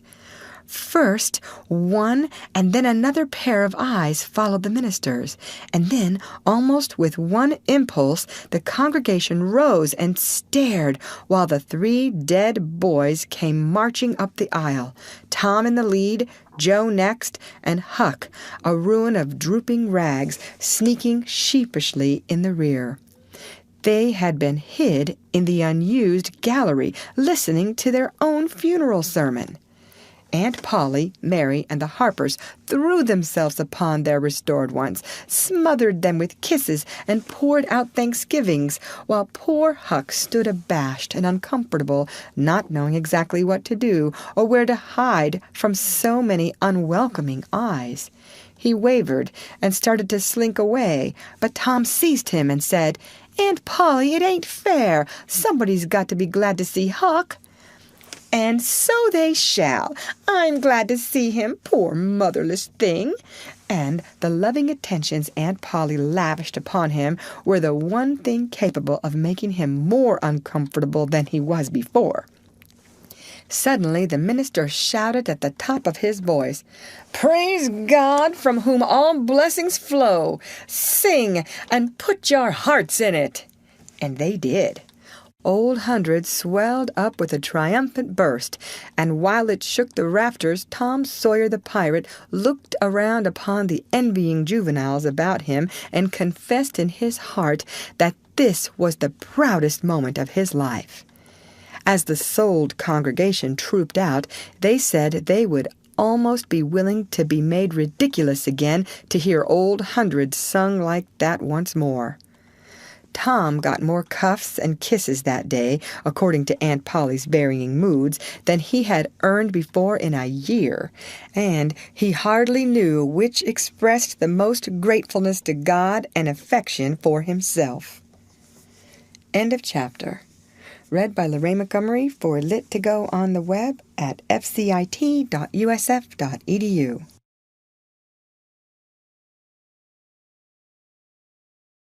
The Adventures of Tom Sawyer by Mark Twain. Chapter 18. That was Tom's great secret, the scheme to return home with his brother pirates and attend their own funerals. They had paddled over to the Missouri shore on a log at dusk on Saturday, landing 5 or 6 miles below the village.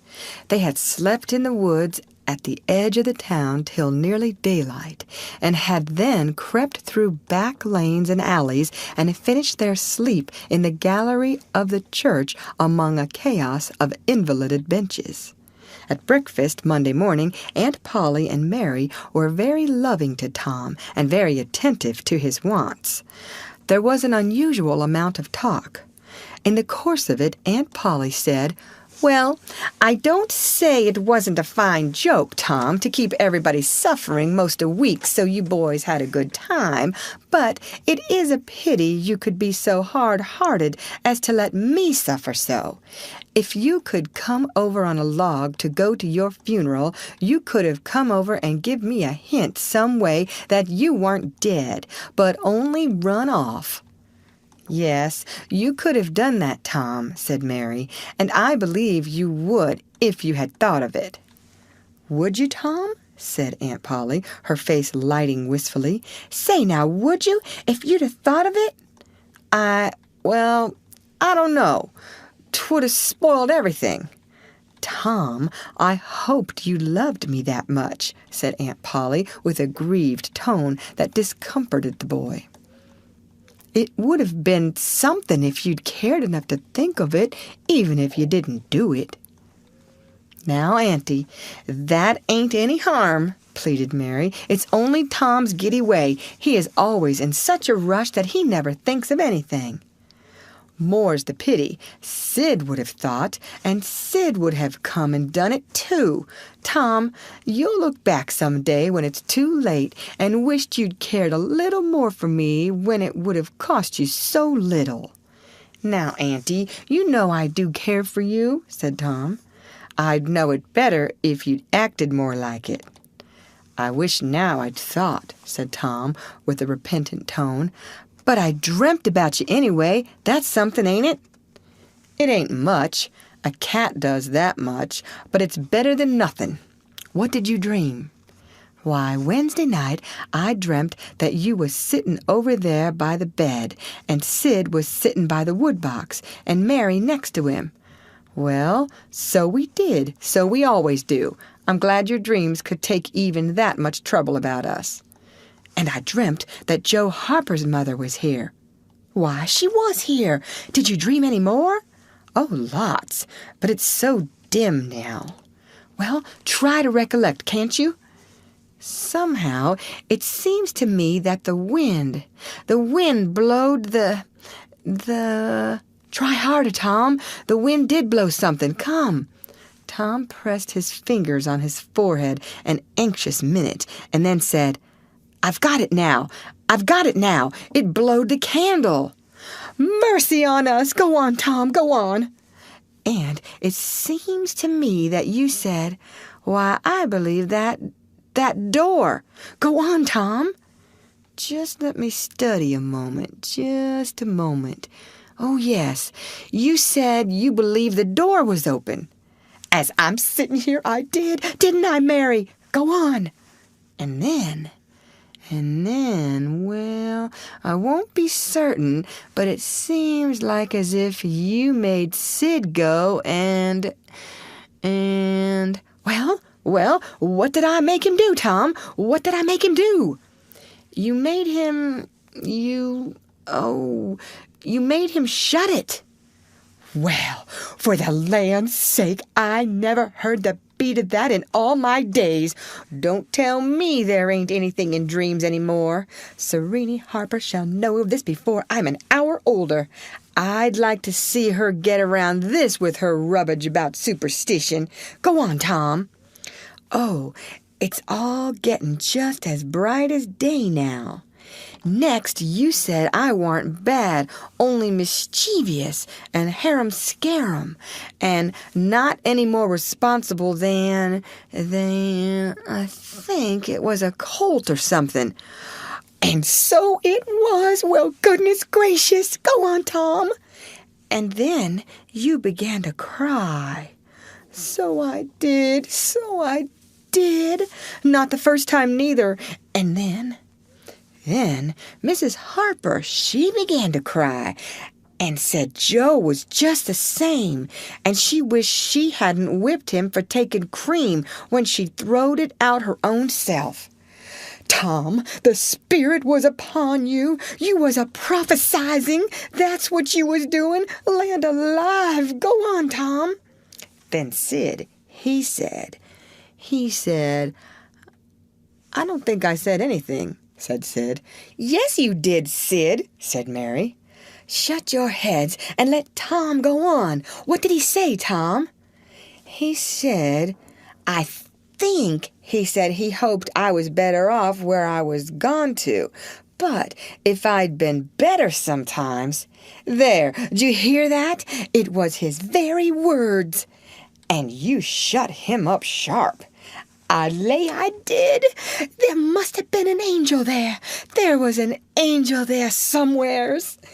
And Mrs. Harper told about Joe scaring her with a firecracker, and you told about Peter and the painkiller. Just as true as I live.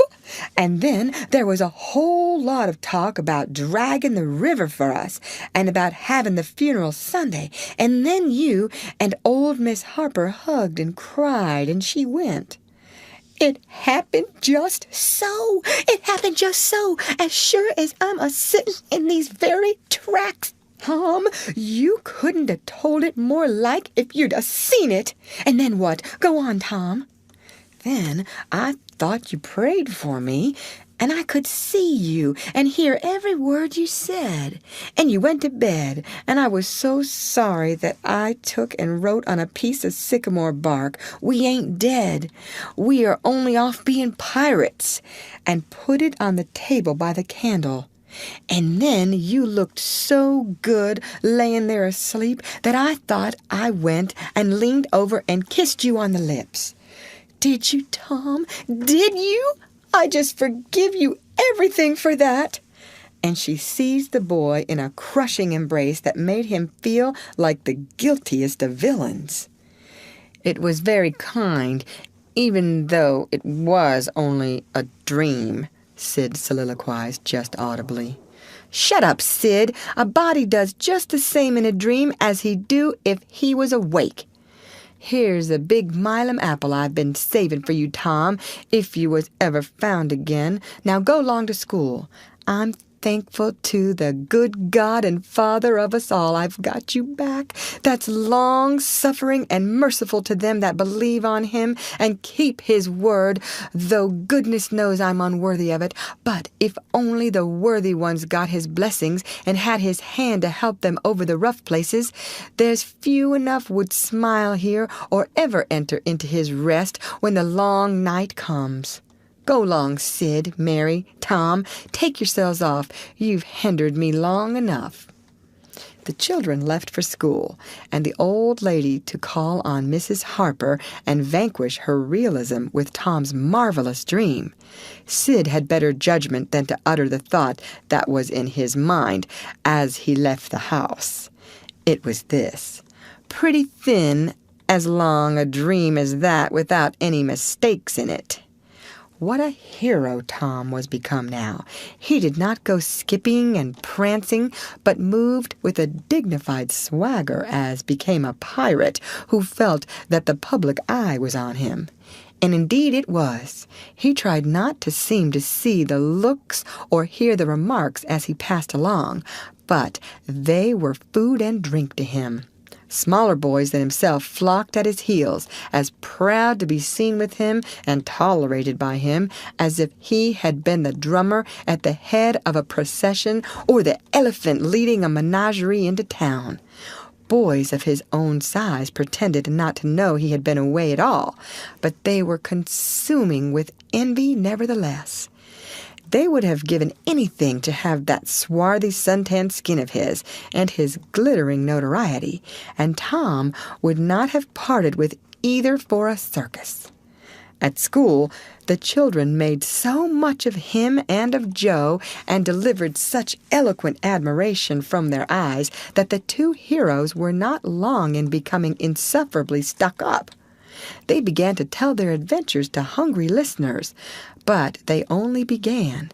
It was not a thing likely to have an end, with imaginations like theirs to furnish material. And finally, when they got out their pipes and went serenely puffing around, the very summit of glory was reached. Tom decided that he could be independent of Becky Thatcher now. Glory was sufficient. He would live for glory. Now that he was distinguished, maybe she would be wanting to make up. Well, let her. She should see that he could be as indifferent as some other people. Presently she arrived. Tom pretended not to see her. He moved away and joined a group of boys and girls and began to talk. Soon he observed that she was tripping gaily back and forth with flushed face and dancing eyes, pretending to be busy chasing schoolmates and screaming with laughter when she made a capture. But he noticed that she always made her captures in his vicinity, and that she seemed to cast a conscious eye in his direction at such times too. It gratified all the vicious vanity that was in him, and so, instead of winning him, it only set him up the more and made him the more diligent to avoid betraying that he knew she was about. Presently she gave over skylarking and moved irresolutely about, sighing once or twice and glancing furtively and wistfully toward Tom. Then she observed that now Tom was talking more particularly to Amy Lawrence than to anyone else. She felt a sharp pang and grew disturbed and uneasy at once. She tried to go away, but her feet were treacherous and carried her to the group instead. She said to a girl almost at Tom's elbow with sham vivacity, "Why, Mary Austin, you bad girl, why didn't you come to Sunday school?" "I did come. Didn't you see me?" "Why, no. Did you? Where did you sit?" "I was in Miss Peters' class, where I always go. I saw you." "Did you? Why, it's funny I didn't see you. I wanted to tell you about the picnic." "Oh, that's jolly. Who's going to give it?"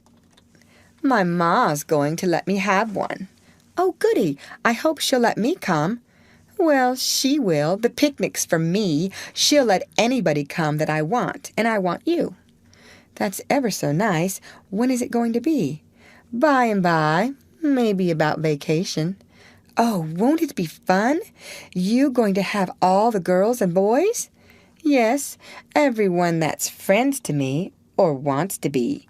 And she glanced ever so furtively at Tom, but he talked right along to Amy Lawrence about the terrible storm on the island, and how the lightning tore the great sycamore tree all to flinders, while he was standing within 3 feet of it.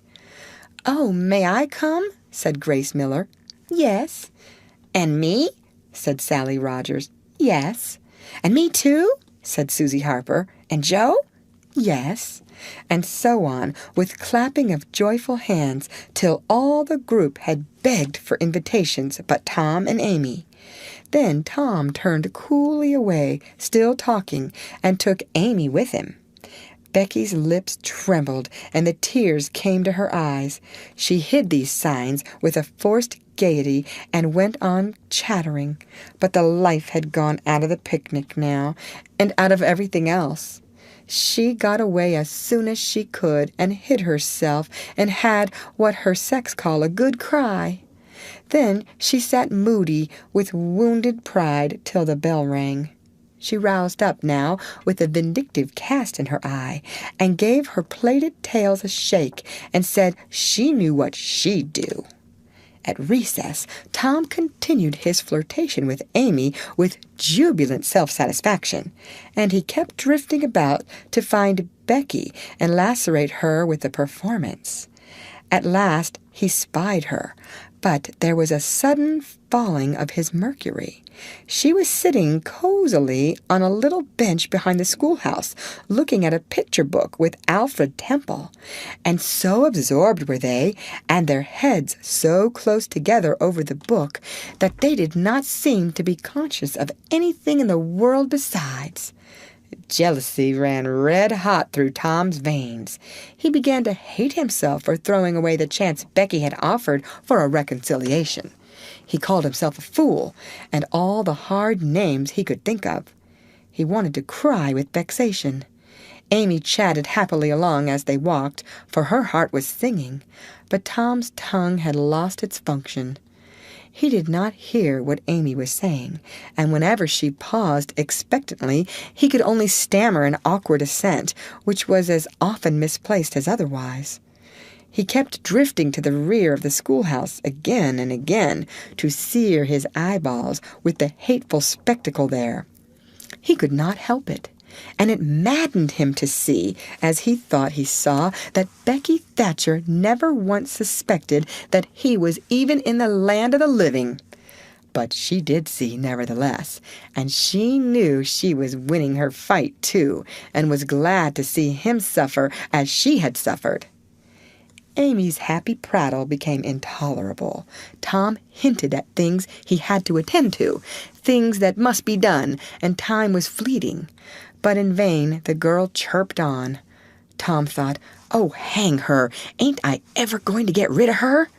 At last he must be attending to those things, and she said artlessly that she would be around when school let out. And he hastened away, hating her for it.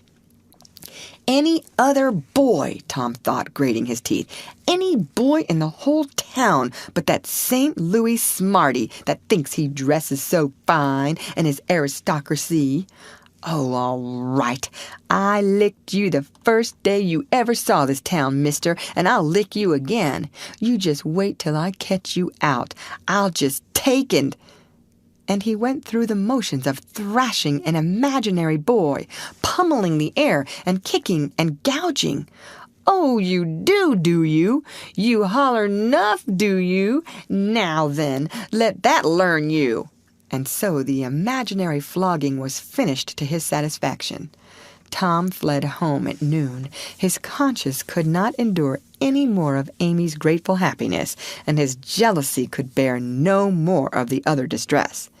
Becky resumed her picture inspections with Alfred, but as the minutes dragged along and no Tom came to suffer, her triumph began to cloud, and she lost interest. Gravity and absent-mindedness followed, and then melancholy. 2 or 3 times she pricked up her ear at a footstep, but it was a false hope. No Tom came. At last she grew entirely miserable and wished she hadn't carried it so far. When poor Alfred, seeing that he was losing her, he did not know how, kept exclaiming, "Oh, here's a jolly one! Look at this!" She lost patience at last and said, "Oh, don't bother me! I don't care for them!" and burst into tears, and got up and walked away. Alfred dropped alongside and was going to try to comfort her, but she said, "Go away and leave me alone, can't you? I hate you." So the boy halted, wondering what he could have done, for she had said she would look at pictures all through the nooning, and she walked on crying. Then Alfred went musing into the deserted schoolhouse. He was humiliated and angry. He easily guessed his way to the truth. The girl had simply made a convenience of him to vent her spite upon Tom Sawyer. He was far from hating Tom the less when this thought occurred to him. He wished there was some way to get that boy into trouble without much risk to himself. Tom's spelling book fell under his eye. Here was his opportunity. He gratefully opened to the lesson for the afternoon and poured ink upon the page. Becky, glancing in at a window behind him at the moment, saw the act and moved on without discovering herself.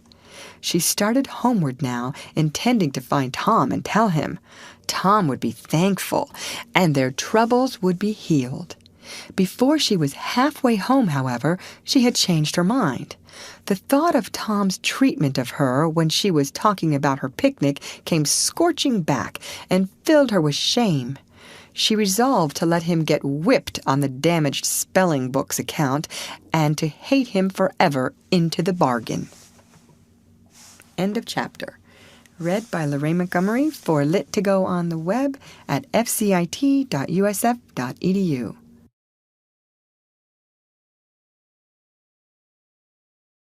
The Adventures of Tom Sawyer by Mark Twain. Chapter 19. Tom arrived at home in a dreary mood, and the first thing his aunt said to him showed him that he had brought his sorrows to an unpromising market. "Tom, I've a notion to skin you alive." "Auntie, what have I done?" "Well, you've done enough. Here I go over to Serene Harper like an old softy, expecting I'm going to make her believe all that rubbish about that dream, when lo and behold she'd found out from Joe that you was over here and heard all the talk we had that night. Tom, I don't know what is to become of a boy that will act like that. It makes me feel so bad to think you could let me go to Serene Harper and make such a fool of myself and never say a word." This was a new aspect of the thing. His smartness of the morning had seemed to Tom a good joke before, and very ingenious. It merely looked mean and shabby now. He hung his head and could not think of anything to say for a moment. Then he said, "Auntie, I wish I hadn't done it, but I didn't think." "Oh, child, you never think. You never think of anything but your own selfishness. You could think to come all the way over here from Jackson's Island in the night to laugh at our troubles, and you could think to fool me with a lie about a dream, but you couldn't ever think to pity us and save us from sorrow." "Auntie, I know it was mean, but I didn't mean to be mean. I didn't, honest. And besides, I didn't come over here to laugh at you that night." "What did you come for then?" "It was to tell you not to be uneasy about us, because we hadn't got drowned." Tom, I would be the thankfulest soul in this world if I could believe you ever had as good a thought as that. But you know you never did, and I know it, Tom." Indeed I did, Auntie. I wish I may never stir if I didn't." "Oh, Tom, don't lie. Don't do it. It only makes things 100 times worse." "It ain't a lie, Auntie. It's the truth. I wanted to keep you from grieving. That was all that made me come." "I'd give the whole world to believe that. It would cover up a power of sins, Tom. I'd most be glad you'd run off and acted so bad, but it ain't reasonable, because why didn't you tell me, child?" "Why, you see, when you got to talking about the funeral, I just got all full of the idea of our coming and hiding in the church, and I couldn't somehow bear to spoil it, so I just put the bark back in my pocket and kept mum." "What bark?" "The bark I had wrote on to tell you we'd gone pirating. I wish now you'd waked up when I kissed you. I do, honest." The hard lines in his aunt's face relaxed, and a sudden tenderness dawned in her eyes. "Did you kiss me, Tom?" "Why, yes, I did."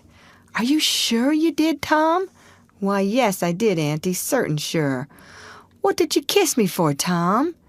"Because I loved you so, and you laid there moaning, and I was so sorry."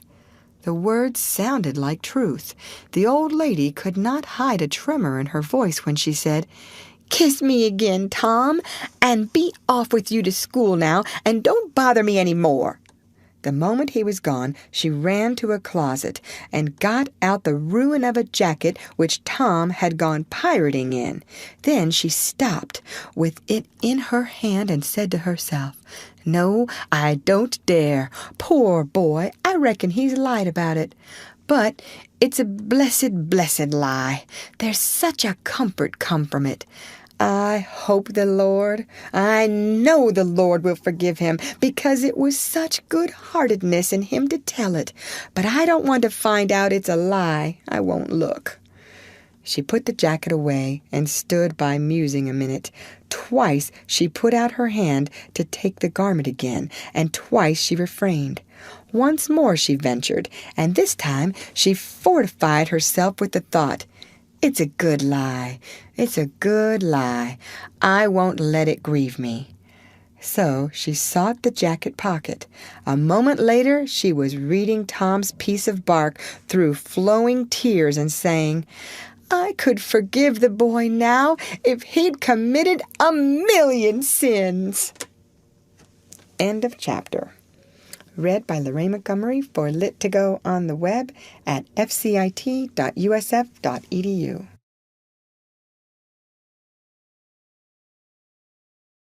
There was something about Aunt Polly's manner when she kissed Tom that swept away his low spirits and made him light-hearted and happy again.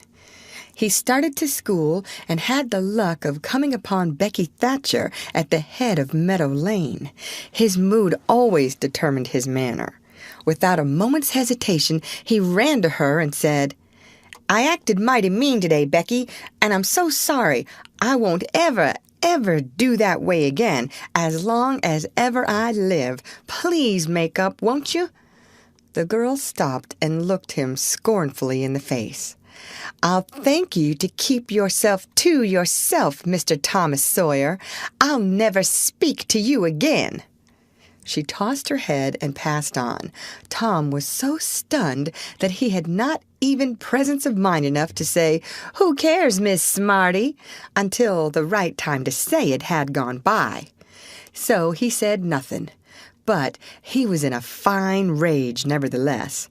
He moped into the schoolyard wishing she were a boy and imagining how he would trounce her if she were.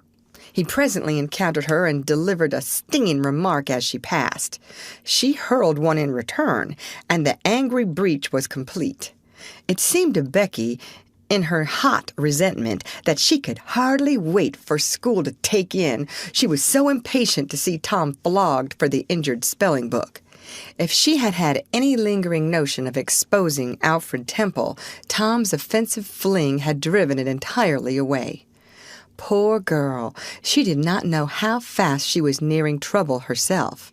The master, Mr. Dobbins, had reached middle age with an unsatisfied ambition. The darling of his desires was to be a doctor, but poverty had decreed that he should be nothing higher than a village schoolmaster. Every day he took a mysterious book out of his desk and absorbed himself in it at times when no classes were reciting. He kept that book under lock and key.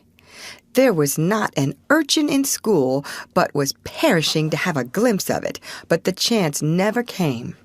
Every boy and girl had a theory about the nature of that book, but no two theories were alike, and there was no way of getting at the facts in the case. Now, as Becky was passing by the desk, which stood near the door, she noticed that the key was in the lock. It was a precious moment. She glanced around, found herself alone, and the next instant she had the book in her hands. The title page, Professor Somebody's Anatomy, carried no information to her mind, so she began to turn the leaves. She came at once upon a handsomely engraved and colored frontispiece, a human figure, stark naked. At that moment a shadow fell on the page, and Tom Sawyer stepped in at the door and caught a glimpse of the picture. Becky snatched at the book to close it, and had the hard luck to tear the picture page half down the middle. She thrust the volume into the desk, turned the key, and burst out crying with shame and vexation. "Tom Sawyer, you are just as mean as you can be to sneak up on a person and look at what they're looking at." "How could I know you was looking at anything?" "You ought to be ashamed of yourself, Tom Sawyer. You know you're going to tell on me, and oh, what shall I do? What shall I do? I'll be whipped, and I never was whipped in school." Then she stamped her little foot and said, "Be so mean if you want to. I know something that's going to happen. You just wait and you'll see. Hateful, hateful, hateful." And she flung out of the house with a new explosion of crying. Tom stood still, rather flustered by this onslaught. Presently he said to himself, "What a curious kind of a fool a girl is. Never been licked in school. Shucks, what's a licking? That's just like a girl. They're so thin-skinned and chicken-hearted. Well, of course, I ain't going to tell old Dobbins on this little fool, because there's other ways of getting even on her that ain't so mean. But what of it? Old Dobbins will ask who it was tore his book. Nobody'll answer. Then he'll do just the way he always does. Ask first one and then the other. And when he comes to the right girl, he'll know it without any telling. Girls' faces always tell on them. They ain't got any backbone. She'll get licked. Well, it's a kind of a tight place for Becky Thatcher, because there ain't any way out of it. Tom conned the thing a moment longer, and then added, "All right, though. She'd like to see me in just such a fix. Let her sweat it out." Tom joined the mob of skylarking scholars outside. In a few moments the master arrived and school took in. Tom did not feel a strong interest in his studies. Every time he stole a glance at the girls' side of the room, Becky's face troubled him. Considering all things, he did not want to pity her, and yet it was all he could do to help it. He could get up no exultation that was really worthy the name. Presently, the spelling book discovery was made, and Tom's mind was entirely full of his own matters for a while after that. Becky roused up from her lethargy of distress, and showed good interest in the proceedings. She did not expect that Tom could get out of his trouble by denying that he spilt the ink on the book himself, and she was right. The denial only seemed to make the thing worse for Tom. Becky supposed she would be glad of that, and she tried to believe she was glad of it, but she found she was not certain. When the worst came to the worst, she had an impulse to get up and tell on Alfred Temple. But she made an effort and forced herself to keep still, because, said she to herself, "He'll tell about me tearing the picture, sure. I wouldn't say a word, not to save his life." Tom took his whipping and went back to his seat, not at all broken-hearted, for he thought it was possible that he had unknowingly upset the ink on the spelling book himself in some skylarking bout. He had denied it for form's sake, and because it was custom, and had stuck to the denial from principle. A whole hour drifted by. The master sat nodding in his throne. The air was drowsy with the hum of study. By and by, Mr. Dobbins straightened himself up, yawned, then unlocked his desk, and reached for his book, but seemed undecided whether to take it out or leave it. Most of the pupils glanced up languidly, but there were two among them that watched his movements with intent eyes. Mr. Dobbins fingered his book absently for a while, then took it out and settled himself in his chair to read. Tom shot a glance at Becky. He had seen a hunted and helpless rabbit look as she did, with a gun leveled at its head. Instantly he forgot his quarrel with her. Quick, something must be done. Done in a flash, too. But the very imminence of the emergency paralyzed his invention. Good! He had an inspiration. He would run and snatch the book, spring through the door and fly. But his resolution shook for one little instant, and the chance was lost. The master opened the volume. If Tom only had the wasted opportunity back again. Too late. There was no help for Becky now, he said. The next moment the master faced the school. Every eye sank under his gaze. There was that in it which smote even the innocent with fear. There was silence while one might count 10. The master was gathering his wrath. Then he spoke. "Who tore this book?" There was not a sound. One could have heard a pin drop. The stillness continued. The master searched face after face for signs of guilt. "Benjamin Rogers, did you tear this book?" A denial. Another pause. "Joseph Harper, did you?" Another denial. Tom's uneasiness grew more and more intense under the slow torture of these proceedings. The master scanned the ranks of boys, considered a while, then turned to the girls. "Amy Lawrence?" A shake of the head. "Gracie Miller?" The same sign. "Susan Harper, did you do this?" Another negative. The next girl was Becky Thatcher. Tom was trembling from head to foot with excitement and a sense of the hopelessness of the situation. "Rebecca Thatcher!" Tom glanced at her face. It was white with terror. "Did you tear? No, look me in the face." Her hands rose in appeal. "Did you tear this book?" A thought shot like lightning through Tom's brain. He sprang to his feet and shouted, "I done it!" The school stared in perplexity at this incredible folly. Tom stood a moment to gather his dismembered faculties, and when he stepped forward to go to his punishment, the surprise, the gratitude, the adoration that shone upon him out of poor Becky's eyes seemed pay enough for 100 floggings. Inspired by the splendor of his own act, he took without an outcry the most merciless flaying that even Mr. Dobbins had ever administered, and also received with indifference the added cruelty of a command to remain 2 hours after school should be dismissed, for he knew who would wait for him outside till his captivity was done, and not count the tedious time as loss either.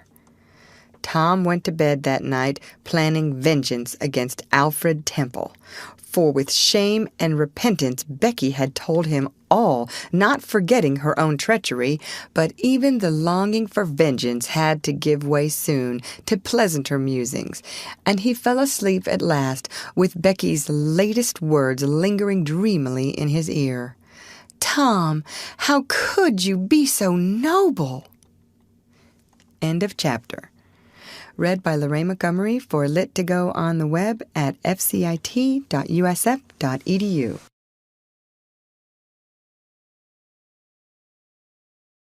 The Adventures of Tom Sawyer by Mark Twain. Chapter 21. Vacation was approaching. The schoolmaster, always severe, grew severer and more exacting than ever, for he wanted the school to make a good showing on examination day. His rod and his ferule were seldom idle now, at least among the smaller pupils. Only the biggest boys and young ladies of 18 and 20 escaped lashing. Mr. Dobbin's lashings were very vigorous ones, too, for although he carried under his wig a perfectly bald and shiny head, he had only reached middle age, and there was no sign of feebleness in his muscle. As the great day approached, all the tyranny that was in him came to the surface. He seemed to take a vindictive pleasure in punishing the least shortcomings. The consequence was that the smaller boys spent their days in terror and suffering and their nights in plotting revenge. They threw away no opportunity to do the master a mischief, but he kept ahead all the time. The retribution that followed every vengeful success was so sweeping and majestic that the boys always retired from the field badly worsted. At last they conspired together and hit upon a plan that promised a dazzling victory. They swore in the sign-painter's boy, told him the scheme, and asked his help. He had his own reasons for being delighted, for the master boarded in his father's family and had given the boy ample cause to hate him. The master's wife would go on a visit to the country in a few days, and there would be nothing to interfere with the plan. The master master always prepared himself for great occasions by getting pretty well fuddled, and the sign painter's boy said that when the dominie had reached the proper condition on examination evening, he would manage the thing while he napped in his chair. Then he would have him awakened at the right time and hurried away to school. In the fullness of time, the interesting occasion arrived. At 8 in the evening, the schoolhouse was brilliantly lighted and adorned with wreaths and festoons of foliage and flowers. The master sat throned in his great chair upon a raised platform, with his blackboard behind him. He was looking tolerably mellow.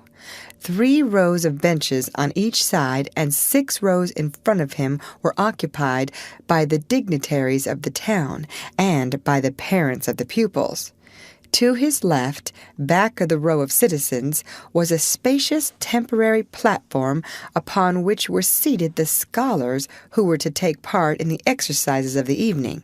Rows of small boys, washed and dressed to an intolerable state of discomfort, rows of gawky big boys, snowbanks of girls and young ladies clad in lawn and muslin and conspicuously conscious of their bare arms, their grandmothers' ancient trinkets, their bits of pink and blue ribbon and the flowers in their hair. All the rest of the house was filled with non-participating scholars. The exercises began. A very little boy stood up and sheepishly recited, "You'd scarce expect one of my age to speak in public on the stage," etc., accompanying himself with the painfully exact and spasmodic gestures which a machine might have used, supposing the machine to be a trifle out of order. But he got through safely, though cruelly scared, and got a fine round of applause when he made his manufactured bow and retired. A little shamefaced girl lisped, "Mary had a little lamb," etc., performed a compassion-inspiring curtsy, got her meed of applause, and sat down flushed and happy. Tom Sawyer stepped forward with conceited confidence and soared into the unquenchable and indestructible "Give me liberty or give me death" speech, with fine fury and frantic gesticulation, and broke down in the middle of it. A ghastly stage fright seized him, his legs quaked under him, and he was like to choke. True, he had the manifest sympathy of the house, but he had the house's silence, too, which was even worse than its sympathy.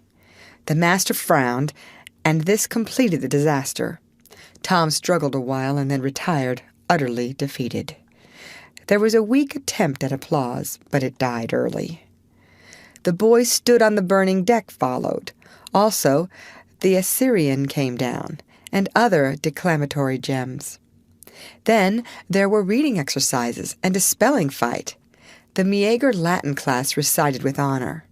The prime feature of the evening was in order, now original compositions by the young ladies.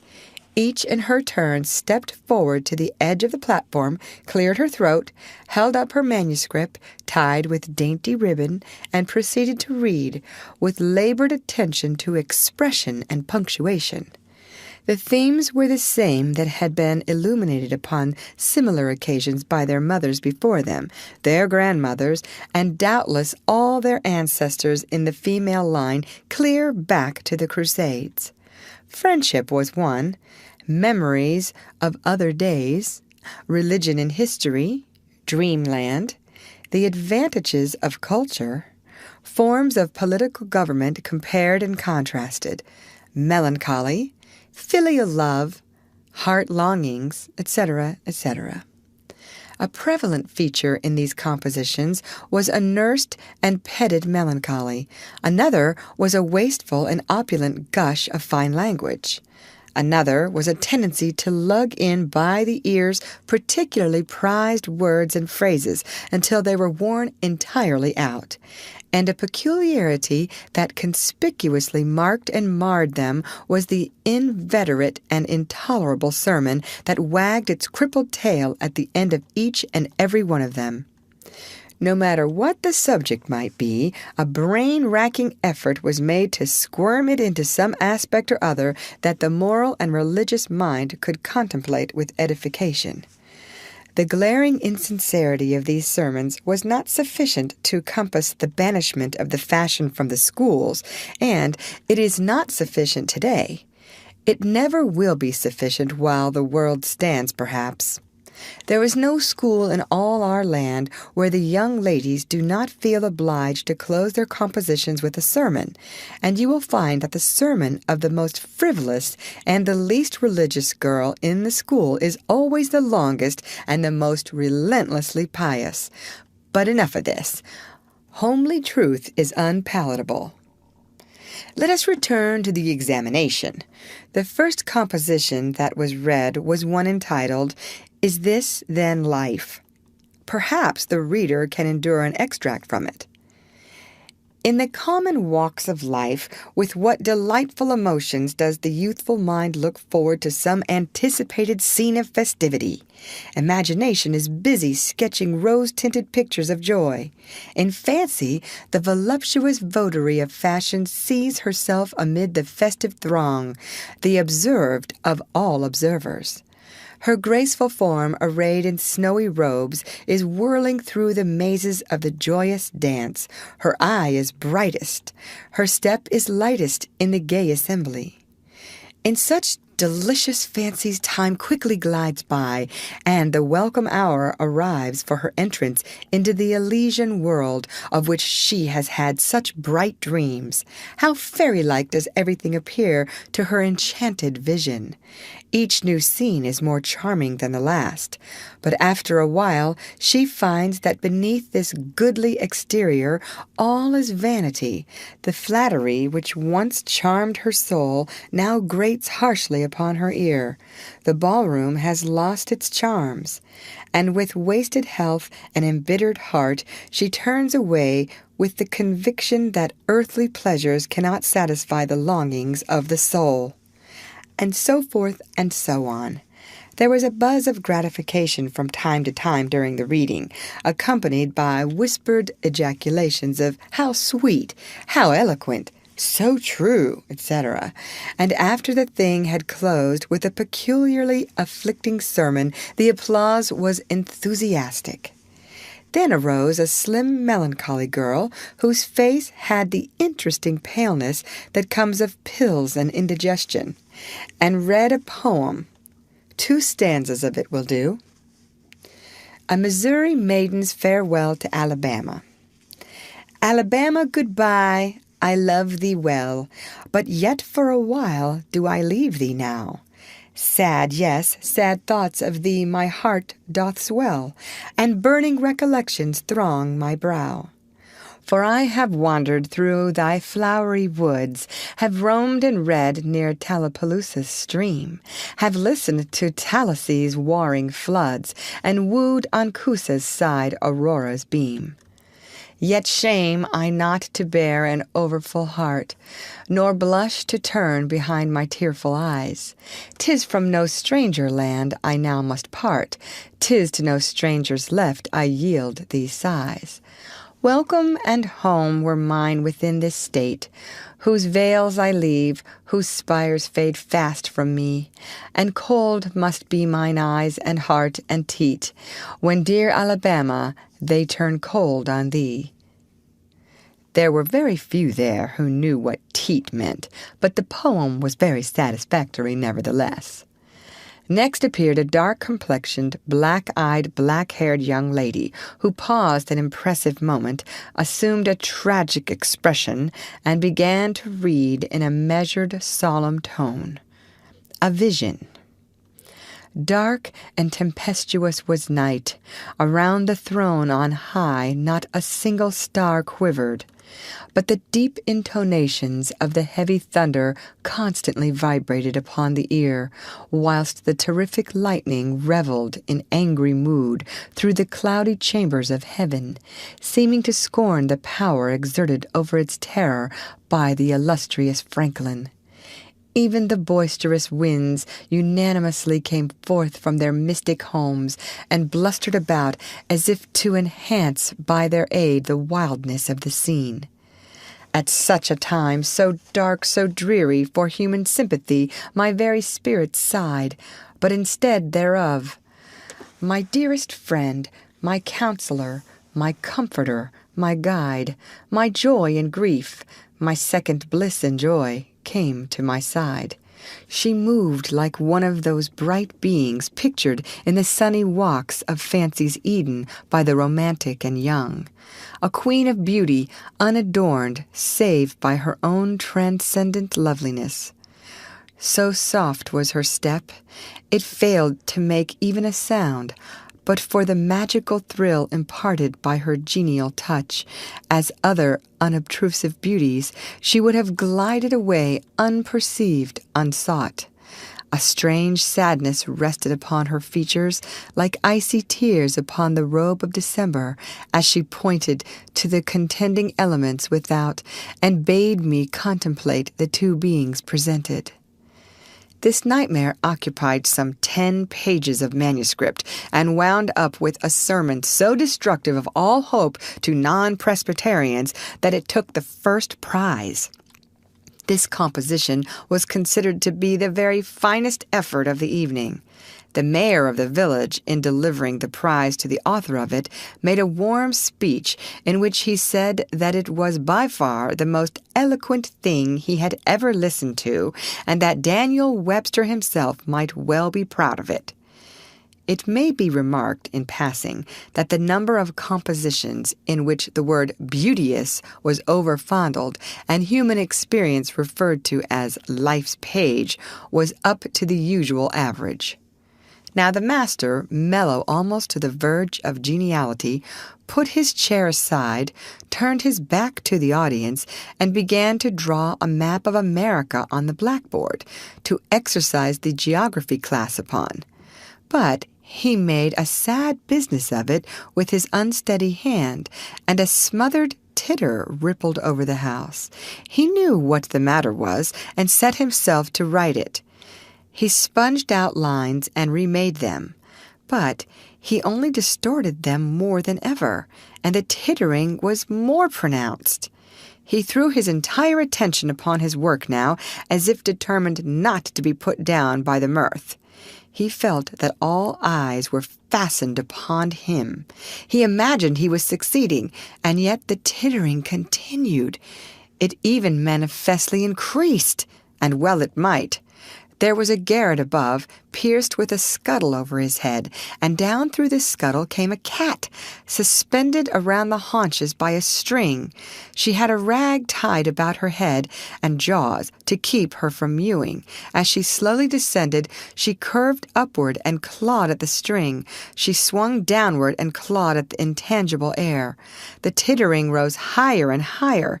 The cat was within 6 inches of the absorbed teacher's head, down, a little lower, and she grabbed his wig with her desperate claws, clung to it, and was snatched up into the garret in an instant with her trophy still in her possession. And how the light did blaze abroad from the master's bald pate, for the sign-painter's boy had gilded it. That broke up the meeting. The boys were avenged. Vacation had come. Author's note: the pretended compositions quoted in this chapter are taken without alteration from a volume entitled Prose and Poetry by a Western lady, but they are exactly and precisely after the schoolgirl pattern, and hence are much happier than any mere imitations could be. End of chapter. Read by Lorraine Montgomery for Lit2Go on the web at fcit.usf.edu.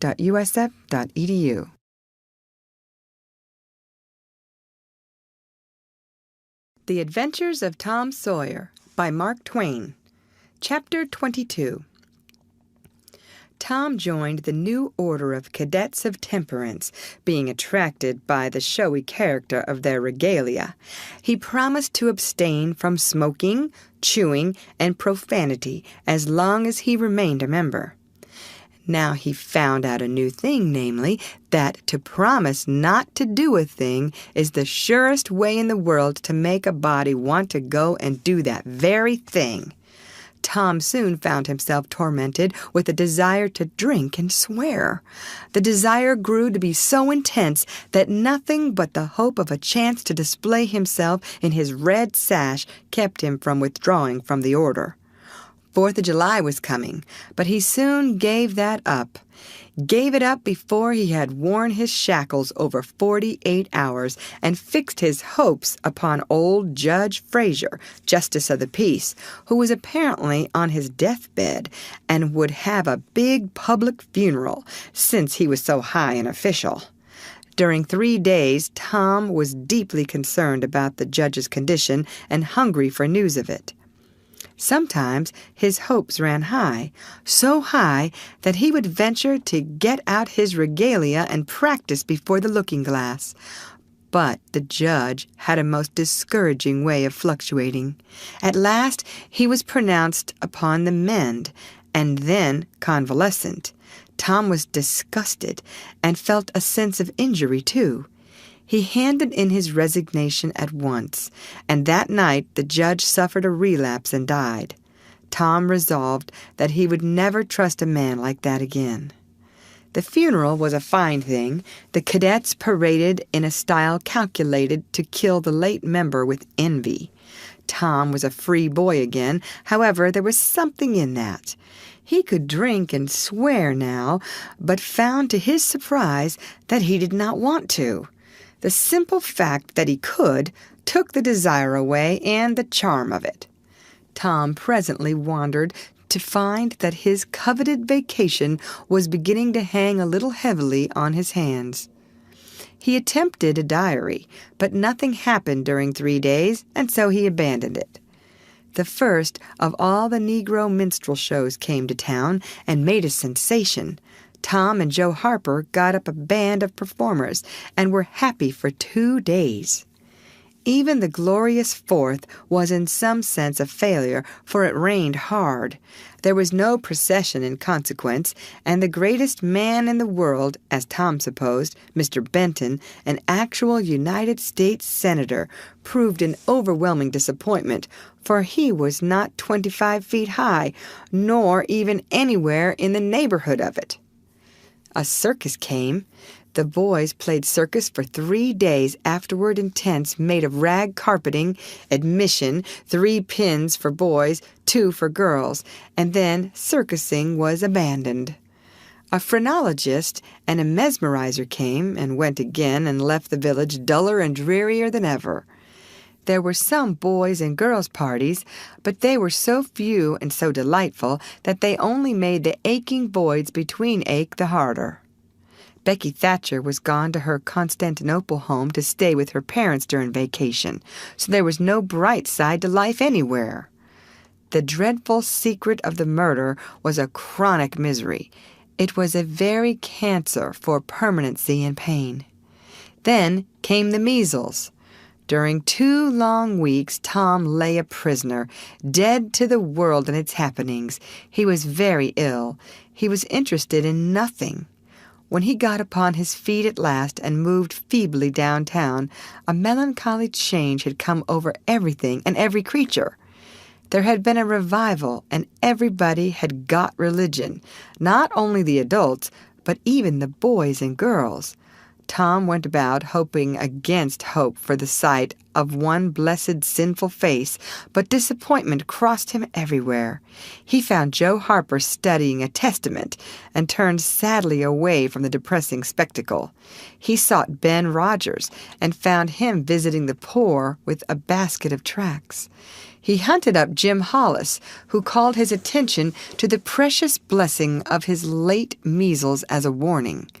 Every boy he encountered added another ton to his depression, and when, in desperation, he flew for refuge at last to the bosom of Huckleberry Finn and was received with a scriptural quotation, his heart broke, and he crept home and to bed realizing that he alone of all the town was lost forever and forever.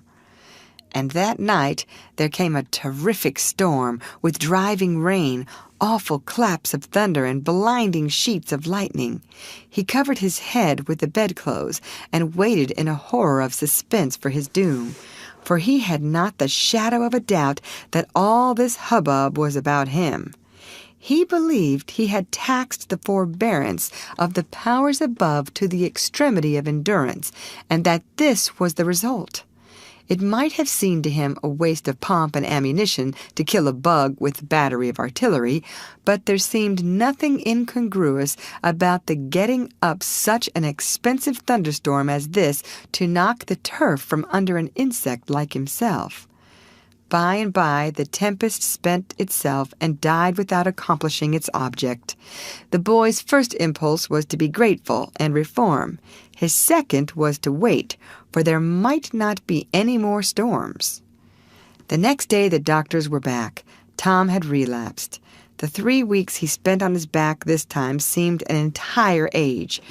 When he got abroad at last, he was hardly grateful that he had been spared, remembering how lonely was his estate, how companionless and forlorn he was.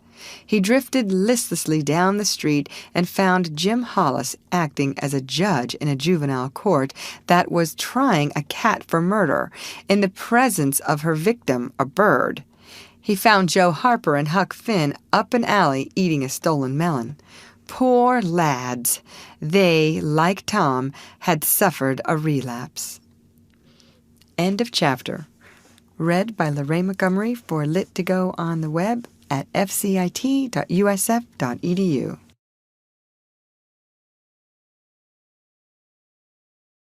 The Adventures of Tom Sawyer by Mark Twain. Chapter 23. At last the sleepy atmosphere was stirred, and vigorously. The murder trial came on in the court. It became the absorbing topic of village talk immediately. Tom could not get away from it. Every reference to the murder sent a shudder to his heart, for his troubled conscience and fears almost persuaded him that these remarks were put forth in his hearing as feelers.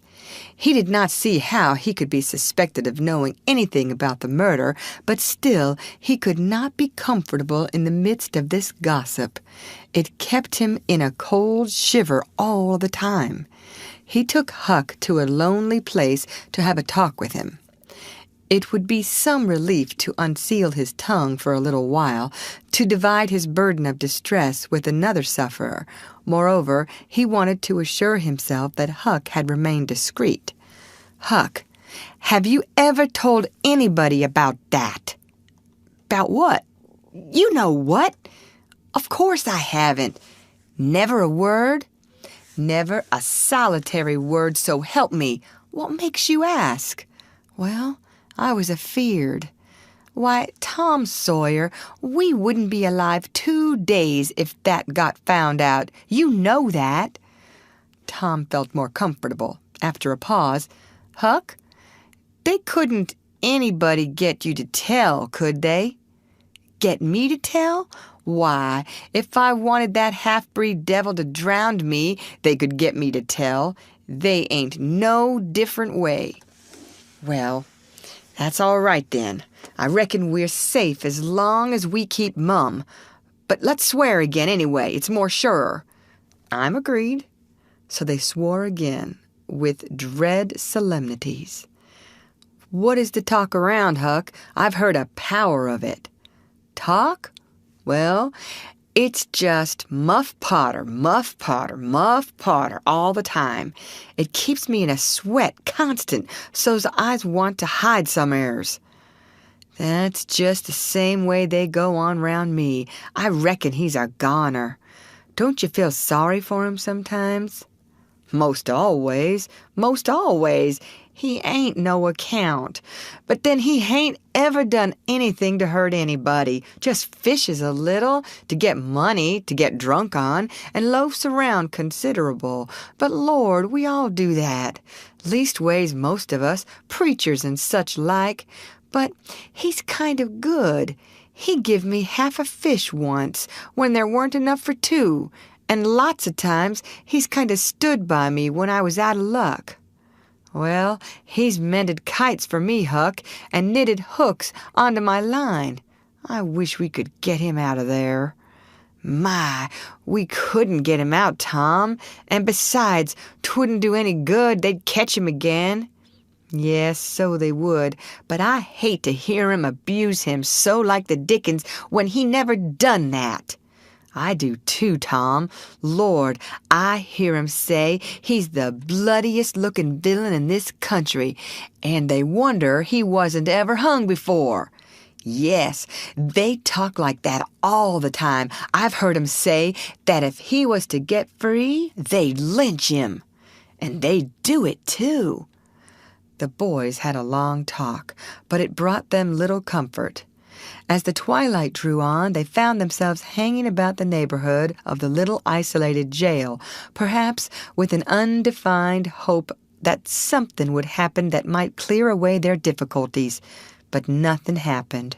There seemed to be no angels or fairies interested in this luckless captive. The boys did as they had often done before, went to the cell grating and gave Potter some tobacco and matches. He was on the ground floor, and there were no guards. His gratitude for their gifts had always smote their consciences before. It cut deeper than ever this time. They felt cowardly and treacherous to the last degree when Potter said, "You've been mighty good to me, boys, better'n anybody else in this town, and I don't forget it. I don't. Often I says to myself, says I used to mend all the boys' kites and things, and show 'em where the good fishing places was, and befriend 'em what I could, and now they've all forgot old Muff when he's in trouble. But Tom don't, and Huck don't. They don't forget him, says I, and I don't forget them. Well, boys, I done an awful thing. Drunk and crazy at the time. That's the only way I account for it. And now I got to swing for it, and it's right. Right and best, too, I reckon. Hope so, anyway. Well, we won't talk about that. I don't want to make you feel bad. You've befriended me. But what I want to say is, don't you ever get drunk. Then you won't ever get here. Stand a little further west, so that's it. It's a prime comfort to see faces that's friendly when a body's in such a muck of trouble. And there don't none come here but yourn. Good friendly faces, good friendly faces. Get up on one another's backs and let me touch 'em. That's it. Shake hands. Yourn'll come through the bars, but mine's too big. Little hands and weak, but they've helped Muff Potter a power, and they'd help him more if they could. Tom went home miserable, and his dreams that night were full of horrors. The next day and the day after, he hung about the courtroom, drawn by an almost irresistible impulse to go in, but forcing himself to stay out. Huck was having the same experience. They studiously avoided each other. Each wandered away from time to time, but the same dismal fascination always brought them back presently. Tom kept his ears open when idlers sauntered out of the courtroom, but invariably heard distressing news. The toils were closing more and more relentlessly around poor Potter. At the end of the second day, the village talk was to the effect that Injun Joe's evidence stood firm and unshaken, and that there was not the slightest question as to what the jury's verdict would be. Tom was out late that night and came to bed through the window. He was in a tremendous state of excitement. It was hours before he got to sleep. All the village flocked to the courthouse the next morning, for this was to be the great day. Both sexes were about equally represented in the packed audience. After a long wait, the jury filed in and took their places. Shortly afterward, Potter, pale and haggard, timid and hopeless, was brought in, with chains upon him, and seated where all the curious eyes could stare at him. No less conspicuous was Injun Joe, stolid as ever. There was another pause, and then the judge arrived, and the sheriff proclaimed the opening of the court. The usual whisperings among the lawyers and gathering together of papers followed. These details and accompanying delays worked up an atmosphere of preparation that was as impressive as it was fascinating. Now a witness was called who testified that he found Muff Potter washing in the brook at an early hour of the morning that the murder was discovered, and that he immediately sneaked away. After some further questioning, counsel for the prosecution said, "Take the witness." The prisoner raised his eyes for a moment, but dropped them again when his own counsel said, "I have no questions to ask him." The next witness proved the finding of the knife near the corpse. Counsel for the prosecution said, "Take the witness." "I have no questions to ask him," Potter's lawyer replied. A third witness swore he had often seen the knife in Potter's possession. "Take the witness." Counsel for Potter declined to question him. The faces of the audience began to betray annoyance. Did this attorney mean to throw away his client's life without an effort? Several witnesses deposed concerning Potter's guilty behavior when brought to the scene of the murder. They were allowed to leave the stand without being cross-questioned. Every detail of the damaging circumstances that occurred in the graveyard upon that morning, which all present remembered so well, was brought out by credible witnesses, but none of them were cross-examined by Potter's lawyer. The perplexity and dissatisfaction of the House expressed itself in murmurs and provoked a reproof from the bench. Counsel for the prosecution now said, "By the oaths of citizens whose simple word is above suspicion, we have fastened this awful crime, beyond all possibility of question, upon the unhappy prisoner at the bar. We rest our case here." A groan escaped from poor Potter, and he put his face in his hands and rocked his body softly to and fro, while a painful silence reigned in the courtroom. Many men were moved, and many women's compassion testified itself in tears. Counsel for the defense rose and said, "Your Honor, in our remarks at the opening of this trial, we foreshadowed our purpose to prove that our client did this fearful deed while under the influence of a blind and irresponsible delirium produced by drink. We have changed our mind. We shall not offer that plea." Then to the clerk, "Call Thomas Sawyer." A puzzled amazement awoke in every face in the house, not even excepting Potter's. Every eye fastened itself with wondering interest upon Tom as he rose and took his place upon the stand.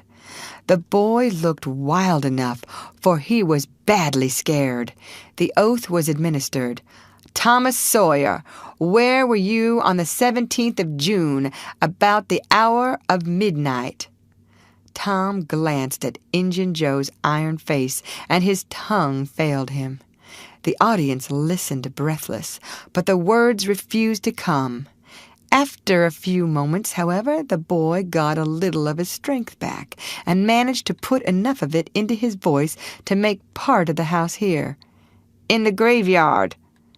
"A little bit louder, please. Don't be afraid. You were—" "In the graveyard." A contemptuous smile flitted across Injun Joe's face. "Were you anywhere near Horse Williams' grave?" "Yes, sir." "Speak up, just a trifle louder. How near were you?" "Near as I am to you." "Were you hidden or not?"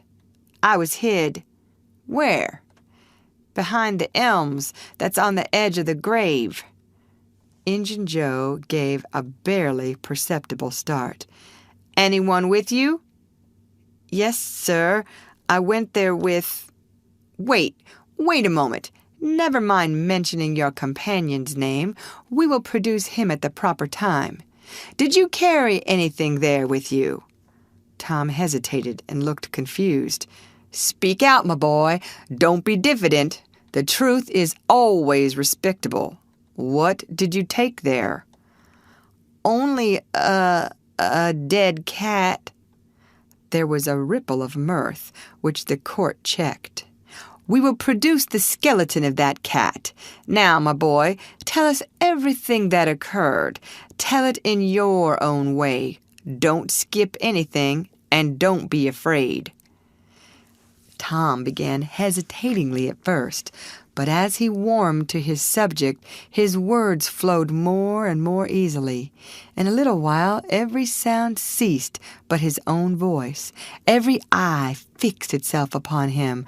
With parted lips and bated breath, the audience hung upon his words, taking no note of time, wrapped in the ghastly fascinations of the tale. The strain upon pent emotion reached its climax when the boy said, "And as the doctor fetched the board around and Muff Potter fell, Injun Joe jumped with the knife and crash! Quick as lightning, the half-breed sprang for a window, tore his way through all opposers, and was gone." End of chapter. Read by Lorraine Montgomery for Lit to Go on the web at fcit.usf.edu.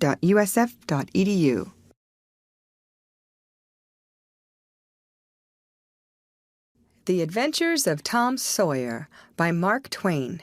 Chapter 24.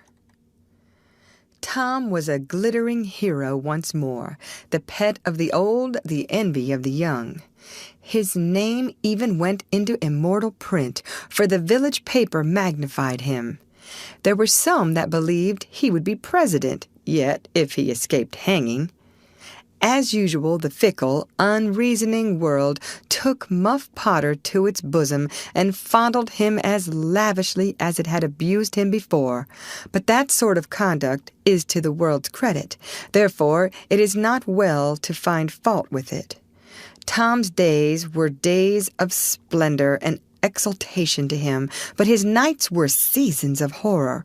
Injun Joe infested all his dreams, and always with doom in his eye.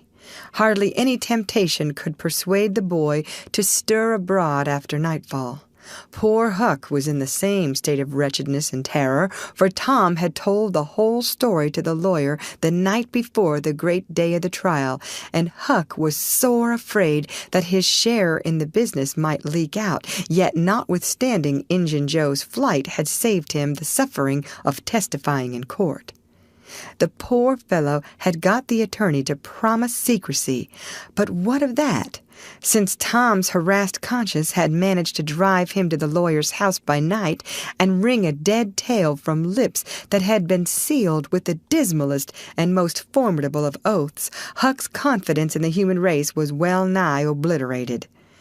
Daily, Muff Potter's gratitude made Tom glad he had spoken, but nightly he wished he had sealed up his tongue. Half the time Tom was afraid Injun Joe would never be captured. The other half he was afraid he would be.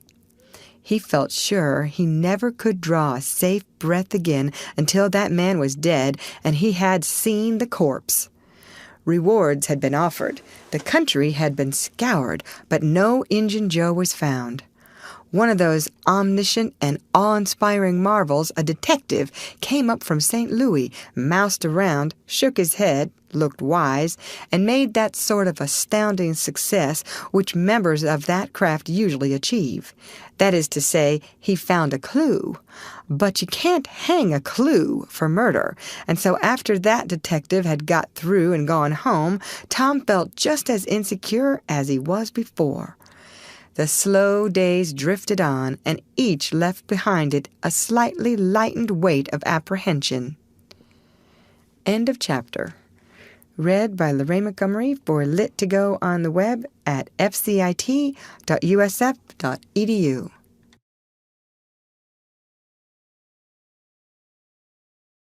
The Adventures of Tom Sawyer by Mark Twain. Chapter 25. There comes a time in every rightly constructed boy's life when he has a raging desire to go somewhere and dig for hidden treasure. This desire suddenly came upon Tom one day. He sailed out to find Joe Harper, but failed of success. Next, he sought Ben Rogers. He had gone fishing. Presently, he stumbled upon Huck Finn the red-handed. Huck would answer. Tom took him to a private place and opened the matter to him confidentially. Huck was willing. Huck was always willing to take a hand in any enterprise that offered entertainment and required no capital, for he had a troublesome superabundance of that sort of time which is not money. "Where'll we dig?" said Huck. "Oh, most anywhere." "Why, is it hid all around?" "No, indeed it ain't. It's hid in mighty particular places, Huck, sometimes on islands, sometimes in rotten chests, under the end of a limb of an old dead tree, just where the shadow falls at midnight, but mostly under the floor in haunted houses." "Who hides it?" "Why, robbers, of course. Who'd you reckon? Sunday school superintendents?" "I don't know. If 'twas mine, I wouldn't hide it. I'd spend it and have a good time." "So would I, but robbers don't do that way. They always hide it and leave it there." "Don't they come after it any more?" "No, they think they will, but they generally forget the marks, or else they die. Anyway, it lays there a long time and gets rusty, and by somebody finds an old yellow paper that tells how to find the marks, a paper that's got to be ciphered over about a week because it's mostly signs and hieroglyphics." "Which?" "Hieroglyphics, pictures and things, you know, that don't seem to mean anything." "Have you got one of them papers, Tom?" "No." "Well, then, how are you going to find the marks?" "I don't want any marks. They always bury it under a haunted house, or on an island, or under a dead tree that's got one limb sticking out." "Well, we've tried Jackson's Island a little, and we can try it again sometime. And there's the old haunted house up the Stillhouse branch, and there's lots of dead limb trees, dead loads of 'em."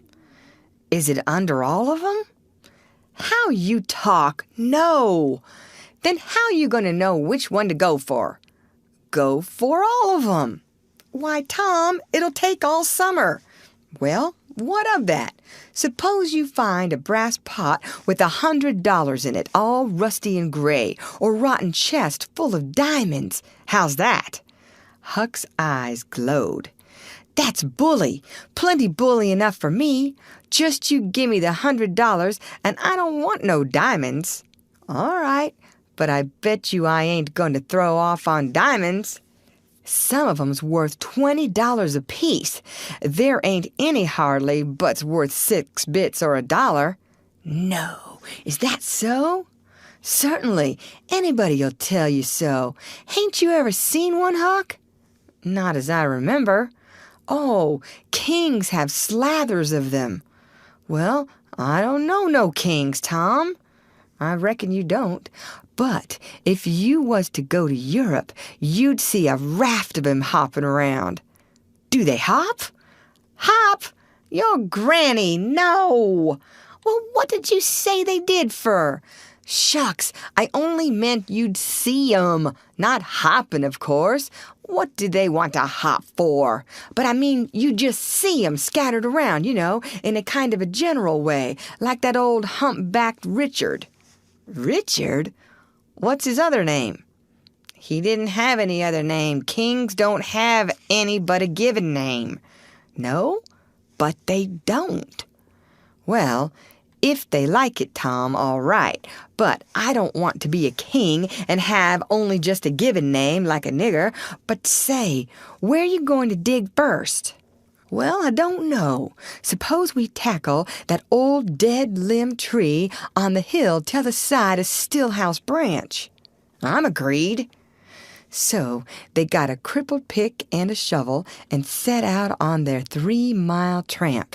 They arrived hot and panting and threw themselves down in the shade of a neighboring elm to rest and have a smoke. "I like this," said Tom. "So do I." "Say, Huck, if we find a treasure here, what you going to do with your share?" "Well, I'll have pie and a glass of soda every day, and I'll go to every circus that comes along. I bet I'll have a gay time." "Well, ain't you going to save any of it?" "Save it? What for?" "Why, so as to have something to live on by and by." "Oh, that ain't any use. Pap would come back to this sheer town some day and get his claws on it if I didn't hurry up, and I tell you he'd clean it out pretty quick." "What you going to do with yourn, Tom?" "I'm going to buy a new drum, and a sure enough sword, and a red necktie, and a bullpup, and get married." "Married?" "That's it." "Tom, why, you ain't in your right mind." "Wait, you'll see." "Well, that's the foolishest thing you could do. Look at Pap and my mother. Fight? Why, they used to fight all the time. I remember mighty well." "That ain't anything. The girl I'm going to marry won't fight." "Tom, I reckon they're all alike. They'll all comb a body. Now you better think about this a while. I tell you, you better." "What's the name of the gal?" "It ain't a gal at all. It's a girl." "It's all the same, I reckon. Some says gal, some says girl. Both's right, like enough. Anyway, what's her name, Tom?" "I'll tell you sometime. Not now." "All right, that'll do. Only, if you get married, I'll be more lonesomer than ever." "No, you won't. You'll come and live with me. Now stir out of this, and we'll go to digging." They worked and sweated for half an hour. No result. They toiled another half hour. Still no result. Huck said, "Do they always bury it as deep as this?" "Sometimes. Not always. Not generally. I reckon we haven't got the right place." So they chose a new spot and began again. The labor dragged a little, but still they made progress. They pegged away in silence for some time. Finally, Huck leaned on his shovel, swabbed the beaded drops from his brow with his sleeve, and said, "Where are you going to dig next, after we get this one?" "I reckon maybe we'll tackle the old tree that's over yonder on Cardiff Hill, back of the widow's." "I reckon that'll be a good one. But won't the widow take it away from us, Tom? It's on her land." "She take it away? Maybe she'd like to try it once. Whoever finds one of these hid treasures, it belongs to him. It don't make any difference whose land it's on." That was satisfactory. The work went on. By and by, Huck said, "Blame it, we must be in the wrong place again. What do you think?" "It is mighty curious, Huck. I don't understand it. Sometimes witches interfere. I reckon maybe that's what's the trouble now." "Shucks! Witches ain't got no power in the daytime." "Well, that's so. I didn't think of that." "Oh, I know what the matter is. What a blamed lot of fools we are. You got to find out where the shadow of the limb falls at midnight, and that's where you dig.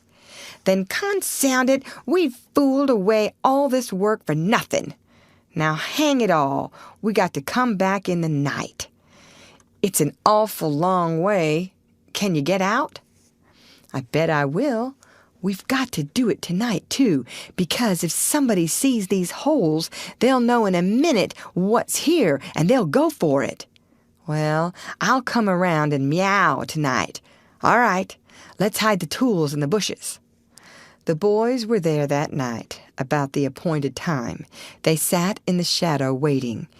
It was a lonely place, and an hour made solemn by old traditions. Spirits whispered in the rustling leaves. Ghosts lurked in the murky nooks. The deep baying of a hound floated up out of the distance. An owl answered with his sepulchral note. The boys were subdued by these solemnities and talked little. By and by they judged that 12 had come.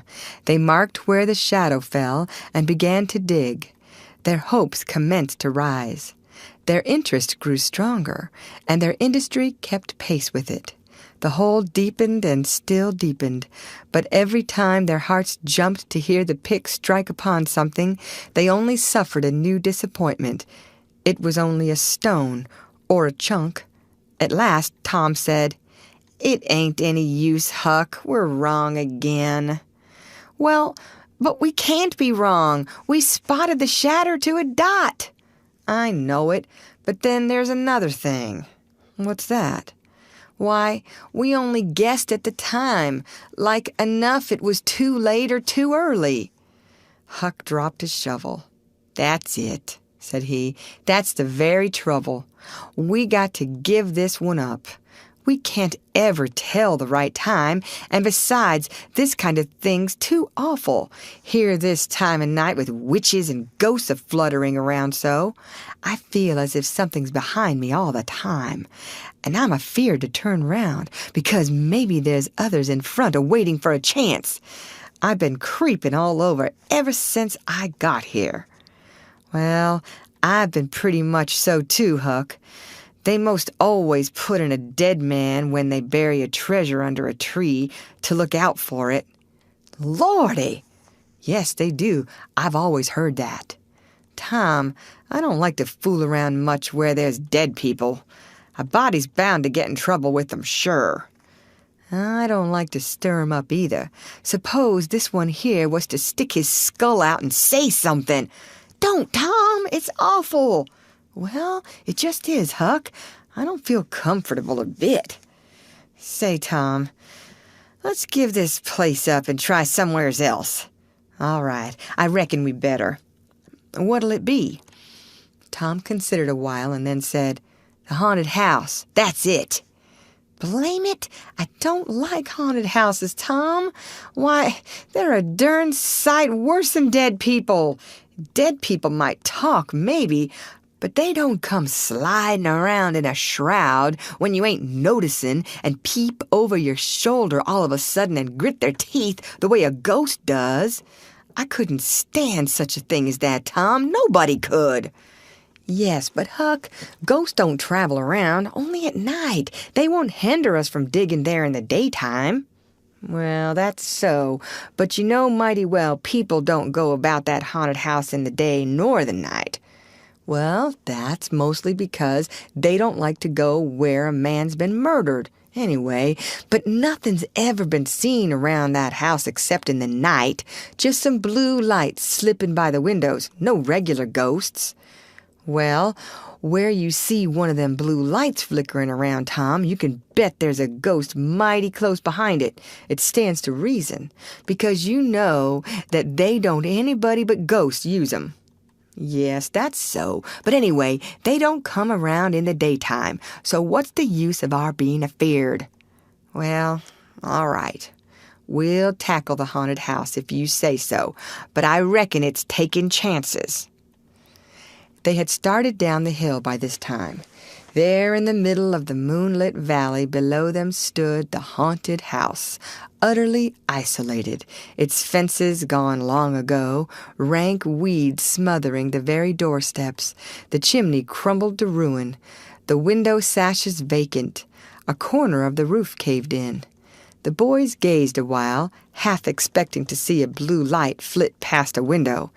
Then, talking in a low tone, as befitted the time and the circumstances, they struck far off to the right, to give the haunted house a wide berth, and took their way homeward through the woods that adorned the rearward side of Cardiff Hill.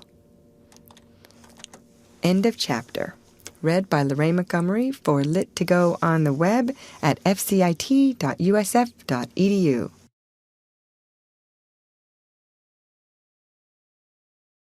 The Adventures of Tom Sawyer by Mark Twain. Chapter 26. About noon the next day, the boys arrived at the dead tree. They had come for their tools. Tom was impatient to go to the haunted house. Huck was measurably so also, but suddenly said, "Looky here, Tom, do you know what day it is?" Tom mentally ran over the days of the week and then quickly lifted his eyes with a startled look in them. "My, I never once thought of it, Huck." "Well, I didn't neither, but all at once it popped onto me that it was Friday." "Blame it, a body can't be too careful, Huck. We might 'a' got into an awful scrape tackling such a thing on a Friday." "Might? Better say we would. There's some lucky days, maybe, but Friday ain't." "Any fool knows that. I don't reckon you was the first that found it out, Huck." "Well, I never said I was, did I? And Friday ain't all, neither. I had a rotten bad dream last night. Dreamt about rats." "No, sure sign of trouble. Did they fight?" "No." "Well, that's good, Huck. When they don't fight, it's only a sign that there's trouble around, you know. All we got to do is to look mighty sharp and keep out of it. We'll drop this thing for today and play." "Do you know Robin Hood, Huck?" "No. Who's Robin Hood?" "Why, he was one of the greatest men that was ever in England, and the best. He was a robber." "Cracky! I wished I was. Who did he rob?" "Only sheriffs and bishops and rich people and kings and such like. But he never bothered the poor. He loved 'em. He always divided up with 'em perfectly square." "Well, he must have been a brick." "I bet you he was, Huck. Oh, he was the noblest man that ever was. They ain't any such men now, I can tell you. He could lick any man in England with one hand tied behind him. And he could take his yew-bow and plug a 10-cent piece every time, 1.5 miles. "What's a yew-bow?" "I don't know. It's some kind of a bow, of course, and if he hit that dime only on the edge, he would set down and cry and curse. But we'll play Robin Hood. It's nobby fun. I'll learn you." "I'm agreed." So they played Robin Hood all the afternoon, now and then casting a yearning eye down upon the haunted house and passing a remark about the morrow's prospects and possibilities there. As the sun began to sink into the west, they took their way homeward athwart the long shadows of the trees, and soon were buried from sight in the forests of Cardiff Hill. On Saturday, shortly after noon, the boys were at the dead tree again. They had a smoke and a chat in the shade, and then dug a little in their last hole. Not with great hope, but merely because Tom said there were so many cases where people had given up a treasure after getting down within 6 inches of it, and then somebody else had come along and turned it up with a single thrust of a shovel. The thing failed this time, however, so the boys shouldered their tools and went away feeling that they had not trifled with fortune, but had fulfilled all the requirements that belonged to the business of treasure hunting. When they reached the haunted house, there was something so weird and grisly about the dead silence that reigned there under the baking sun, and something so depressing about the loneliness and desolation of the place, that they were afraid for a moment to venture in. Then they crept to the door and took a trembling peep. They saw a weed-grown, floorless room, unplastered, an ancient fireplace, vacant windows, a ruinous staircase, and here, there, and everywhere hung ragged and abandoned cobwebs.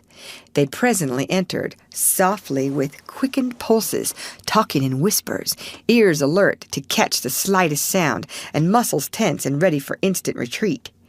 In a little while, familiarity modified their fears, and they gave the place a critical and interested examination, rather admiring their own boldness and wondering at it too. Next, they wanted to look upstairs. This was something like cutting off retreat, but they got to daring each other, and of course, there could be but one result. They threw their tools into a corner and made the ascent. Up There were the same signs of decay. In one corner, they found a closet that promised mystery, but the promise was a fraud. There was nothing in it.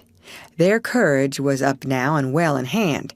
They were about to go down and begin work when, "Shh," said Tom. "What is it?" whispered Huck, blanching with fright. "Shh! There! Hear it?" "Yes! Oh, my, let's run!" "Keep still. Don't you budge. They're coming right toward the door." The boys stretched themselves upon the floor with their eyes to knotholes in the planking and lay waiting in a misery of fear. "They've stopped. No, coming. Here they are. Don't whisper another word, Huck. My goodness, I wish I was out of this." 2 men entered. Each boy said to himself, "There's the old deaf and dumb Spaniard that's been about town once or twice lately. Never saw the other man before." The other was a ragged, unkempt creature with nothing very pleasant in his face. The Spaniard was wrapped in a serape. He had bushy white whiskers, long white hair flowed from under his sombrero, and he wore green goggles. When they came in, the other was talking in a low voice.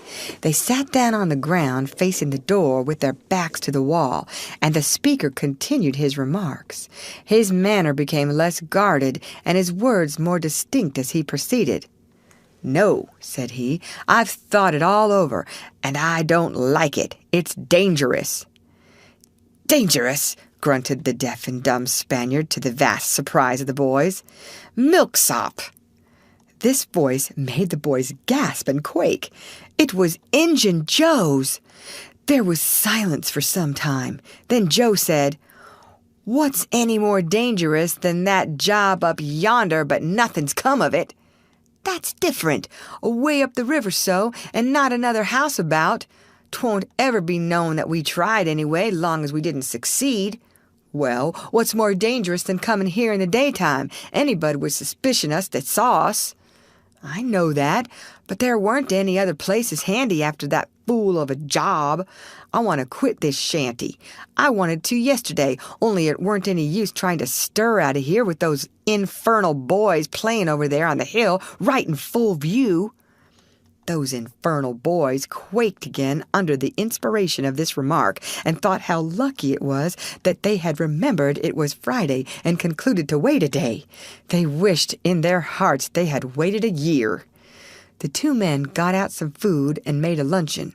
After a long and thoughtful silence, Injun Joe said, "Look here, lad, you go back up the river where you belong. Wait there till you hear from me. I'll take the chances on dropping into this town just once more for a look. We'll do that dangerous job after I've spied around a little and think things look well for it. Then, for Texas, we'll leg it together." This was satisfactory. Both men presently fell to yawning, and Injun Joe said, "I'm dead for sleep. It's your turn to watch." He curled down in the weeds and soon began to snore. His comrade stirred him once or twice, and he became quiet. Presently the watcher began to nod. His head drooped lower and lower. Both men began to snore now. The boys drew a long, grateful breath. Tom whispered, "Now's our chance. Come." Huck said, "I can't. I'd die if they was to wake." Tom urged. Huck held back. At last, Tom rose slowly and softly and started alone. But the first step he made wrung such a hideous creak from the crazy floor that he sank down almost dead with fright. He never made a second attempt. The boys lay there counting the dragging moments till it seemed to them that time must be done and eternity growing gray. And then they were grateful to note that at last the sun was setting. Now one snore ceased. Injun Joe sat up, stared around, smiled grimly upon his comrade, whose head was drooping upon his knees, stirred him up with his foot, and said, "Here, you're a watchman, ain't you? All right, though nothing's happened." "My, have I been asleep?" "Oh, partly. partly. Nearly time for us to be moving, pard. What do we do with what little swag we've got left? I don't know. Leave it here, as we've always done, I reckon. No use to take it away till we start south.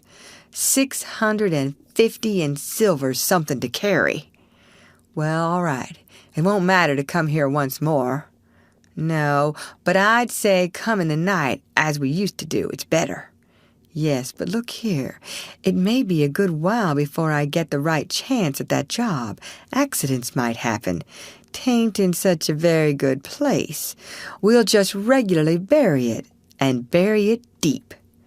Good idea, said the comrade, who walked across the room, knelt down, raised one of the rearward hearthstones, and took out a bag that jingled pleasantly.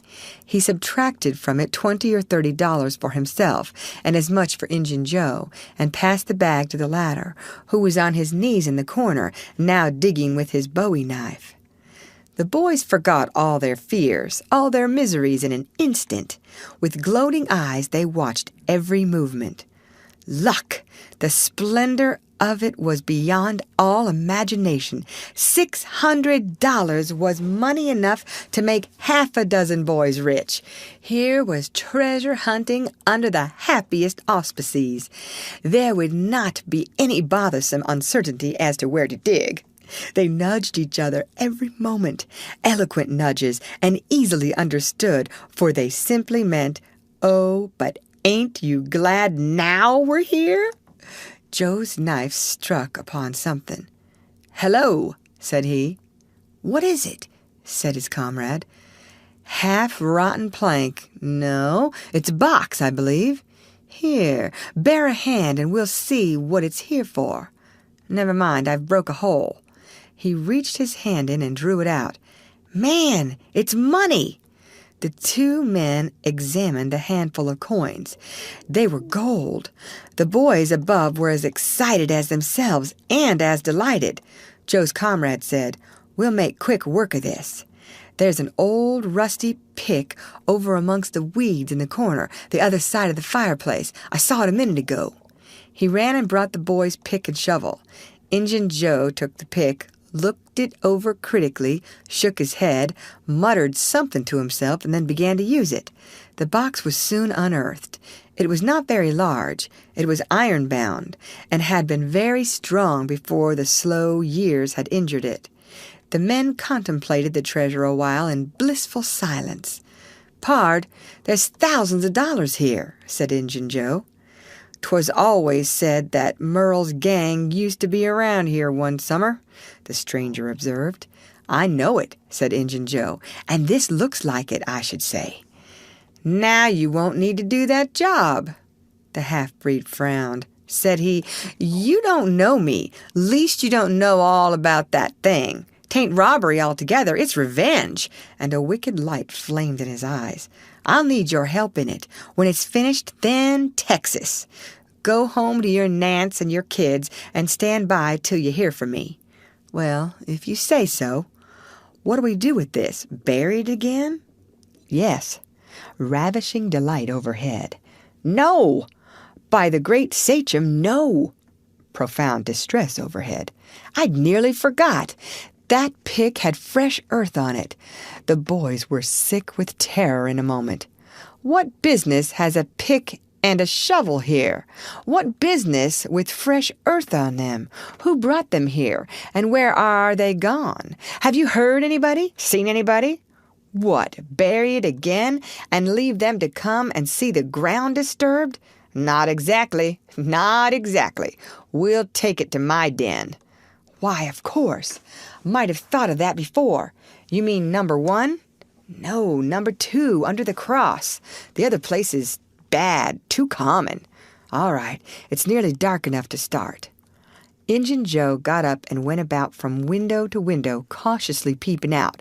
Presently he said, "Who could have brought those tools here? Do you reckon they can be upstairs?" The boys' breath forsook them. Injun Joe put his hand on his knife, halted a moment, undecided, and then turned toward the stairway. The boys thought of the closet, but their strength was gone. The steps came creaking up the stairs. The intolerable distress of the situation woke the stricken resolution of the lads. They were about to spring for the closet when there was a crash of rotten timbers, and Injun Joe landed on the ground amid the debris of the ruined stairway. He gathered himself up, cursing, and his comrade said, "Now what's the use of all that? If it's anybody, and they're up there, let them stay there. Who cares? If they want to jump down now and get into trouble, who objects? It will be dark in 15 minutes, and let them follow us if they want to. I'm willing." In my opinion, whoever hove those things in here caught a sight of us and took us for ghosts or devils or something. I'll bet they're running yet. Joe grumbled a while, then he agreed with his friend that what daylight was left ought to be economized in getting things ready for leaving. Shortly afterward they slipped out of the house in the deepening twilight and moved toward the river with their precious box. Tom and Huck rose up, weak but vastly relieved, and stared after them through the chinks between the logs of the house. Follow? Not they. They were content to reach ground again without broken necks and take the townward track over the hill. They did not talk much. They were too much absorbed in hating themselves, hating the ill luck that made them take the spade and pick there. But for that, Injun Joe never would have suspected. He would have hidden the silver with the gold to wait there till his revenge was satisfied, and then he would have had the misfortune to find that money turn up missing. Bitter, bitter luck that the tools were ever brought there. They resolved to keep a lookout for that Spaniard when he should come to town, spying out for chances to do his revengeful job, and follow him to number 2, wherever that might be. Then a ghastly thought occurred to Tom. Revenge? What if he means us, Huck? "Oh, don't," said Huck, nearly fainting. They talked it all over, and as they entered town they agreed to believe that he might possibly mean somebody else, at least that he might at least mean nobody but Tom, since only Tom had testified. Very, very small comfort it was to Tom to be alone in danger. Company would be a palpable improvement, he thought. End of chapter. Read by Lorraine Montgomery for Lit2Go on the web at fcit.usf.edu.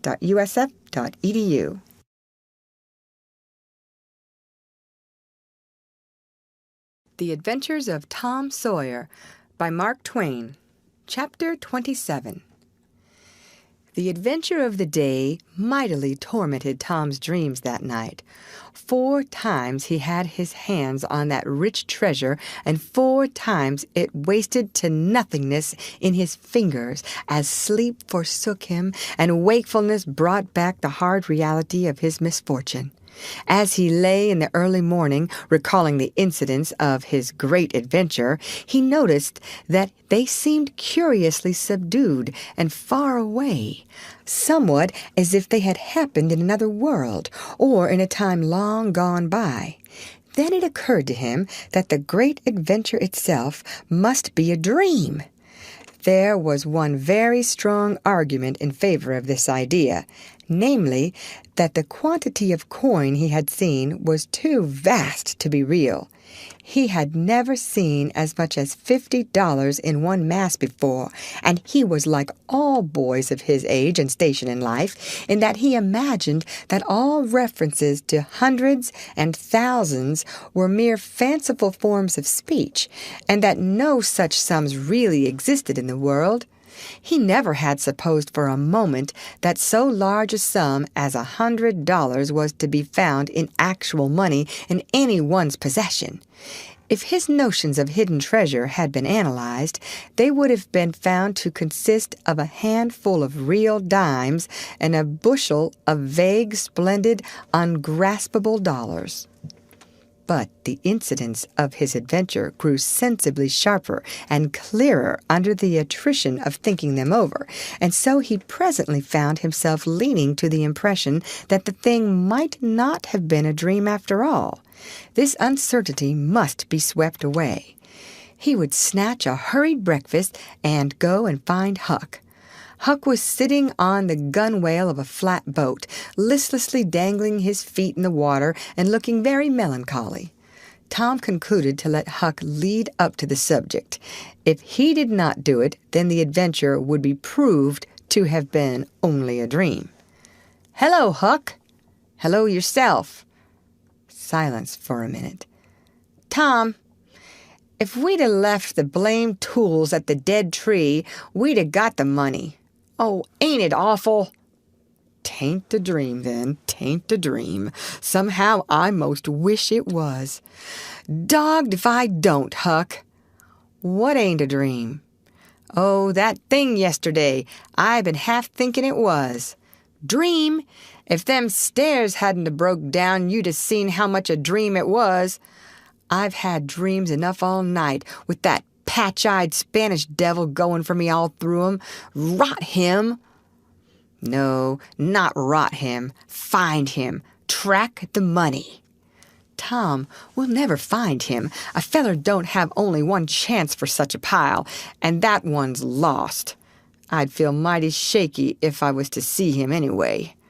"Well, so do I, but I'd like to see him anyway and track him out to his number 2. Number 2, yes, that's it. I've been thinking about that, but I can't make nothing out of it. What do you reckon it is?" "I don't know. It's too deep."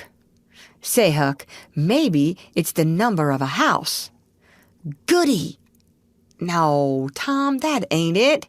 If it is, it ain't in this one-horse town. They ain't no numbers here." "Well, that's so. Let me think a minute. Here. It's the number of a room in a tavern, you know." "Oh, that's the trick. They ain't only 2 taverns. We can find out quick." "You stay here, Huck, till I come." Tom was off at once. He did not care to have Huck's company in public places. He was gone half an hour. He found that, in the best tavern, number 2 had long been occupied by a young lawyer, and was still so occupied. In the less ostentatious house, number 2 was a mystery. The tavern keeper's young son said it was kept locked all the time, and he never saw anybody go into it or come out of it except at night. He did not know any particular reason for this state of things, had some little curiosity, but it was rather feeble, had made the most of the mystery by entertaining himself with the idea that that room was haunted, had noticed that there was a light in there the night before. "That's what I've found out, Huck. I reckon that's the very number 2 we're after." "I reckon it is, Tom. Now what are you going to do?" "Let me think." Tom thought a long time. Then he said, "I'll tell you. The back door of that number 2 is the door that comes out into that little close alley between the tavern and the old rattle-trap of a brick store. Now, you get hold of all the door keys you can find, and I'll nip all of Auntie's, and the first dark night we'll go there and try 'em. And mind you, keep a lookout for Injun Joe, because he said he was going to drop into town and spy around once more for a chance to get his revenge. If you see him, you just follow him, and if he don't go to that number 2, that ain't the place." "Lordy, I don't want to foller him by myself." "Why, it'll be night, sure. He might never see you, and if he did, maybe he'd never think anything." "Well, if it's pretty dark, I reckon I'll track him. I don't know. I'll try." "You bet I'll follow him if it's dark, Huck. Why, he might have found out he couldn't get his revenge and be going right after that money." "It's so, Tom, it's so. I'll foller him. I will, by jingoes." "Now you're talking. Don't you ever weaken, Huck, and I won't." End of chapter. Read by Lorraine Montgomery for Lit to Go on the web at fcit.usf.edu.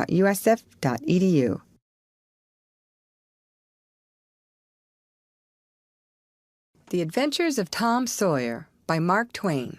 Chapter 28. That night, Tom and Huck were ready for their adventure. They hung about the neighborhood of the tavern until after 9, one watching the alley at a distance and the other the tavern door. Nobody entered the alley or left it. Nobody resembling the Spaniard entered or left the tavern door. The night promised to be a fair one, so Tom went home with the understanding that if a considerable degree of darkness came on, Huck was to come and meow, whereupon he would slip out and try the keys. But the night remained clear, and Huck closed his watch and retired to bed in an empty sugar hogshead about 12. Tuesday, the boys had the same ill luck, also Wednesday. But Thursday night promised better. Tom slipped out in good season with his aunt's old tin lantern and a large towel to blindfold it with. He hid the lantern in Huck's sugar hogshead, and the watch began. An hour before midnight the tavern closed up, and its lights, the only ones thereabouts, were put out. No Spaniard had been seen. Nobody had entered or left the alley. Everything was auspicious. The blackness of darkness reigned. The perfect stillness was interrupted only by occasional mutterings of distant thunder. Tom got his lantern, lit it with the hogshead, wrapped it closely in the towel, and the two adventurers crept in the gloom toward the tavern. Huck stood sentry, and Tom felt his way into the alley. Then there was a season of waiting anxiety that weighed upon Huck's spirits like a mountain. He began to wish he could see a flash from the lantern. It would frighten him, but it would at least tell him that Tom was alive yet. It seemed hours since Tom had disappeared. Surely he must have fainted. Maybe he was dead. Maybe his heart had burst under terror and excitement. In his uneasiness, Huck found himself drawing closer and closer to the alley, fearing all sorts of dreadful things, and momentarily expecting some catastrophe to happen that would take away his breath. There was not much to take away, for he seemed only able to inhale it by thimblefuls, and his heart would soon wear itself out, the way it was beating. Suddenly there was a flash of light, and Tom came tearing by him. "Run!" said he. "Run for your life!" He needn't have repeated it. Once was enough. Huck was making 30 or 40 miles an hour before the repetition was uttered. The boys never stopped till they reached the shed of a deserted slaughterhouse at the lower end of the village. Just as they got within its shelter, the storm burst and the rain poured down. As soon as Tom got his breath, he said, "Huck, it was awful. I tried 2 of the keys, just as soft as I could, but they seemed to make such a power of racket that I couldn't hardly get my breath. I was so scared. They wouldn't turn in the lock either. Well, without noticing what I was doing, I took hold of the knob, and open comes the door. It weren't locked. I hopped in and shook off the towel, and great Caesar's ghost!" "What? What did you see, Tom?" "Huck, I most stepped onto Injun Joe's hand." "No." "Yes, he was lying there, sound asleep on the floor, with his old patch on his eye and his arms spread out." "Lordy, what did you do? Did he wake up?" "No, never budged. Drunk, I reckon. I just grabbed that towel and started. I'd never have thought of the towel, I bet. Well, I would. My aunt would make me mighty sick if I lost it." "Say, Tom, did you see that box?" "Huck, I didn't wait to look around. I didn't see the box. I didn't see the cross. I didn't see anything but a bottle and a tin cup on the floor by Injun Joe. Yes, I saw 2 barrels and lots more bottles in the room. Don't you see now what's the matter with that haunted room?" "How?" "Why, it's haunted with whiskey. Maybe all the temperance taverns have got a haunted room, hey, Huck?" "Well, I reckon maybe that's so. Who'd have thought such a thing?" But say, Tom, now's a mighty good time to get that box if Injun Joe's drunk." "It is that. You try it." Huck shuddered. "Well, no, I reckon not." "And I reckon not, Huck. Only one bottle alongside of Injun Joe ain't enough. If there'd been 3, he'd be drunk enough and I'd do it." There was a long pause for reflection, and then Tom said, "Looky here, Huck. Let's not try that thing any more till we know Injun Joe's not in there. It's too scary. Now, if we watch every night, we'll be dead sure to see him go out sometime or other, and then we'll snatch that box quicker'n lightning." "Well, I'm agreed. I'll watch the whole night long, and I'll do it every night, too, if you'll do the other part of the job." "All right, I will. All you got to do is to trot up Hooper Street a block and meow. And if I'm asleep, you throw some gravel at the window and that'll fetch me." "Agreed. And good as wheat." "Now, Huck, the storm's over and I'll go home. It'll begin to be daylight in a couple of hours. You go back and watch that long, will you?" "I said I would, Tom, and I will. I'll haunt that tavern every night for a year. I'll sleep all day and I'll stand watch all night." "That's all right. Now, where are you going to sleep?" "In Ben Rogers' hayloft. He lets me, and so does his pap's nigger man, Uncle Jake. I tote water for Uncle Jake whenever he wants me to, and any time I ask him, he gives me a little something to eat if he can spare it. That's a mighty good nigger, Tom. He likes me because I don't ever act as if I was above him.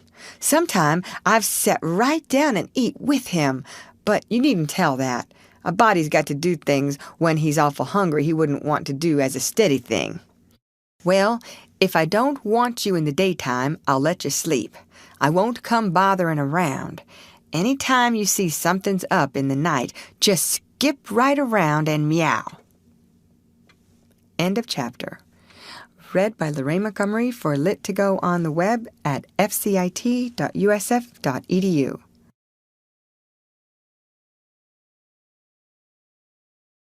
The Adventures of Tom Sawyer by Mark Twain. Chapter 29. The first thing Tom heard on Friday morning was a glad piece of news. Judge Thatcher's family had come back to town the night before. Both Injun Joe and the treasure sunk into secondary importance for a moment, and Becky took the chief place in the boy's interest. He saw her, and they had an exhausting good time playing High Spy and Gully Keeper with a crowd of their schoolmates. The day was completed and crowned in a peculiarly satisfactory way. Becky teased her mother to appoint the next day for the long-promised and long-delayed picnic, and she consented. The child's delight was boundless, and Tom's not more moderate. The invitations were sent out before sunset, and straightway the young folks of the village were thrown into a fever of preparation and pleasurable anticipation. Tom's excitement enabled him to keep awake until a pretty late hour, and he had good hopes of hearing Huck's meow, and of having his treasure to astonish Becky and the picnickers with next day. But he was disappointed. No signal came that night. Morning came eventually, and by 10 or 11 o'clock a giddy and rollicking company were gathered at Judge Thatcher's, and everything was ready for a start. It was not the custom for elderly people to mar the picnics with their presence. The children were considered safe enough under the wings of a few young ladies of 18 and a few young gentlemen of 23 or thereabouts. The old steam ferry boat was chartered for the occasion. Presently the gay throng filled up the main street laden with provision baskets. Sid was sick and had to miss the fun. Mary remained at home to entertain him. The last thing Mrs. Thatcher said to Becky was, "You'll not get back till late. Perhaps you'd better stay all night with some of the girls that live near the ferry landing, child." "Then I'll stay with Susie Harper, Mama." "Very well, and mind and behave yourself, and don't be any trouble." Presently, as they tripped along, Tom said to Becky, "Say, I'll tell you what we'll do. 'Stead of going to Joe Harper's, we'll climb right up the hill and stop at the Widow Douglas's. She'll have ice cream. She has it most every day, dead loads of it. And she'll be awful glad to have us. Oh, that will be fun. Then Becky reflected a moment and said, But what will Mama say? How'll she ever know? The girl turned the idea over in her mind and said reluctantly, I reckon it's wrong, but shucks, your mother won't know, and so what's the harm? All she wants is that you'll be safe, and I bet you she'd have said go there if she'd have thought of it. I know she would. The Widow Douglas's splendid hospitality was a tempting bait. It and Tom's persuasions presently carried the day, so it was decided to say nothing to anybody about the night's program. Presently it occurred to Tom that maybe Huck might come this very night and give the signal. The thought took a deal of the spirit out of his anticipations. Still, he could not bear to give up the fun at Widow Douglas's. And why should he give it up? He reasoned. The signal did not come the night before, so why should it be any more likely to come tonight? The sure fun of the evening outweighed the uncertain treasure, and boy-like he determined to yield to the stronger inclination and not allow himself to think of the box of money another time that day. 3 miles below town, the ferry boat stopped at the mouth of a woody hollow and tied up. The crowd swarmed ashore, and soon the forest distances and craggy heights echoed far and near with shoutings and laughter. All the different ways of getting hot and tired were gone through with, and by the rovers straggled back to camp, fortified with responsible appetites, and then the destruction of the good things began. After the feast, there was a refreshing season of rest and chat in the shade of spreading oaks. By and by, somebody shouted, "Who's ready for the cave?" Everybody was. Bundles of candles were procured, and straightway there was a general scamper up the hill. The mouth of the cave was up the hillside, an opening shaped like a letter A. Its massive oaken door stood unbarred. Within was a small chamber, chilly as an ice-house, and walled by nature with solid limestone that was dewy with a cold sweat. It was romantic and mysterious to stand here in the deep gloom and look out upon the green valley shining in the sun. But the impressiveness of the situation quickly wore off, and the romping began again. The moment a candle was lighted, there was a general rush upon the owner of it. A struggle and a gallant defense followed, but the candle was soon knocked down or blown out, and then there was a glad clamor of laughter and a new chase. But all things have an end. By and by, the procession went filing down the steep descent of the main avenue, and flickering rank of lights dimly revealing the lofty walls of rock almost to their point of junction 60 feet overhead. This main avenue was not more than 8 or 10 feet wide. Every few steps, other lofty and still narrower crevices branched from it on either hand, for McDougal's cave was but a vast labyrinth of crooked aisles that ran into each other and out again and led nowhere. It was said that one might wander days and nights together through its intricate tangle of rifts and chasms and never find the end of the cave, and that he might go down and still down into the earth, and it was just the same labyrinth under labyrinth, and no end to any of them. No man knew the cave. That was an impossible thing. Most of the young men knew a portion of it, and it was not customary to venture much beyond this known portion. Tom Sawyer knew as much of the cave as anyone.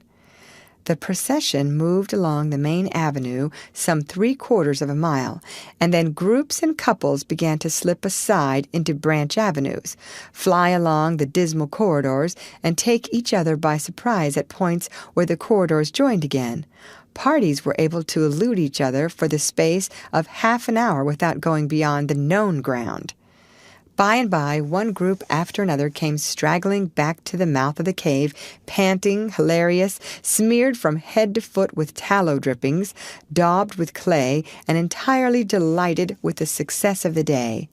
Then they were astonished to find that they had been taking no note of time, and that night was about at hand.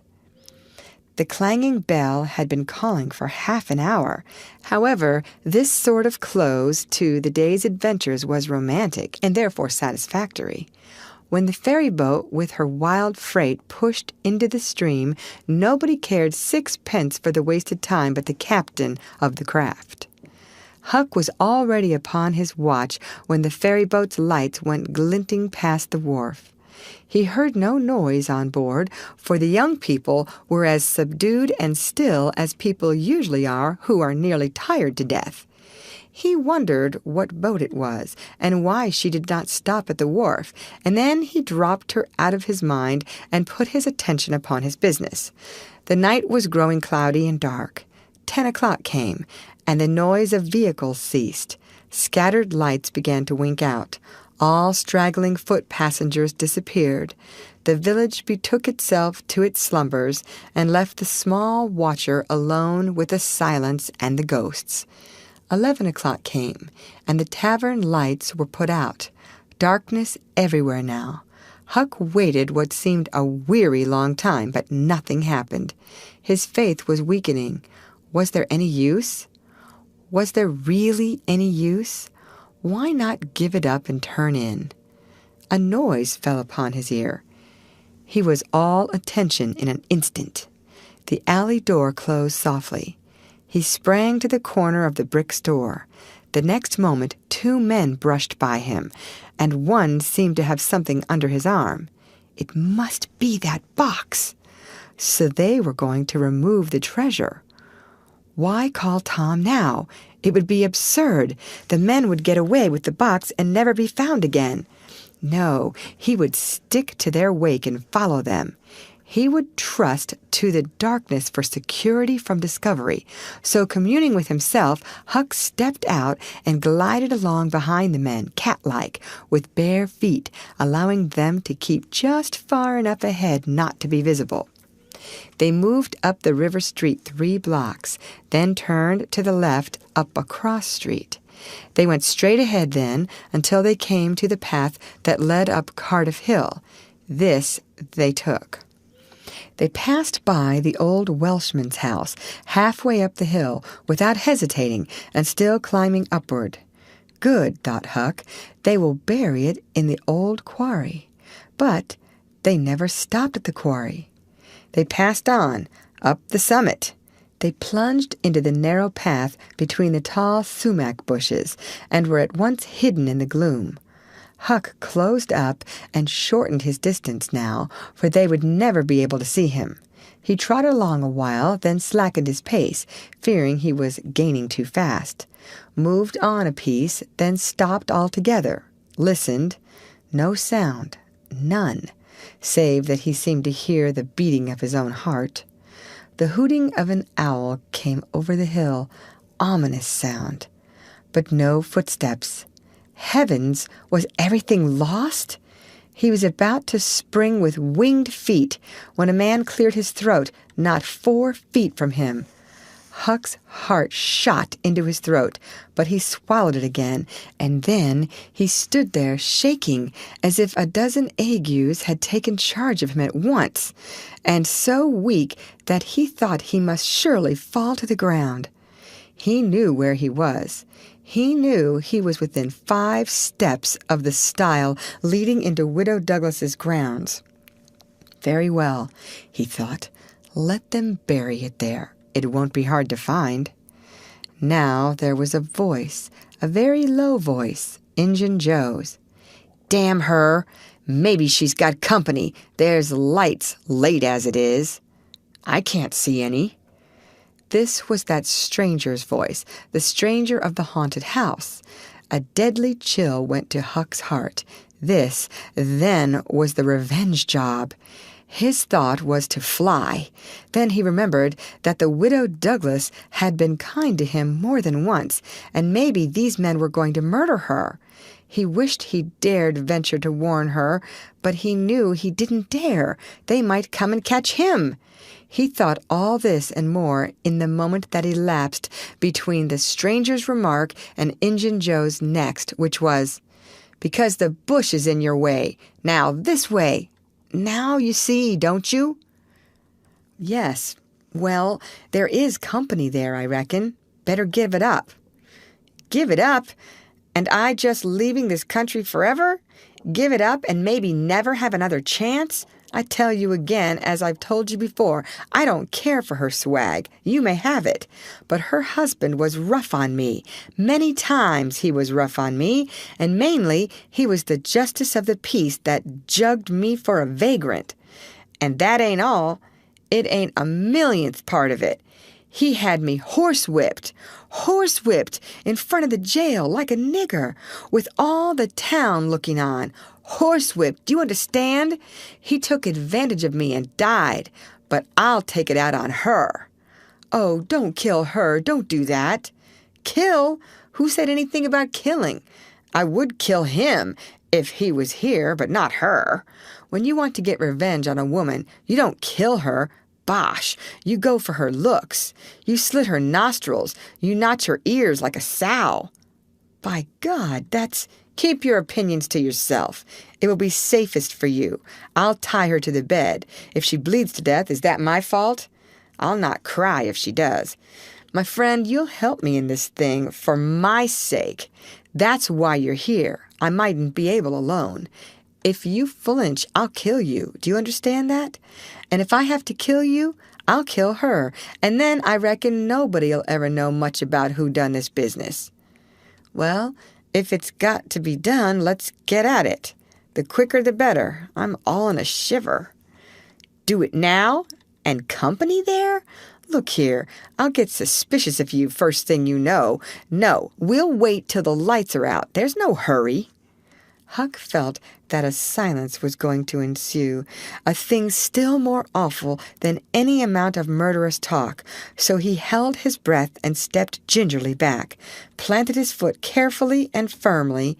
After balancing one-legged in a precarious way and almost toppling over, first on one side and then on the other, he took another step back, with the same elaboration and the same risks, then another and another, and a twig snapped under his foot. His breath stopped, and he listened. There was no sound. The stillness was perfect. His gratitude was measureless. Now he turned in his tracks between the walls of sumac bushes, turned himself as carefully as if he were a ship, and then stepped quickly but cautiously along. When he emerged at the quarry, he felt secure, and so he picked up his nimble heels and flew. Down, down he sped, till he reached the Welshman's. He banged at the door, and presently the heads of the old man and his two stalwart sons were thrust from windows. "What's the row there? Who's banging? What do you want?" "Let me in, quick, I'll tell everything." "Why, who are you?" "Huckleberry Finn, quick, let me in." "Huckleberry Finn, indeed. It ain't a name to open many doors, I judge. But let him in, lads, and let's see what's the trouble." "Please don't ever tell I told you," were Huck's first words when he got in. "Please don't.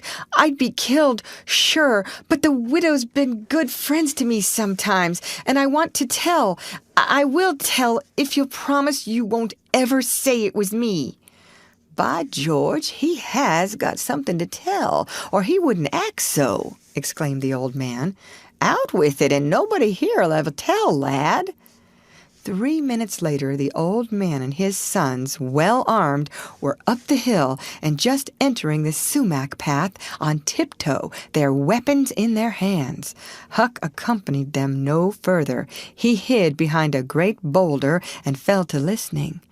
There was a lagging, anxious silence, and then, all of a sudden, there was an explosion of firearms and a cry. Huck waited for no particulars. He sprang away and sped down the hill as fast as his legs could carry him. End of chapter. Read by Lorraine Montgomery for Lit2Go on the web at fcit.usf.edu.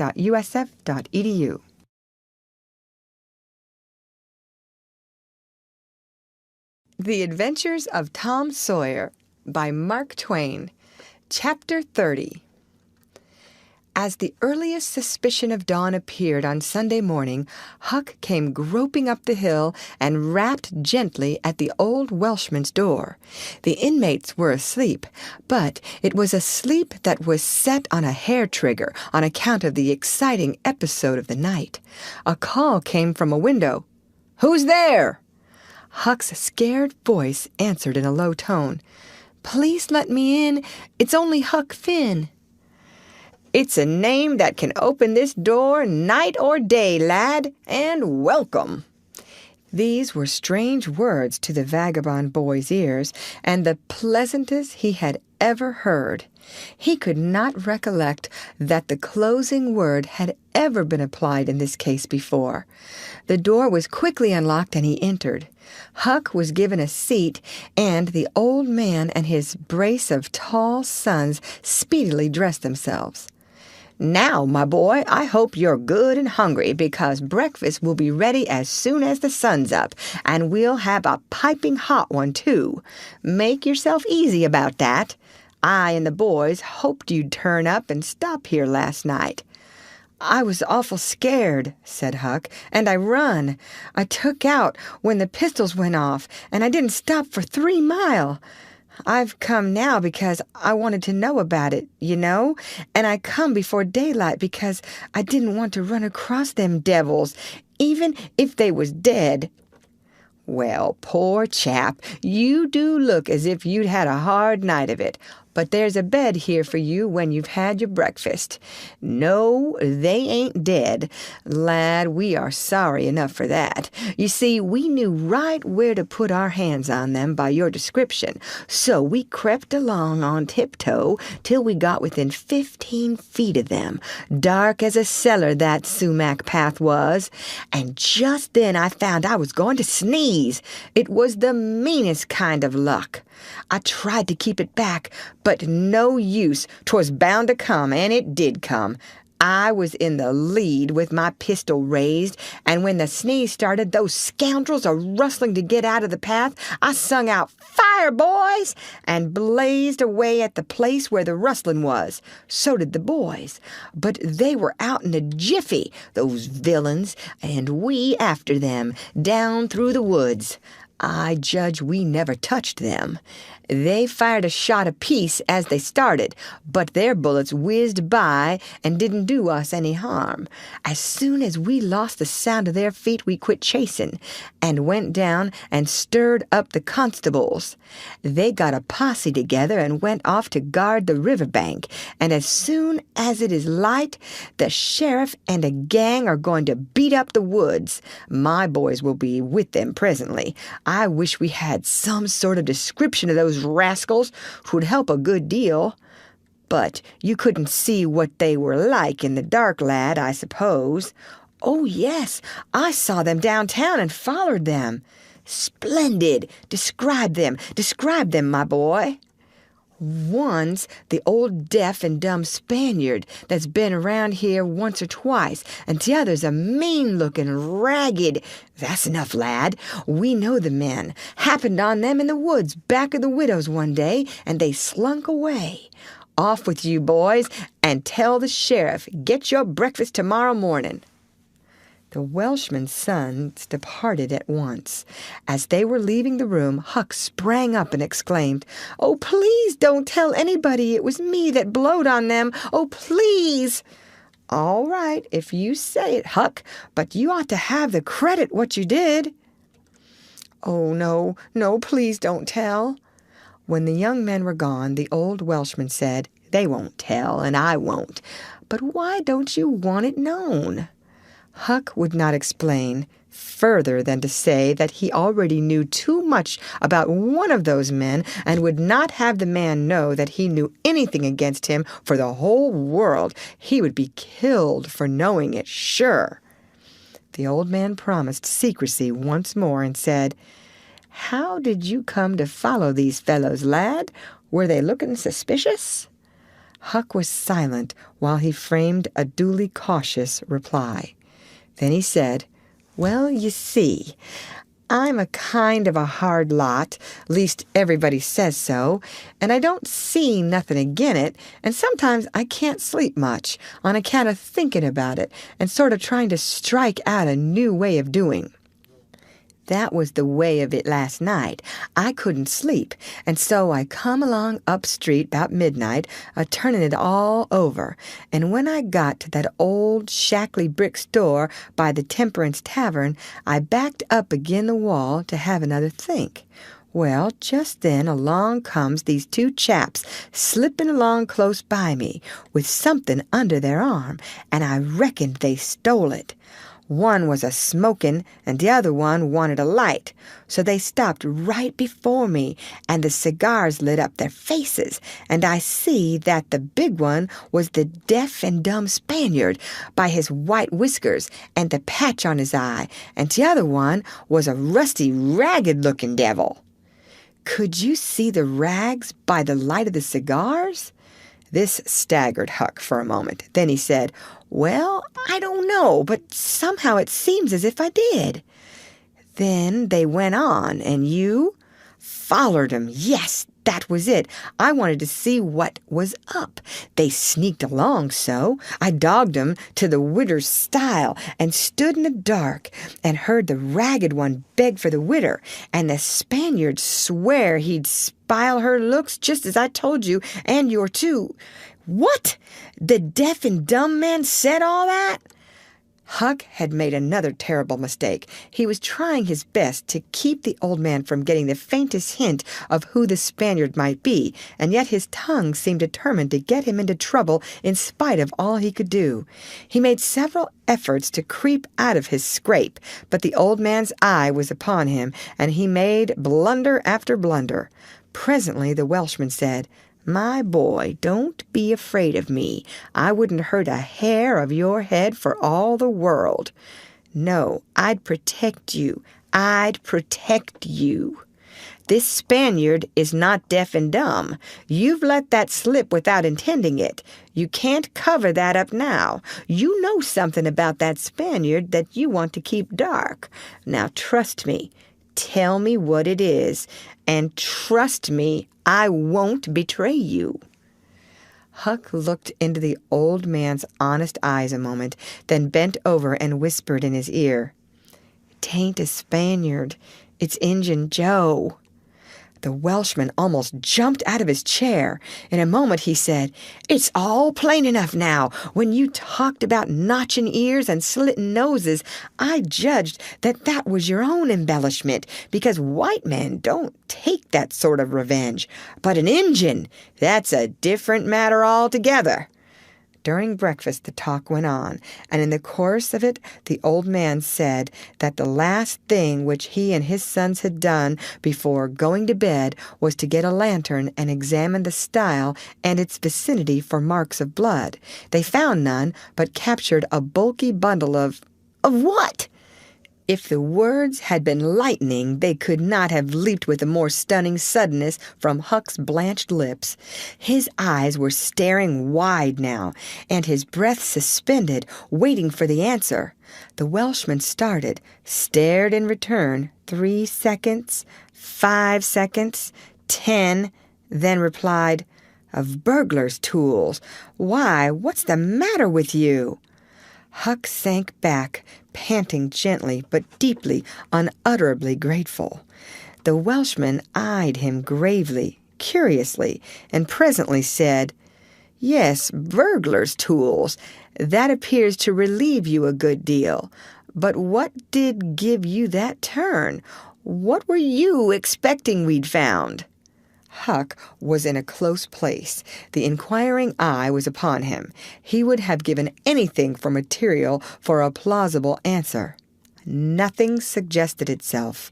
The inquiring eye was boring deeper and deeper. A senseless reply offered. There was no time to weigh it, so at a venture he uttered it feebly. "Sunday school books, maybe." Poor Huck was too distressed to smile, but the old man laughed loud and joyously, shook up the details of his anatomy from head to foot, and ended by saying that such a laugh was money in a man's pocket, because it cut down the doctor's bill like everything. Then he added, "Poor old chap, you're white and jaded. You ain't well a bit. No wonder you're a little flighty and off your balance, but you'll come out of it. Rest and sleep will fetch you out all right, I hope." Huck was irritated to think he had been such a goose and betrayed such a suspicious excitement, for he had dropped the idea that the parcel brought from the tavern was the treasure as soon as he had heard the talk at the widow's stile. He had only thought it was not the treasure, however. He had not known that it wasn't, and so the suggestion of a captured bundle was too much for his self-possession. But on the whole, he felt glad the little episode had happened, for now he knew beyond all question that that bundle was not the bundle, and so his mind was at rest and exceedingly comfortable. In fact, everything seemed to be drifting just in the right direction now. The treasure must be still in number 2. The men would be captured and jailed that day, and he and Tom could seize the gold that night without any trouble or any fear of interruption. Just as breakfast was completed, there was a knock at the door. Huck jumped for a hiding place, for he had no mind to be connected even remotely with the late event. The Welshman admitted several ladies and gentlemen, among them the widow Douglas, and noticed that groups of citizens were climbing up the hill to stare at the stile. So the news had spread. The Welshman had to tell the story of the night to the visitors.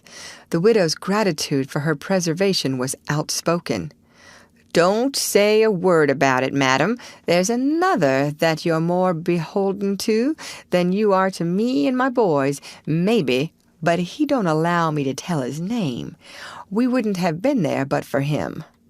Of course, this excited a curiosity so vast that it almost belittled the main matter, but the Welshman allowed it to eat into the vitals of his visitors, and through them be transmitted to the whole town, for he refused to part with his secret. When all else had been learned, the widow said, "I went to sleep reading in bed and slept straight through all that noise. Why didn't you come and wake me?" "We judged it weren't worth while. Those fellows weren't likely to come again. They hadn't any tools left to work with. And what was the use of waking you up and scaring you to death? My 3 Negro men stood guard at your house all the rest of the night. They've just come back." More visitors came, and the story had to be told and retold for a couple of hours more. There was no Sabbath school during day school vacation, but everybody was early at church. The stirring event was well canvassed. News came that not a sign of the 2 villains had been yet discovered. When the sermon was finished, Judge Thatcher's wife dropped alongside of Mrs. Harper as she moved down the aisle with the crowd and said, "Is my Becky going to sleep all day? I just expected she would be tired to death." "Your Becky?" "Yes," with a startled look. "Didn't she stay with you last night?" "Why, no." Mrs. Thatcher turned pale and sank into a pew, just as Aunt Polly, talking briskly with a friend, passed by. Aunt Polly said, "Good morning, Mrs. Thatcher. Good morning, Mrs. Harper. I've got a boy that's turned up missing. I reckon my Tom stayed at your house last night, one of you, and now he's afraid to come to church. I've got to settle with him." Mrs. Thatcher shook her head feebly and turned paler than ever. "He didn't stay with us," said Mrs. Harper, beginning to look uneasy. A marked anxiety came into Aunt Polly's face. "Joe Harper, have you seen my Tom this morning?" "No, ma'am." "When did you see him last?" Joe tried to remember, but was not sure he could say. The people had stopped moving out of church. Whispers passed along, and a boding uneasiness took possession of every countenance. Children were anxiously questioned, and young teachers. They all said they had not noticed whether Tom and Becky were on board the ferry boat on the homeward trip. It was dark. No one thought of inquiring if anyone was missing. One young man finally blurted out his fear that they were still in the cave. Mrs. Thatcher swooned away. Aunt Polly fell to crying and wringing her hands. The alarm swept from lip to lip, from group to group, from street to street, and within 5 minutes the bells were wildly clanging, and the whole town was up. The Cardiff Hill episode sank into instant insignificance. The burglars were forgotten. Horses were saddled. Skiffs were manned. The ferry boat ordered out. And before the horror was half an hour old, 200 men were pouring down high road and river toward the cave. All the long afternoon, the village seemed empty and dead. Many women visited Aunt Polly and Mrs. Thatcher and tried to comfort them. They cried with them, too, and that was still better than words. All the tedious night the town waited for news, but when the morning dawned at last, all the word that came was, "Send more candles and send food." Mrs. Thatcher was almost crazed, and Aunt Polly also. Judge Thatcher sent messages of hope and encouragement from the cave, but they conveyed no real cheer. The old Welshman came home toward daylight, spattered with candle grease, smeared with clay, and almost worn out. He found Huck still in the bed that had been provided for him, and delirious with fever. The physicians were all at the cave, so the widow Douglas came and took charge of the patient. She said she would do her best by him because, whether he was good, bad, or indifferent, he was the Lord's, and nothing that was the Lord's was a thing to be neglected. The Welshman said Huck had good spots in him, and the widow said, "You can depend on it. That's the Lord's mark. He don't leave it off. He never does. Puts it somewhere on every creature that comes from his hands." Early in the forenoon, parties of jaded men began to straggle into the village, but the strongest of the citizens continued searching. All the news that could be gained was that remotenesses of the cavern were being ransacked that had never been visited before, that every corner and crevice was going to be thoroughly searched, that wherever one wandered through the maze of passages, lights were to be seen flitting hither and thither in the distance, and shoutings and pistol shots sent their hollow reverberations to the ear down the somber aisles. In one place, far from the section usually traversed by tourists, the names Becky and Tom had been found traced upon the rocky wall with candle smoke, and near at hand a grease-soiled bit of ribbon. Mrs. Thatcher recognized the ribbon and cried over it. She said it was the last relic she should ever have of her child, and that no other memorial of her could ever be so precious, because this one parted latest from the living body before the awful death came. Some said that now and then in the cave a faraway speck of light would glimmer, and then a glorious shout would burst forth, and a score of men go trooping down the echoing aisle. And then a sickening disappointment always followed. The children were not there. It was only a searcher's light. 3 dreadful days and nights dragged their tedious hours along, and the village sank into a hopeless stupor. No one had heart for anything.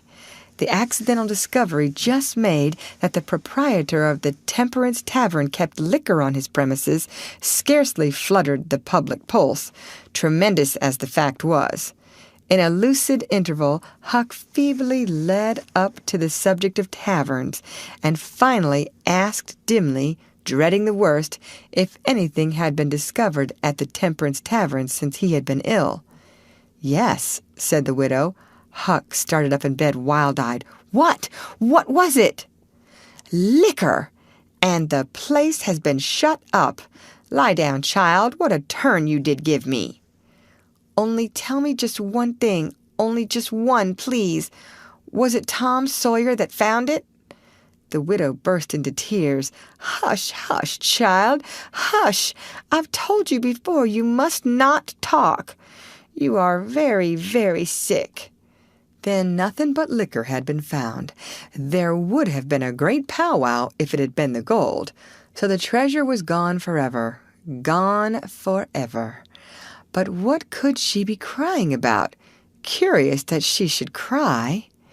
These thoughts worked their dim way through Huck's mind, and under the weariness they gave him, he fell asleep. The widow said to herself, "There, he's asleep, poor wreck. Tom Sawyer find it? Pity but somebody could find Tom Sawyer. Ah, there ain't many left now that's got hope enough or strength enough either to go on searching." End of chapter. Read by Lorraine Montgomery for Lit2Go on the web at fcit.usf.edu.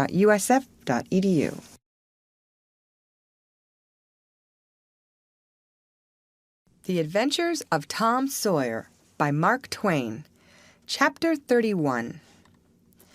Now to return to Tom and Becky's share in the picnic.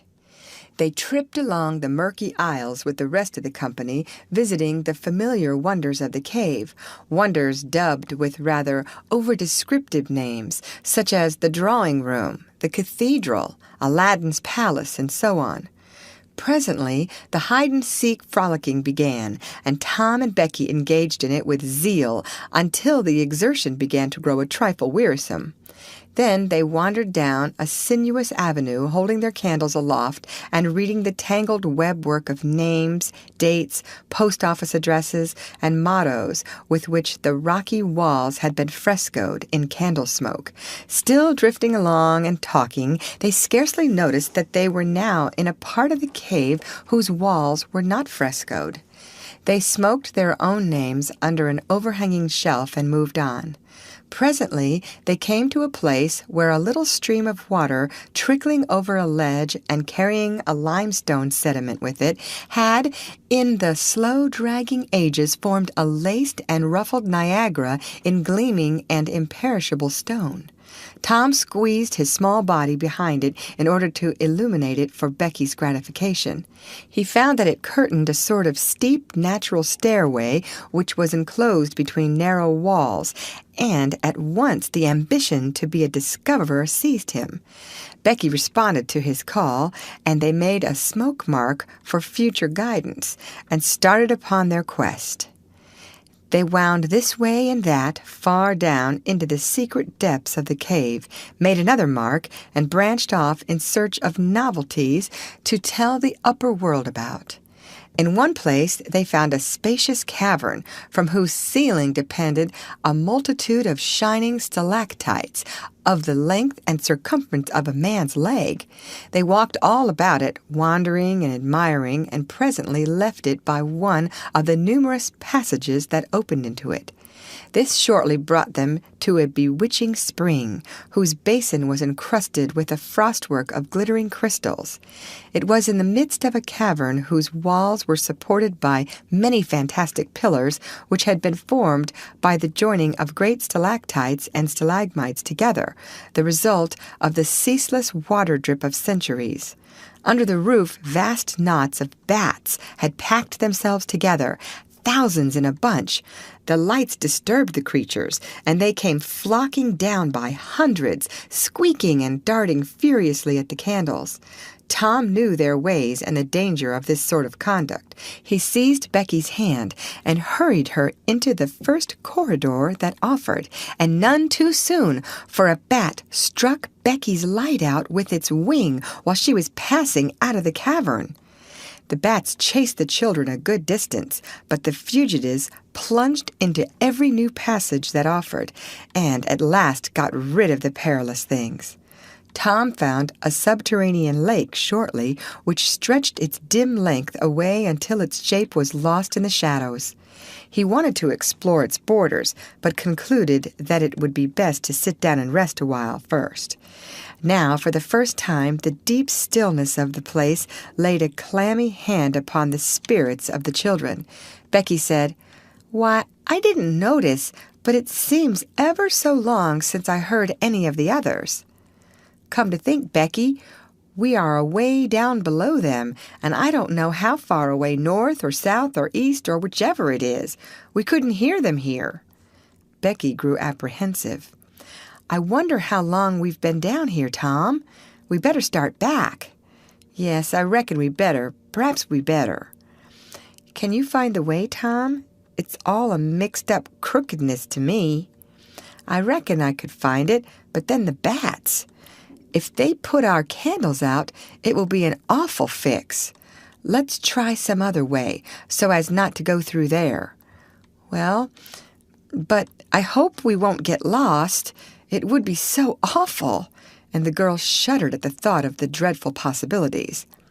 They started through a corridor and traversed it in silence a long way, glancing at each new opening to see if there was anything familiar about the look of it, but they were all strange.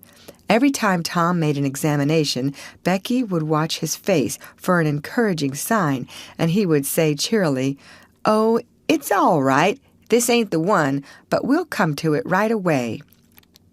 But he felt less and less hopeful with each failure, and presently began to turn off into diverging avenues at sheer random in desperate hope of finding the one that was wanted. He still said it was all right, but there was such a leaden dread at his heart that the words had lost their ring and sounded just as if he had said, "All is lost." Becky clung to his side in an anguish of fear and tried hard to keep back the tears, but they would come. At last she said, "Oh, Tom, never mind the bats. Let's go back that way. We seem to get worse and worse off all the time."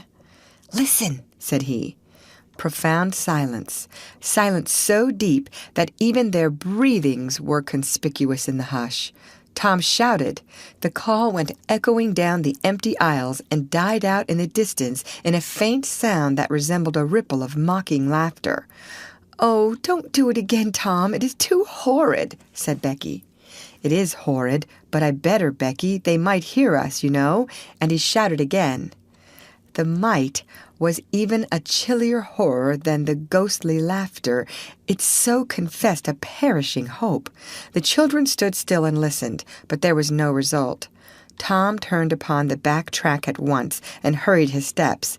It was but a little while before a certain indecision in his manner revealed another fearful fact to Becky. He could not find his way back. "Oh, Tom, you didn't make any marks." "Becky, I was such a fool, such a fool. I never thought we might want to come back. No, I can't find the way. It's all mixed up." Tom, we're lost. We're lost. We never can get out of this awful place. Oh, why did we ever leave the others?" She sank to the ground and burst into such a frenzy of crying that Tom was appalled with the idea that she might die or lose her reason. He sat down by her and put his arms around her. She buried her face in his bosom. She clung to him. She poured out her terrors, her unavailing regrets, and the far echoes turned them all to jeering laughter. Tom begged her to pluck up hope again, and she said she could not. He fell to blaming and abusing himself for getting her into this miserable situation. This had a better effect. She said she would try to hope again. She would get up and follow wherever he might lead if only he would not talk like that any more. For he was no more to blame than she said. So they moved on again, aimlessly, simply at random. All they could do was to move, keep moving. For a little while, hope made a show of reviving, not with any reason to back it, but only because it is its nature to revive when the spring has not been taken out of it by age and familiarity with failure. By and by, Tom took Becky's candle and blew it out. This economy meant so much. Words were not needed. Becky understood, and her hope died again. She knew that Tom had a whole candle and 3 or 4 pieces in his pockets, yet he must economize. By and by, fatigue began to assert its claims. The children tried to pay attention, for it was dreadful to think of sitting down when time was grown to be so precious. Moving in some direction, in any direction, was at least progress and might bear fruit, but to sit down was to invite death and shorten its pursuit. At last, Becky's frail limbs refused to carry her farther. She sat down.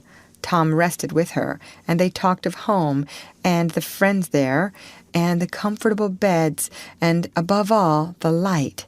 Becky cried, and Tom tried to think of some way of comforting her, but all his encouragements were grown threadbare with use, and sounded like sarcasms. Fatigue bore so heavily upon Becky that she drowsed off to sleep. Tom was grateful. He sat looking into her drawn face and saw it grow smooth and natural under the influence of pleasant dreams, and by a smile dawned and rested there. The peaceful face reflected somewhat of peace and healing into his own spirit, and his thoughts wandered away to bygone times and dreamy memories. While he was deep in his musings, Becky woke up with a breezy little laugh, but it was stricken dead upon her lips, and a groan followed it.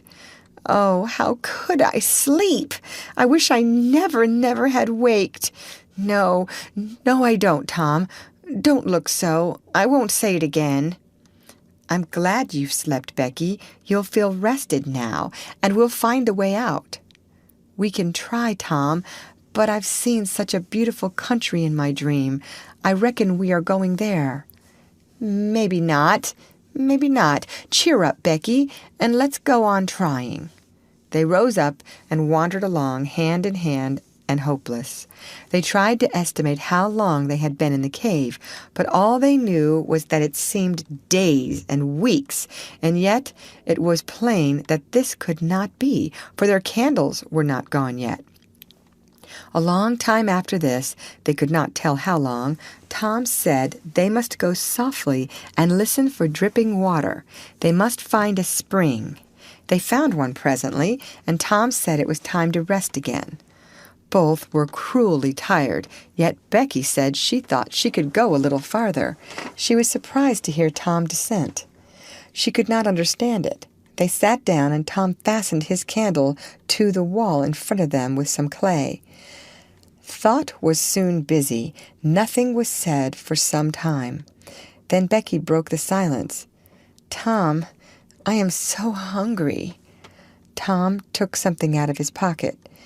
"Do you remember this?" said he. Becky almost smiled. "It's our wedding cake, Tom." "Yes, I wish it was as big as a barrel, for it's all we've got." "I saved it from the picnic for us to dream on, Tom, the way grown-up people do with wedding cake. But it will be our—" She dropped the sentence where it was. Tom divided the cake, and Becky ate with good appetite, while Tom nibbled at his moiety. There was abundance of cold water to finish the feast with. By and by, Becky suggested that they move on again. Tom was silent a moment. Then he said, "Becky, can you bear it if I tell you something?" Becky's face paled, but she thought she could. "Well then, Becky, we must stay here, where there's water to drink. That little piece is our last candle." Becky gave loose to tears and wailings. Tom did what he could to comfort her, but with little effect. At length Becky said, "Tom!" "Well, Becky?"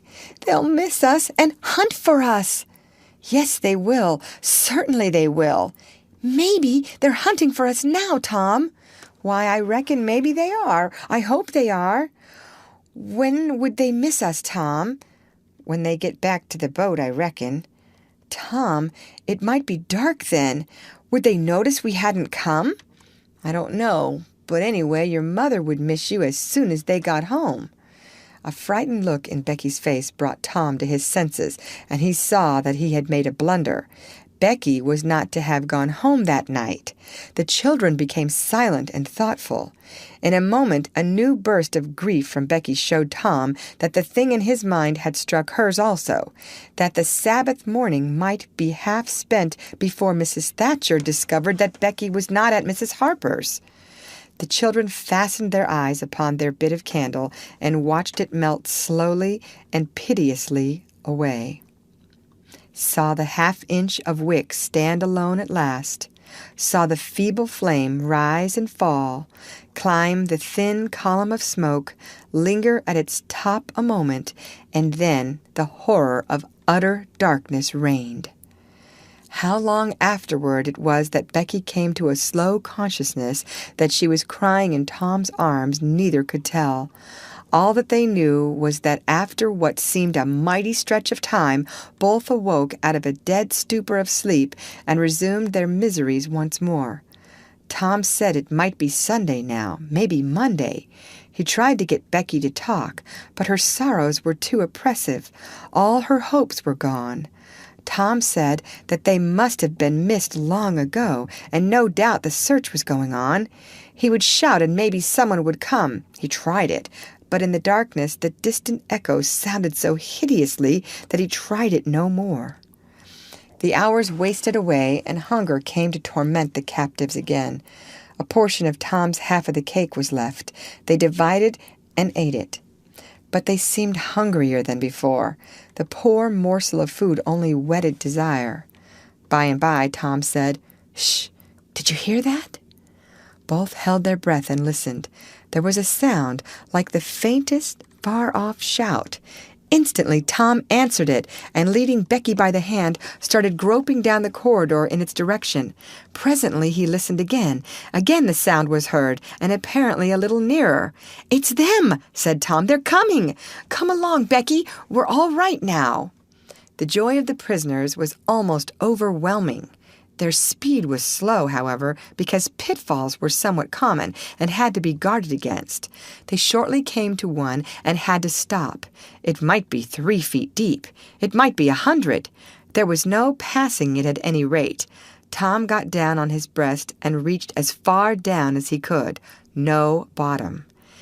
They must stay there and wait until the searchers came. They listened. Evidently, the distant shoutings were growing more distant. A moment or two more, and they had gone altogether. The heart-sinking misery of it.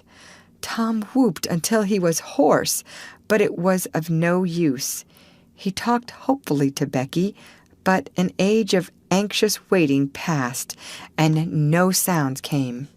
The children groped their way back to the spring. The weary time dragged on. They slept again, and awoke famished and woe-stricken. Tom believed it must be Tuesday by this time. Now an idea struck him. There were some side passages near at hand. It would be better to explore some of these than bear the weight of the heavy time in idleness. He took a kite line from his pocket, tied it to a projection, and he and Becky started, Tom in the lead, unwinding the line as he groped along. At the end of 20 steps, the corridor ended in a jumping-off place.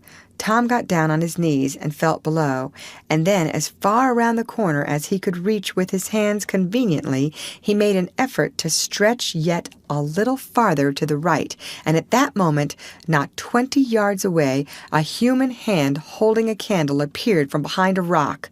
Tom lifted up a glorious shout, and instantly that hand was followed by the body it belonged to, Injun Joe's.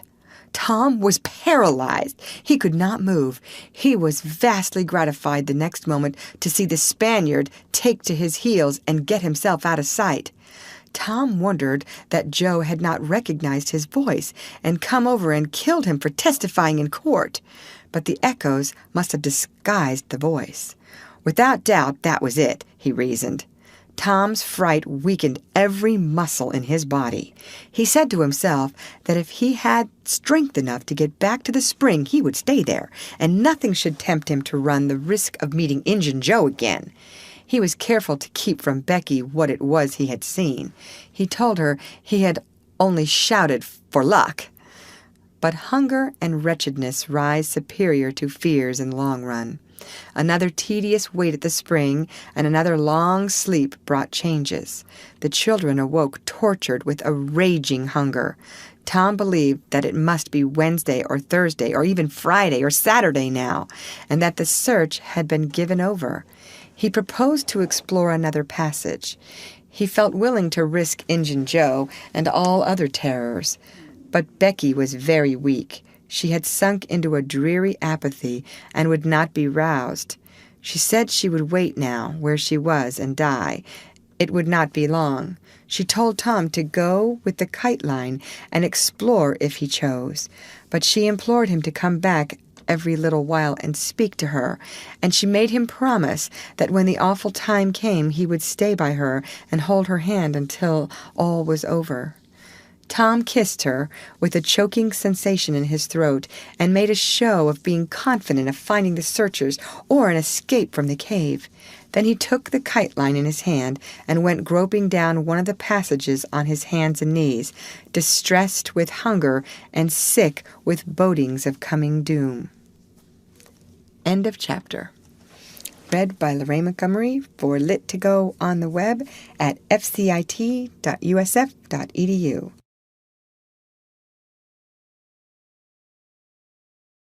The Adventures of Tom Sawyer by Mark Twain. Chapter 32. Tuesday afternoon came and waned to the twilight. The village of St. Petersburg still mourned. The lost children had not been found.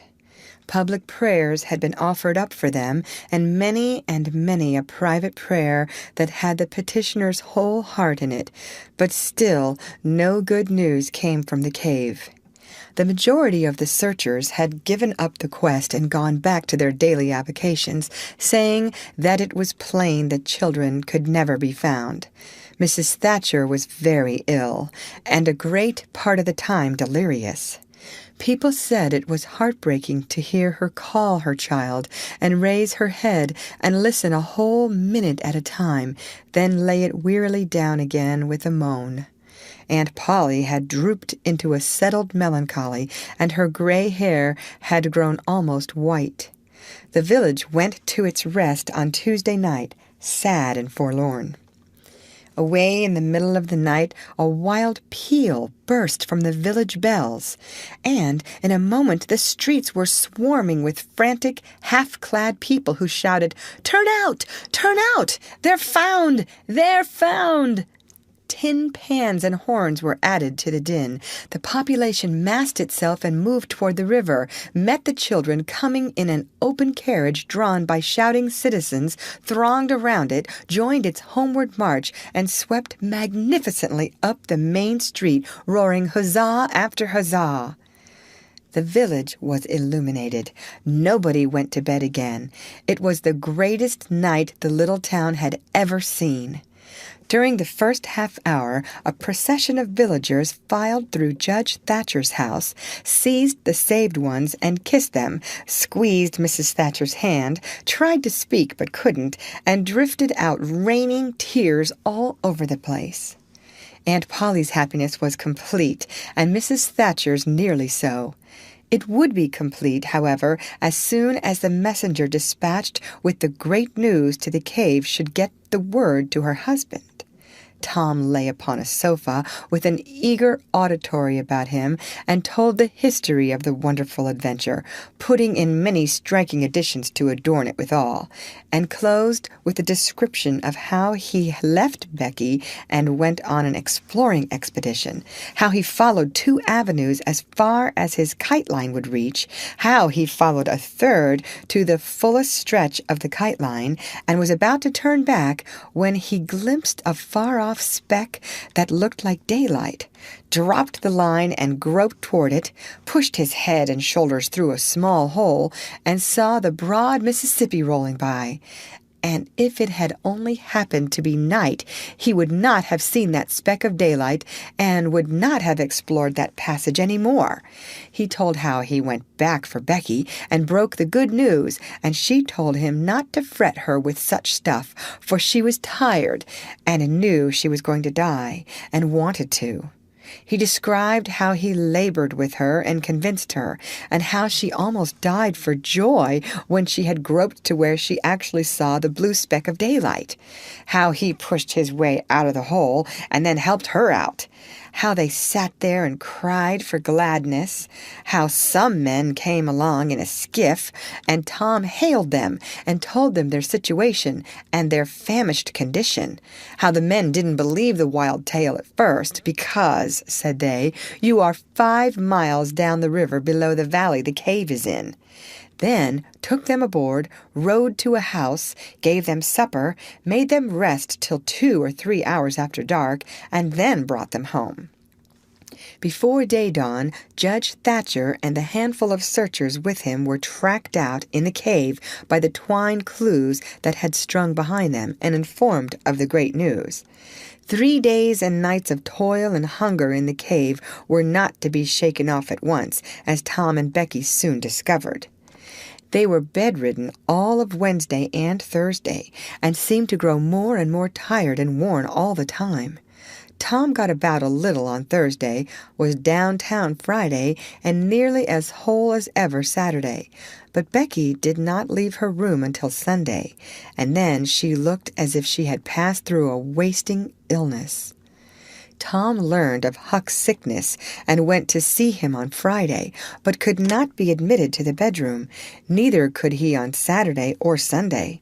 He was admitted daily after that, but was warned to keep still about his adventure and introduce no exciting topic. The widow Douglas stayed by to see that he obeyed. At home, Tom learned of the Cardiff Hill event. Also, that the ragged man's body had eventually been found in the river near the ferry landing. He had been drowned while trying to escape, perhaps. About a fortnight after Tom's rescue from the cave, he started off to visit Huck, who had grown plenty strong enough now to hear exciting talk, and Tom had some that would interest him, he thought. Judge Thatcher's house was on Tom's way, and he stopped to see Becky. The judge and some friends set Tom to talking, and someone asked him ironically if he wouldn't like to go to the cave again. Tom said he thought he wouldn't mind it. The judge said, "Well, there are others just like you, Tom. I've not the least doubt. But we have taken care of that. Nobody will get lost in that cave any more." "Why?" "Because I had its big door sheathed with boiler iron 2 weeks ago and triple locked, and I've got the keys." Tom turned as white as a sheet. "What's the matter, boy? Here, run, somebody. Fetch a glass of water." The water was brought and thrown into Tom's face. "Ah, now, you all right? What's the matter with you, Tom?" "Oh, Judge, Injun Joe's in the cave." End of chapter. Read by Lorraine Montgomery for Lit2Go on the web at fcit.usf.edu.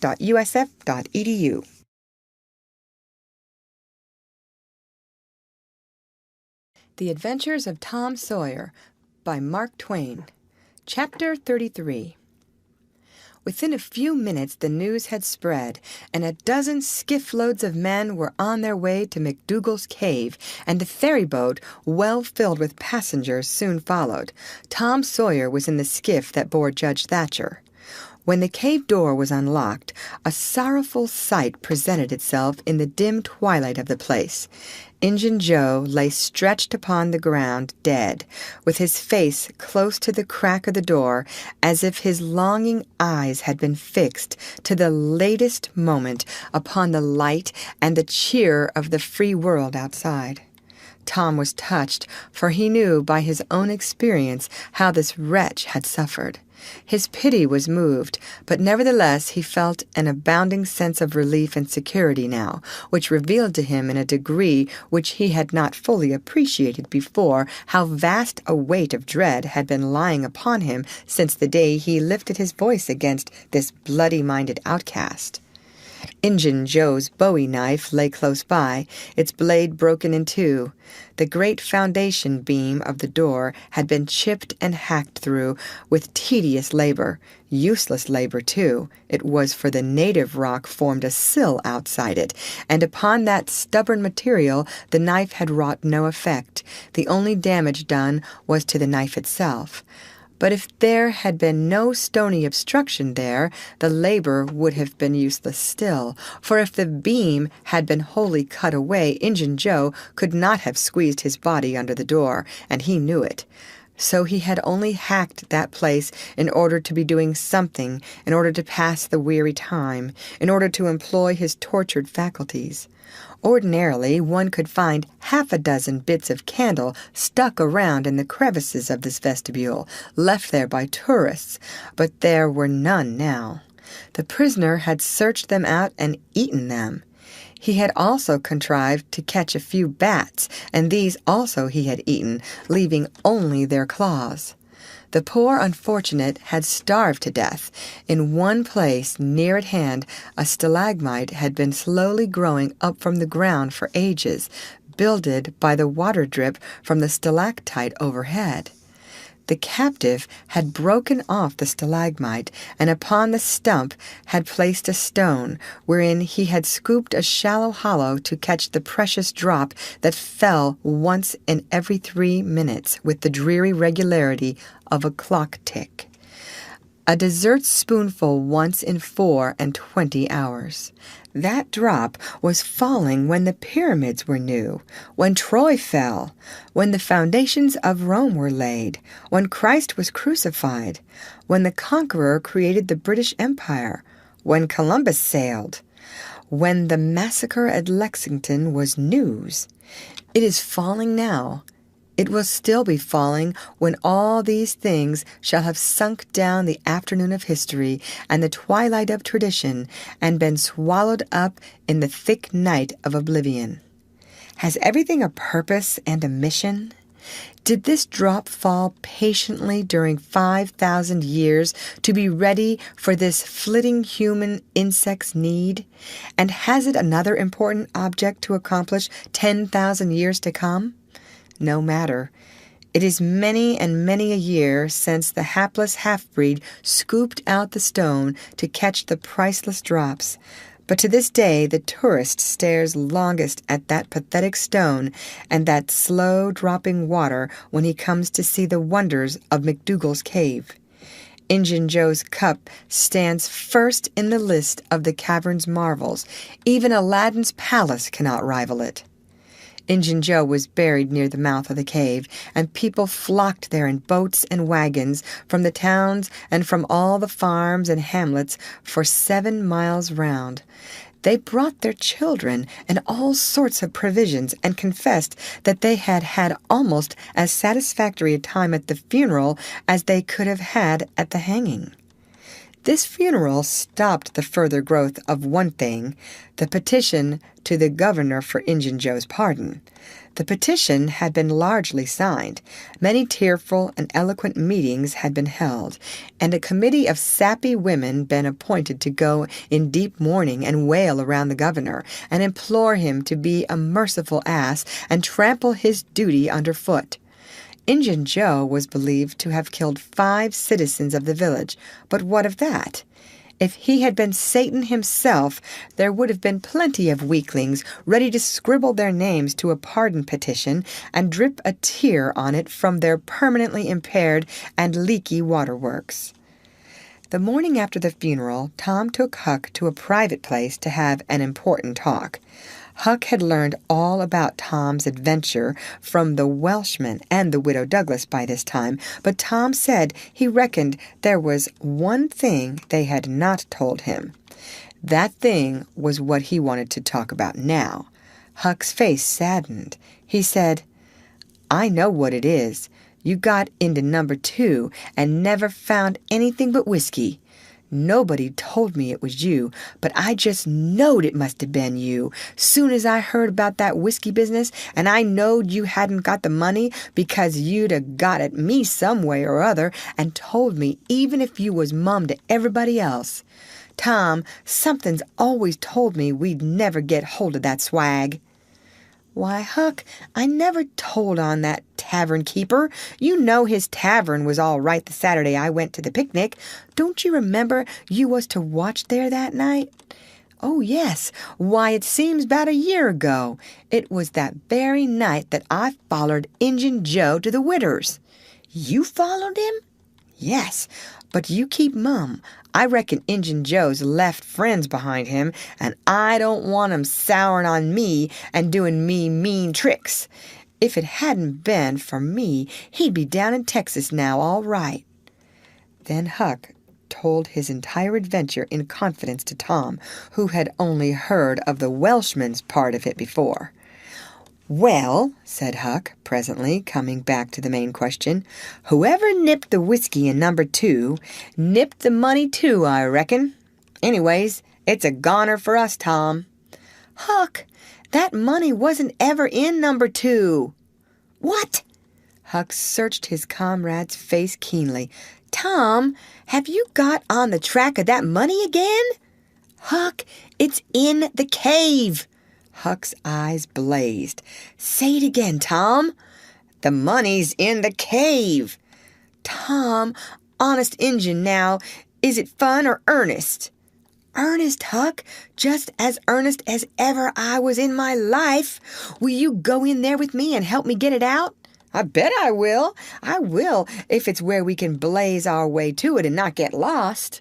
"Huck, we can do that without the least little bit of trouble in the world." "Good as wheat. What makes you think the money's—" "Huck, you just wait till we get in there. If we don't find it, I'll agree to give you my drum and everything I've got in the world. I will, by jings." "All right, it's a whiz. When do you say?" "Right now, if you say it. Are you strong enough?" "Is it far in the cave? I've been on my pins a little, 3 or 4 days now, but I can't walk more'n a mile. Tom, least I don't think I could." "It's about 5 mile into there, the way anybody but me would go, Huck, but there's a mighty shortcut that they don't anybody but me know about. Huck, I'll take you right to it in a skiff. I'll float the skiff down there, and I'll pull it back again all by myself. You needn't ever turn your hand over." "Let's start right off, Tom." "All right. We want some bread and meat, and our pipes, and a little bag or 2, and 2 or 3 kite strings, and some of these new-fangled things they call lucifer matches. I tell you, many's the time I wished I had some when I was in there before." A trifle after noon, the boys borrowed a small skiff from a citizen who was absent, and got under way at once. When they were several miles below Cave Hollow, Tom said, "Now, you see this bluff here looks all alike all the way down from the cave hollow. No houses, no wood yards, bushes all alike. But do you see that white place up yonder where there's been a landslide? Well, that's one of my marks. We'll get ashore now." They landed.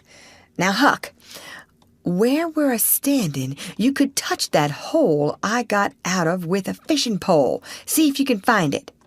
Huck searched all the place about and found nothing. Tom proudly marched into a thick clump of sumac bushes and said, "Here you are. Look at it, Huck. It's the snuggest hole in this country. You just keep mum about it. All along I've been wanting to be a robber, but I knew I'd got to have a thing like this, and where to run across it was the bother. We've got it now, and we'll keep it quiet. Only we'll let Joe Harper and Ben Rogers in, because, of course, there's got to be a gang, or else there wouldn't be any style about it. Tom Sawyer's gang. It sounds splendid, don't it, Huck?" "Well, it just does, Tom. And who'll we rob?" "Oh, most anybody. Waylay people. That's mostly the way." "And kill them?" "No, not always. Hive them in the cave till they raise a ransom." "What's a ransom?" "Money. You make them raise all they can off'n their friends, and after you've kept them a year, if it ain't raised then, you kill them. That's the general way. Only you don't kill the women. You shut up the women, but you don't kill them. They're always beautiful and rich and awfully scared. You take their watches and things, but you always take your hat off and talk polite. They ain't anybody as polite as robbers. You'll see that in any book. Well, the women get to loving you, and after they've been in the cave a week or 2 weeks, they stop crying, and after that, you couldn't get them to leave. If you drove them out, they'd turn right around and come back. It's so in all the books." "Why, it's real bully, Tom. I believe it's better'n to be a pirate." "Yes, it's better in some ways, because it's close to home and circuses and all that." By this time, everything was ready, and the boys entered the hole, Tom in the lead. They toiled their way to the farther end of the tunnel, then made their spliced kite strings fast and moved on. A few steps brought them to the spring, and Tom felt a shudder quiver all through him. He showed Huck the fragment of candle wick perched on a lump of clay against the wall, and described how he and Becky had watched the flames struggle and expire. The boys began to quiet down to whispers now, for the stillness and gloom of the place oppressed their spirits. They went on, and presently entered and followed Tom's other corridor until they reached the jumping-off place. The candles revealed the fact that it was not really a precipice, but only a steep clay hill 20 or 30 feet high. Tom whispered, "Now I'll show you something, Huck." He held his candle aloft and said, "Look as far around the corner as you can. Do you see that? There, on the big rock over yonder, done with candle smoke." "Tom, it's a cross." "Now, where's your number 2? Under the cross, hey? Right yonder's where I saw Injun Joe poke up his candle, Huck." Huck stared at the mystic sign a while, and then said with a shaky voice, "Tom, let's get out of here." "Wait, and leave the treasure?" "Yes, leave it. Injun Joe's ghost is round about there, certain." "No, it ain't, Huck. No, it ain't. It would haunt the place where he died, away out at the mouth of the cave, 5 miles from here." "No, Tom, it wouldn't. It would hang around the money. I know the ways of ghosts, and so do you." Tom began to fear that Huck was right. Misgivings gathered in his mind, but presently an idea occurred to him.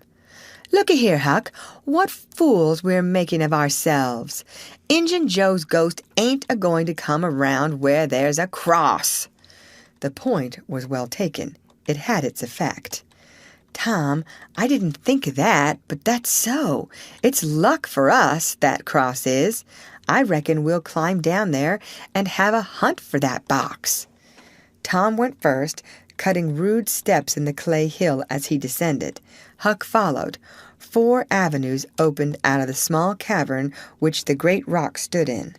The boys examined 3 of them with no result.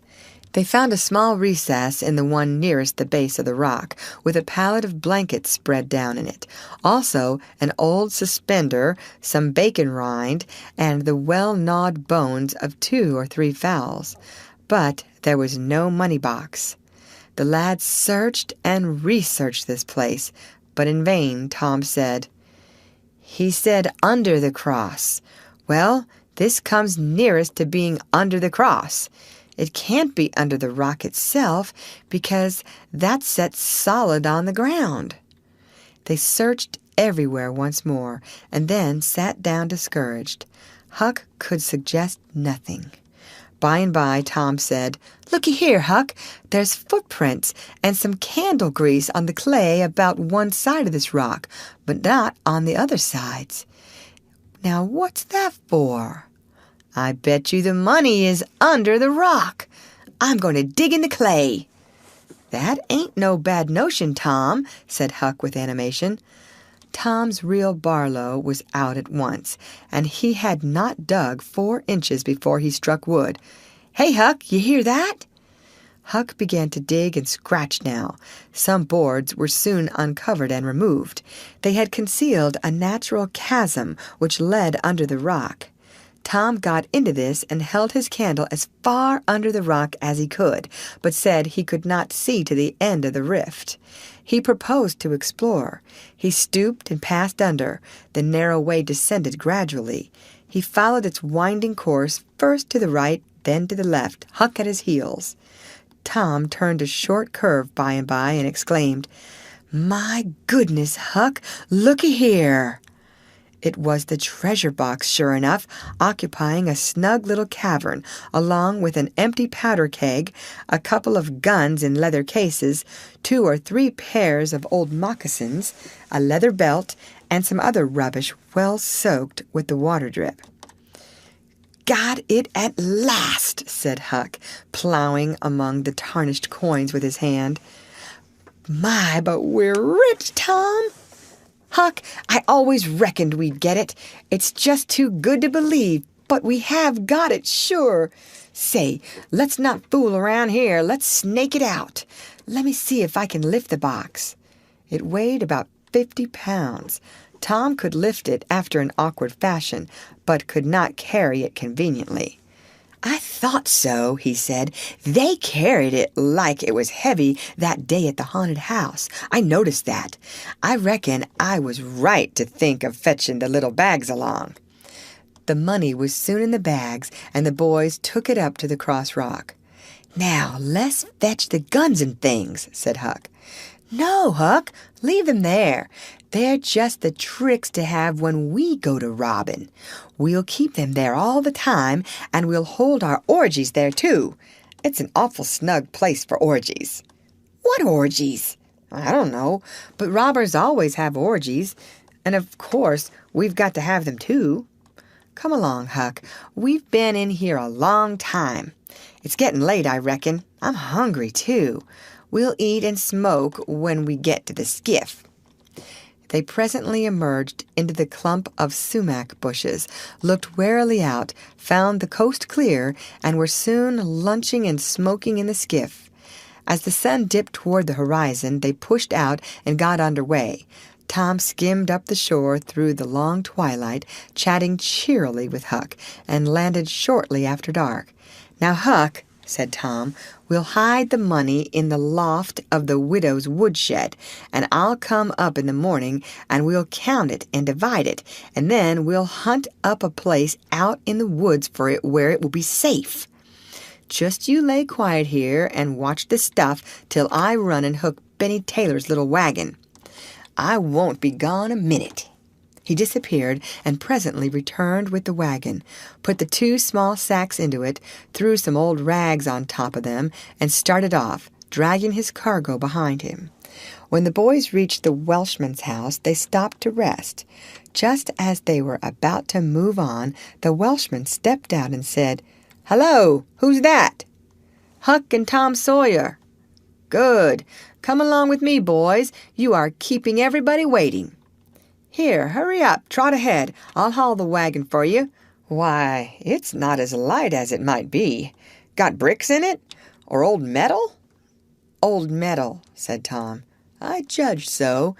The boys in this town will take more trouble and fool away more time hunting up 6 bits worth of old iron to sell to the foundry than they would to make twice the money at regular work. But that's human nature. Hurry along, hurry along." The boys wanted to know what the hurry was about. "Never mind, you'll see when we get to the Widow Douglas's."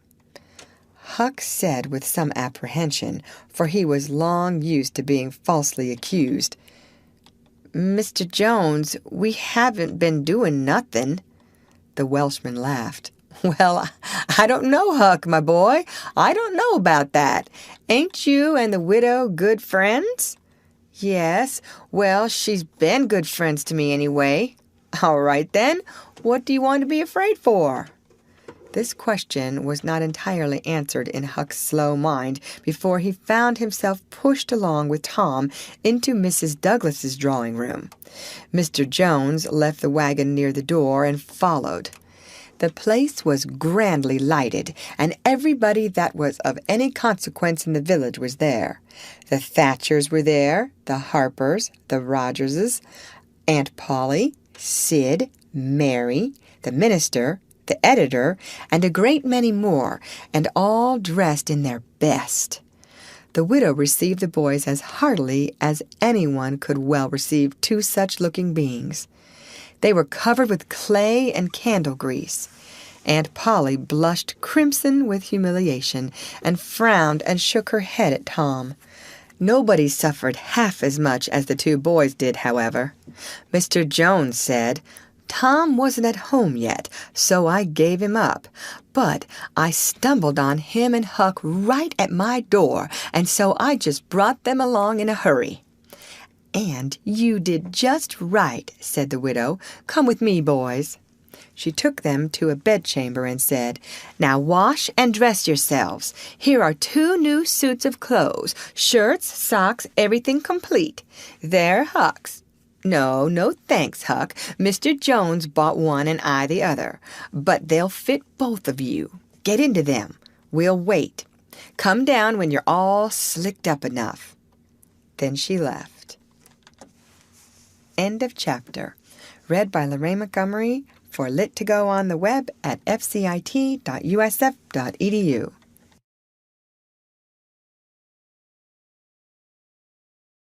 The Adventures of Tom Sawyer by Mark Twain. Chapter 34. Huck said, "Tom, we can slope if we can find a rope. The window ain't high from the ground." "Shucks, what do you want to slope for?" "Well, I ain't used to that kind of a crowd. I can't stand it. I ain't going down there, Tom." "Oh, bother. It ain't anything. I don't mind it a bit. I'll take care of you." Sid appeared. "Tom," said he, "Auntie has been waiting for you all the afternoon. Mary got your Sunday clothes ready, and everybody's been fretting about you. Say, ain't this grease and clay on your clothes?" "Now, Mr. Siddy, you just tend to your own business. What's all this blowout about anyway?"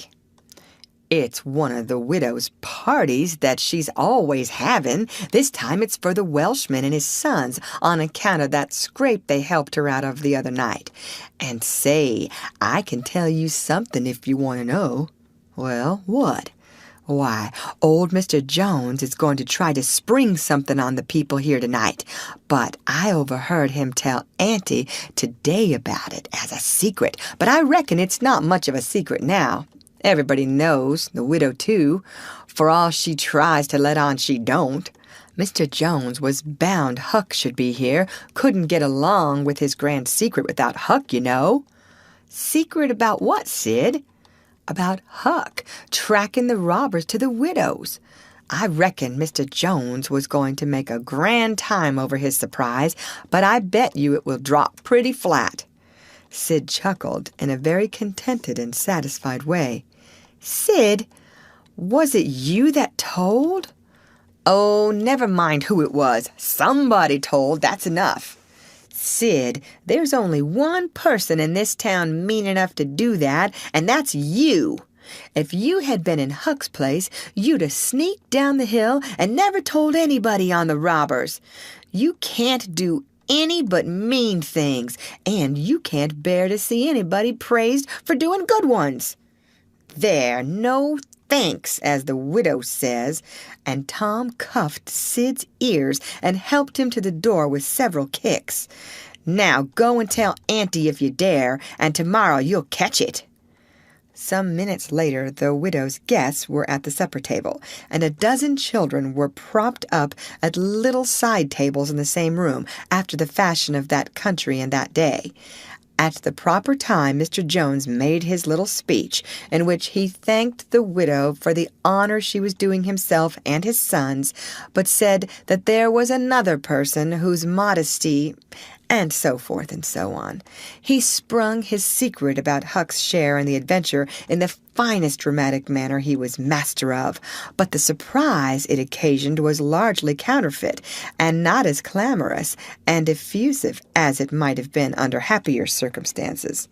However, the widow made a pretty fair show of astonishment, and heaped so many compliments and so much gratitude upon Huck that he almost forgot the nearly intolerable discomfort of his new clothes in the entirely intolerable discomfort of being set up as a target for everybody's gaze and everybody's laudations.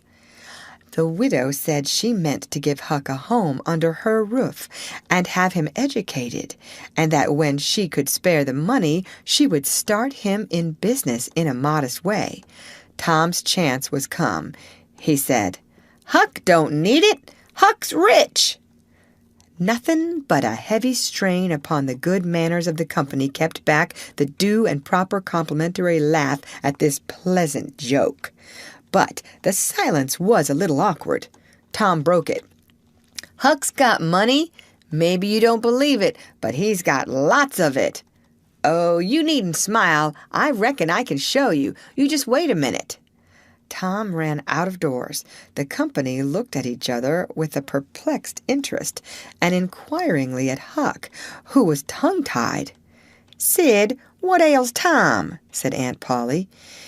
Well, there ain't ever any making of that boy out. I never."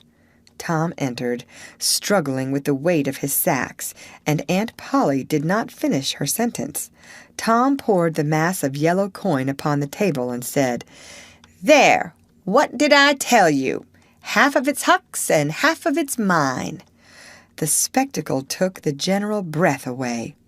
All gazed. Nobody spoke for a moment. Then there was a unanimous call for an explanation. Tom said he could furnish it, and he did.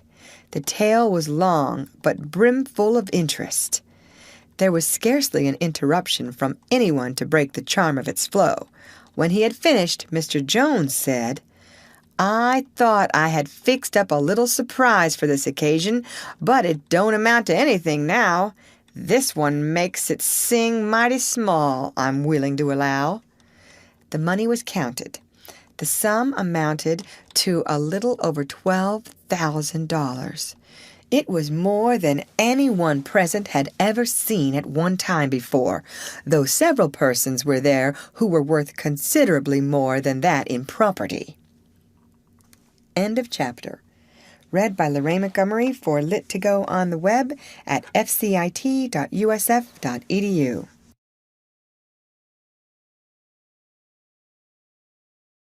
The Adventures of Tom Sawyer by Mark Twain. Chapter 35. The reader may rest satisfied that Tom's and Huck's windfall made a mighty stir in the poor little village of St. Petersburg. So vast a sum, all in actual cash, seemed next to incredible. It was talked about, gloated over, glorified, until the reason of many of the citizens tottered under the strain of the unhealthy excitement. Every haunted house in St. Petersburg and the neighboring villages was dissected plank by plank, and its foundations dug up and ransacked for hidden treasure. And not by boys, but men. Pretty grave, unromantic men, too, some of them. Wherever Tom and Huck appeared, they were courted, admired, stared at. The boys were not able to remember that their remarks had possessed weight before, but now their sayings were treasured and repeated. Everything they did seemed somehow to be regarded as remarkable. They had evidently lost the power of doing and saying commonplace things. Moreover, their past history was raked up and discovered to bear marks of conspicuous originality. The village paper published biographical sketches of the boys. The widow Douglas put Huck's money out at 6%, and Judge Thatcher did the same with Tom's at Aunt Polly's request. Each lad had an income now that was simply prodigious, $1 for every weekday in the year and half of the Sundays. It was just what the minister got. No, it was what he was promised. He generally couldn't collect it. $1.25 a week would board, lodge, and school a boy in those old simple days, and clothe him and wash him, too, for that matter. Judge Thatcher had conceived a great opinion of Tom. He said that no commonplace boy would ever have got his daughter out of the cave. When Becky told her father, in strict confidence, how Tom had taken her whipping at school, the judge was visibly moved. And when she pleaded grace for the mighty lie which Tom had told in order to shift that whipping from her shoulders to his own, the judge said with a fine outburst that it was a noble, a generous, a magnanimous lie, a lie that was worthy to hold up its head and march down through history breast to breast with George Washington's lauded truth about the hatchet. Becky thought her father had never looked so tall and so superb as when he walked the floor and stamped his foot and said that. She went straight off and told Tom about it. Judge Thatcher hoped to see Tom a great lawyer or a great soldier some day. He said he meant to look to it that Tom should be admitted to the National Military Academy and afterward trained in the best law school in the country in order that he might be ready for either career, or both. Huck Finn's wealth and the fact that he was now under the Widow Douglas's protection introduced him into society. No, dragged him into it, hurled him into it, and his sufferings were almost more than he could bear. The widow's servants kept him clean and neat, combed and brushed, and they bedded him nightly in unsympathetic sheets that had not one little spot or stain which he could press to his heart and know for a friend. He had to eat with a knife and fork. He had to use napkin, cup, and plate. He had to learn his book. He had to go to church. He had to talk so properly that speech was become insipid in his mouth. Whithersoever he turned, the bars and shackles of civilization shut him in and bound him hand and foot. He bravely bore his miseries 3 weeks, and then one day turned up missing. For 48 hours the widow hunted for him everywhere in great distress. The public were profoundly concerned. They searched high and low. They dragged the river for his body. Early the 3rd morning, Tom Sawyer wisely went poking among some old empty hogsheads down behind the abandoned slaughterhouse, and in one of them he found the refugee.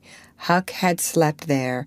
He had just breakfasted upon some stolen odds and ends of food and was lying off now in comfort with his pipe. He was unkempt, uncombed, and clad in the same old ruin of rags that had made him picturesque in the days when he was free and happy. Tom routed him out, told him the trouble he had been causing, and urged him to go home. Huck's face lost its tranquil content and took a melancholy cast. He said, "Don't talk about it, Tom. I've tried it, and it don't work. It don't work, Tom. It ain't for me. I ain't used to it. The widder's good to me and friendly, but I can't stand them ways. She makes me get up just at the same time every morning. She makes me wash. They comb me all to thunder. She won't let me sleep in the woodshed. I got to wear them blamed clothes that just smothers me, Tom. They don't seem to any air get through 'em somehow, and they're so rotten nice that I can't set down, nor lay down, nor roll around anywheres. I hain't slid on a cellar door for, well, it 'pears to be years. I got to go to church and sweat and sweat. I hate them ornery sermons. I can't catch a fly in there. I can't chaw. I got to wear shoes all Sunday. The widder eats by a bell. She goes to bed by a bell. She gets up by a bell. Everything's so awful regular a body can't stand it." "Well, everybody does that way, Huck." "Tom, it don't make no difference. I ain't everybody, and I can't stand it. It's awful to be tied up so, and grub comes too easy. I don't take no interest in victuals that way. I got to ask to go a-fishing. I got to ask to go in a-swimming. Derned if I hain't got to ask to do everything. Well, I'd got to talk so nice it wasn't no comfort. I'd got to go up in the attic and rip out a while every day to get a taste in my mouth, or I'd 'a' died, Tom." The widow wouldn't let me smoke. She wouldn't let me yell. She wouldn't let me gape, nor stretch, nor scratch before folks. Then, with a spasm of special irritation and injury, and Dad fetch it, she prayed all the time. I never see such a woman. I had to shove, Tom. I just had to. And besides, that school's going to open, and I'd have had to go to it. Well, I wouldn't stand that, Tom. Look here, Tom, being rich ain't what it's cracked up to be. It's just worry and sweat and a wishing you was dead all the time. Now these clothes suit me, and this barrel suits me, and I ain't ever going to shake 'em anymore. Tom, I wouldn't ever got into all this trouble if it hadn't have been for that money. Now, you just take my share of it along with yourn and give me a 10-center sometimes. Not many times, because I don't give a dern for a thing that it's tolerable hard to get. And you go and beg off for me with the widder. Oh, Huck, you know I can't do that. 'Tain't fair. And besides, if you'll try this thing just a while longer, you'll come to like it. Like it? Yes, the way I'd like a hot stove if I was to set on it long enough. No, Tom, I won't be rich, and I won't live in them cussed smothery houses. I like the woods, and the river, and hogsheads, and I'll stick to 'em, too. Blame it all. Just as we'd got guns and a cave, and all just fixed to rob, here this darn foolishness has got to come up and spoil it all. Tom saw his opportunity. Looky here, Huck. Being rich ain't going to keep me back from turning robber. No, oh good licks. Are you in real deadwood earnest, Tom?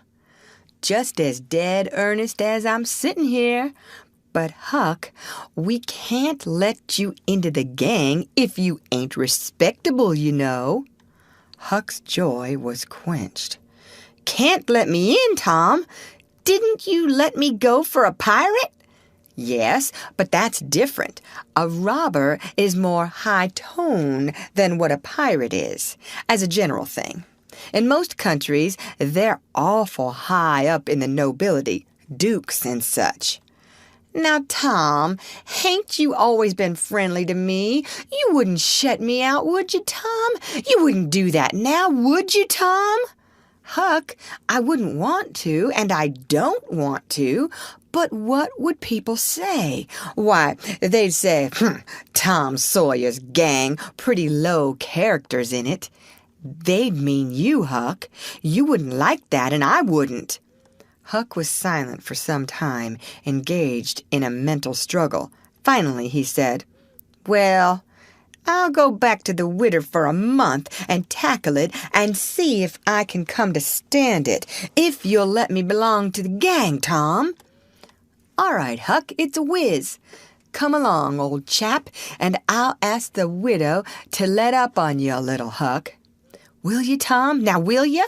That's good. If she'll let up on some of the roughest things, I'll smoke private and cuss private and crowd through or bust.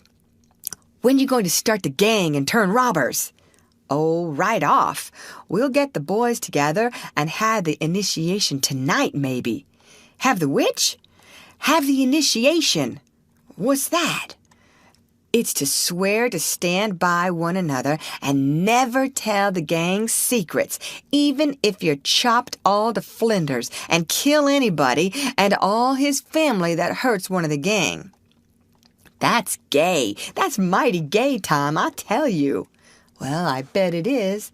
And all that swearing's got to be done at midnight in the lonesomest, awfulest place you can find. A haunted house is the best, but they're all ripped up now. Well, midnight's good anyway, Tom. Yes, so it is. And you've got to swear on a coffin and sign it with blood. Now, that's something like. Why, it's 1,000,000 times bullier than pirating. I'll stick to the widder till I rot, Tom. And if I get to be a regular ripper of a robber and everybody talking about it, I reckon she'll be proud she snaked me in out of the wet. End of chapter.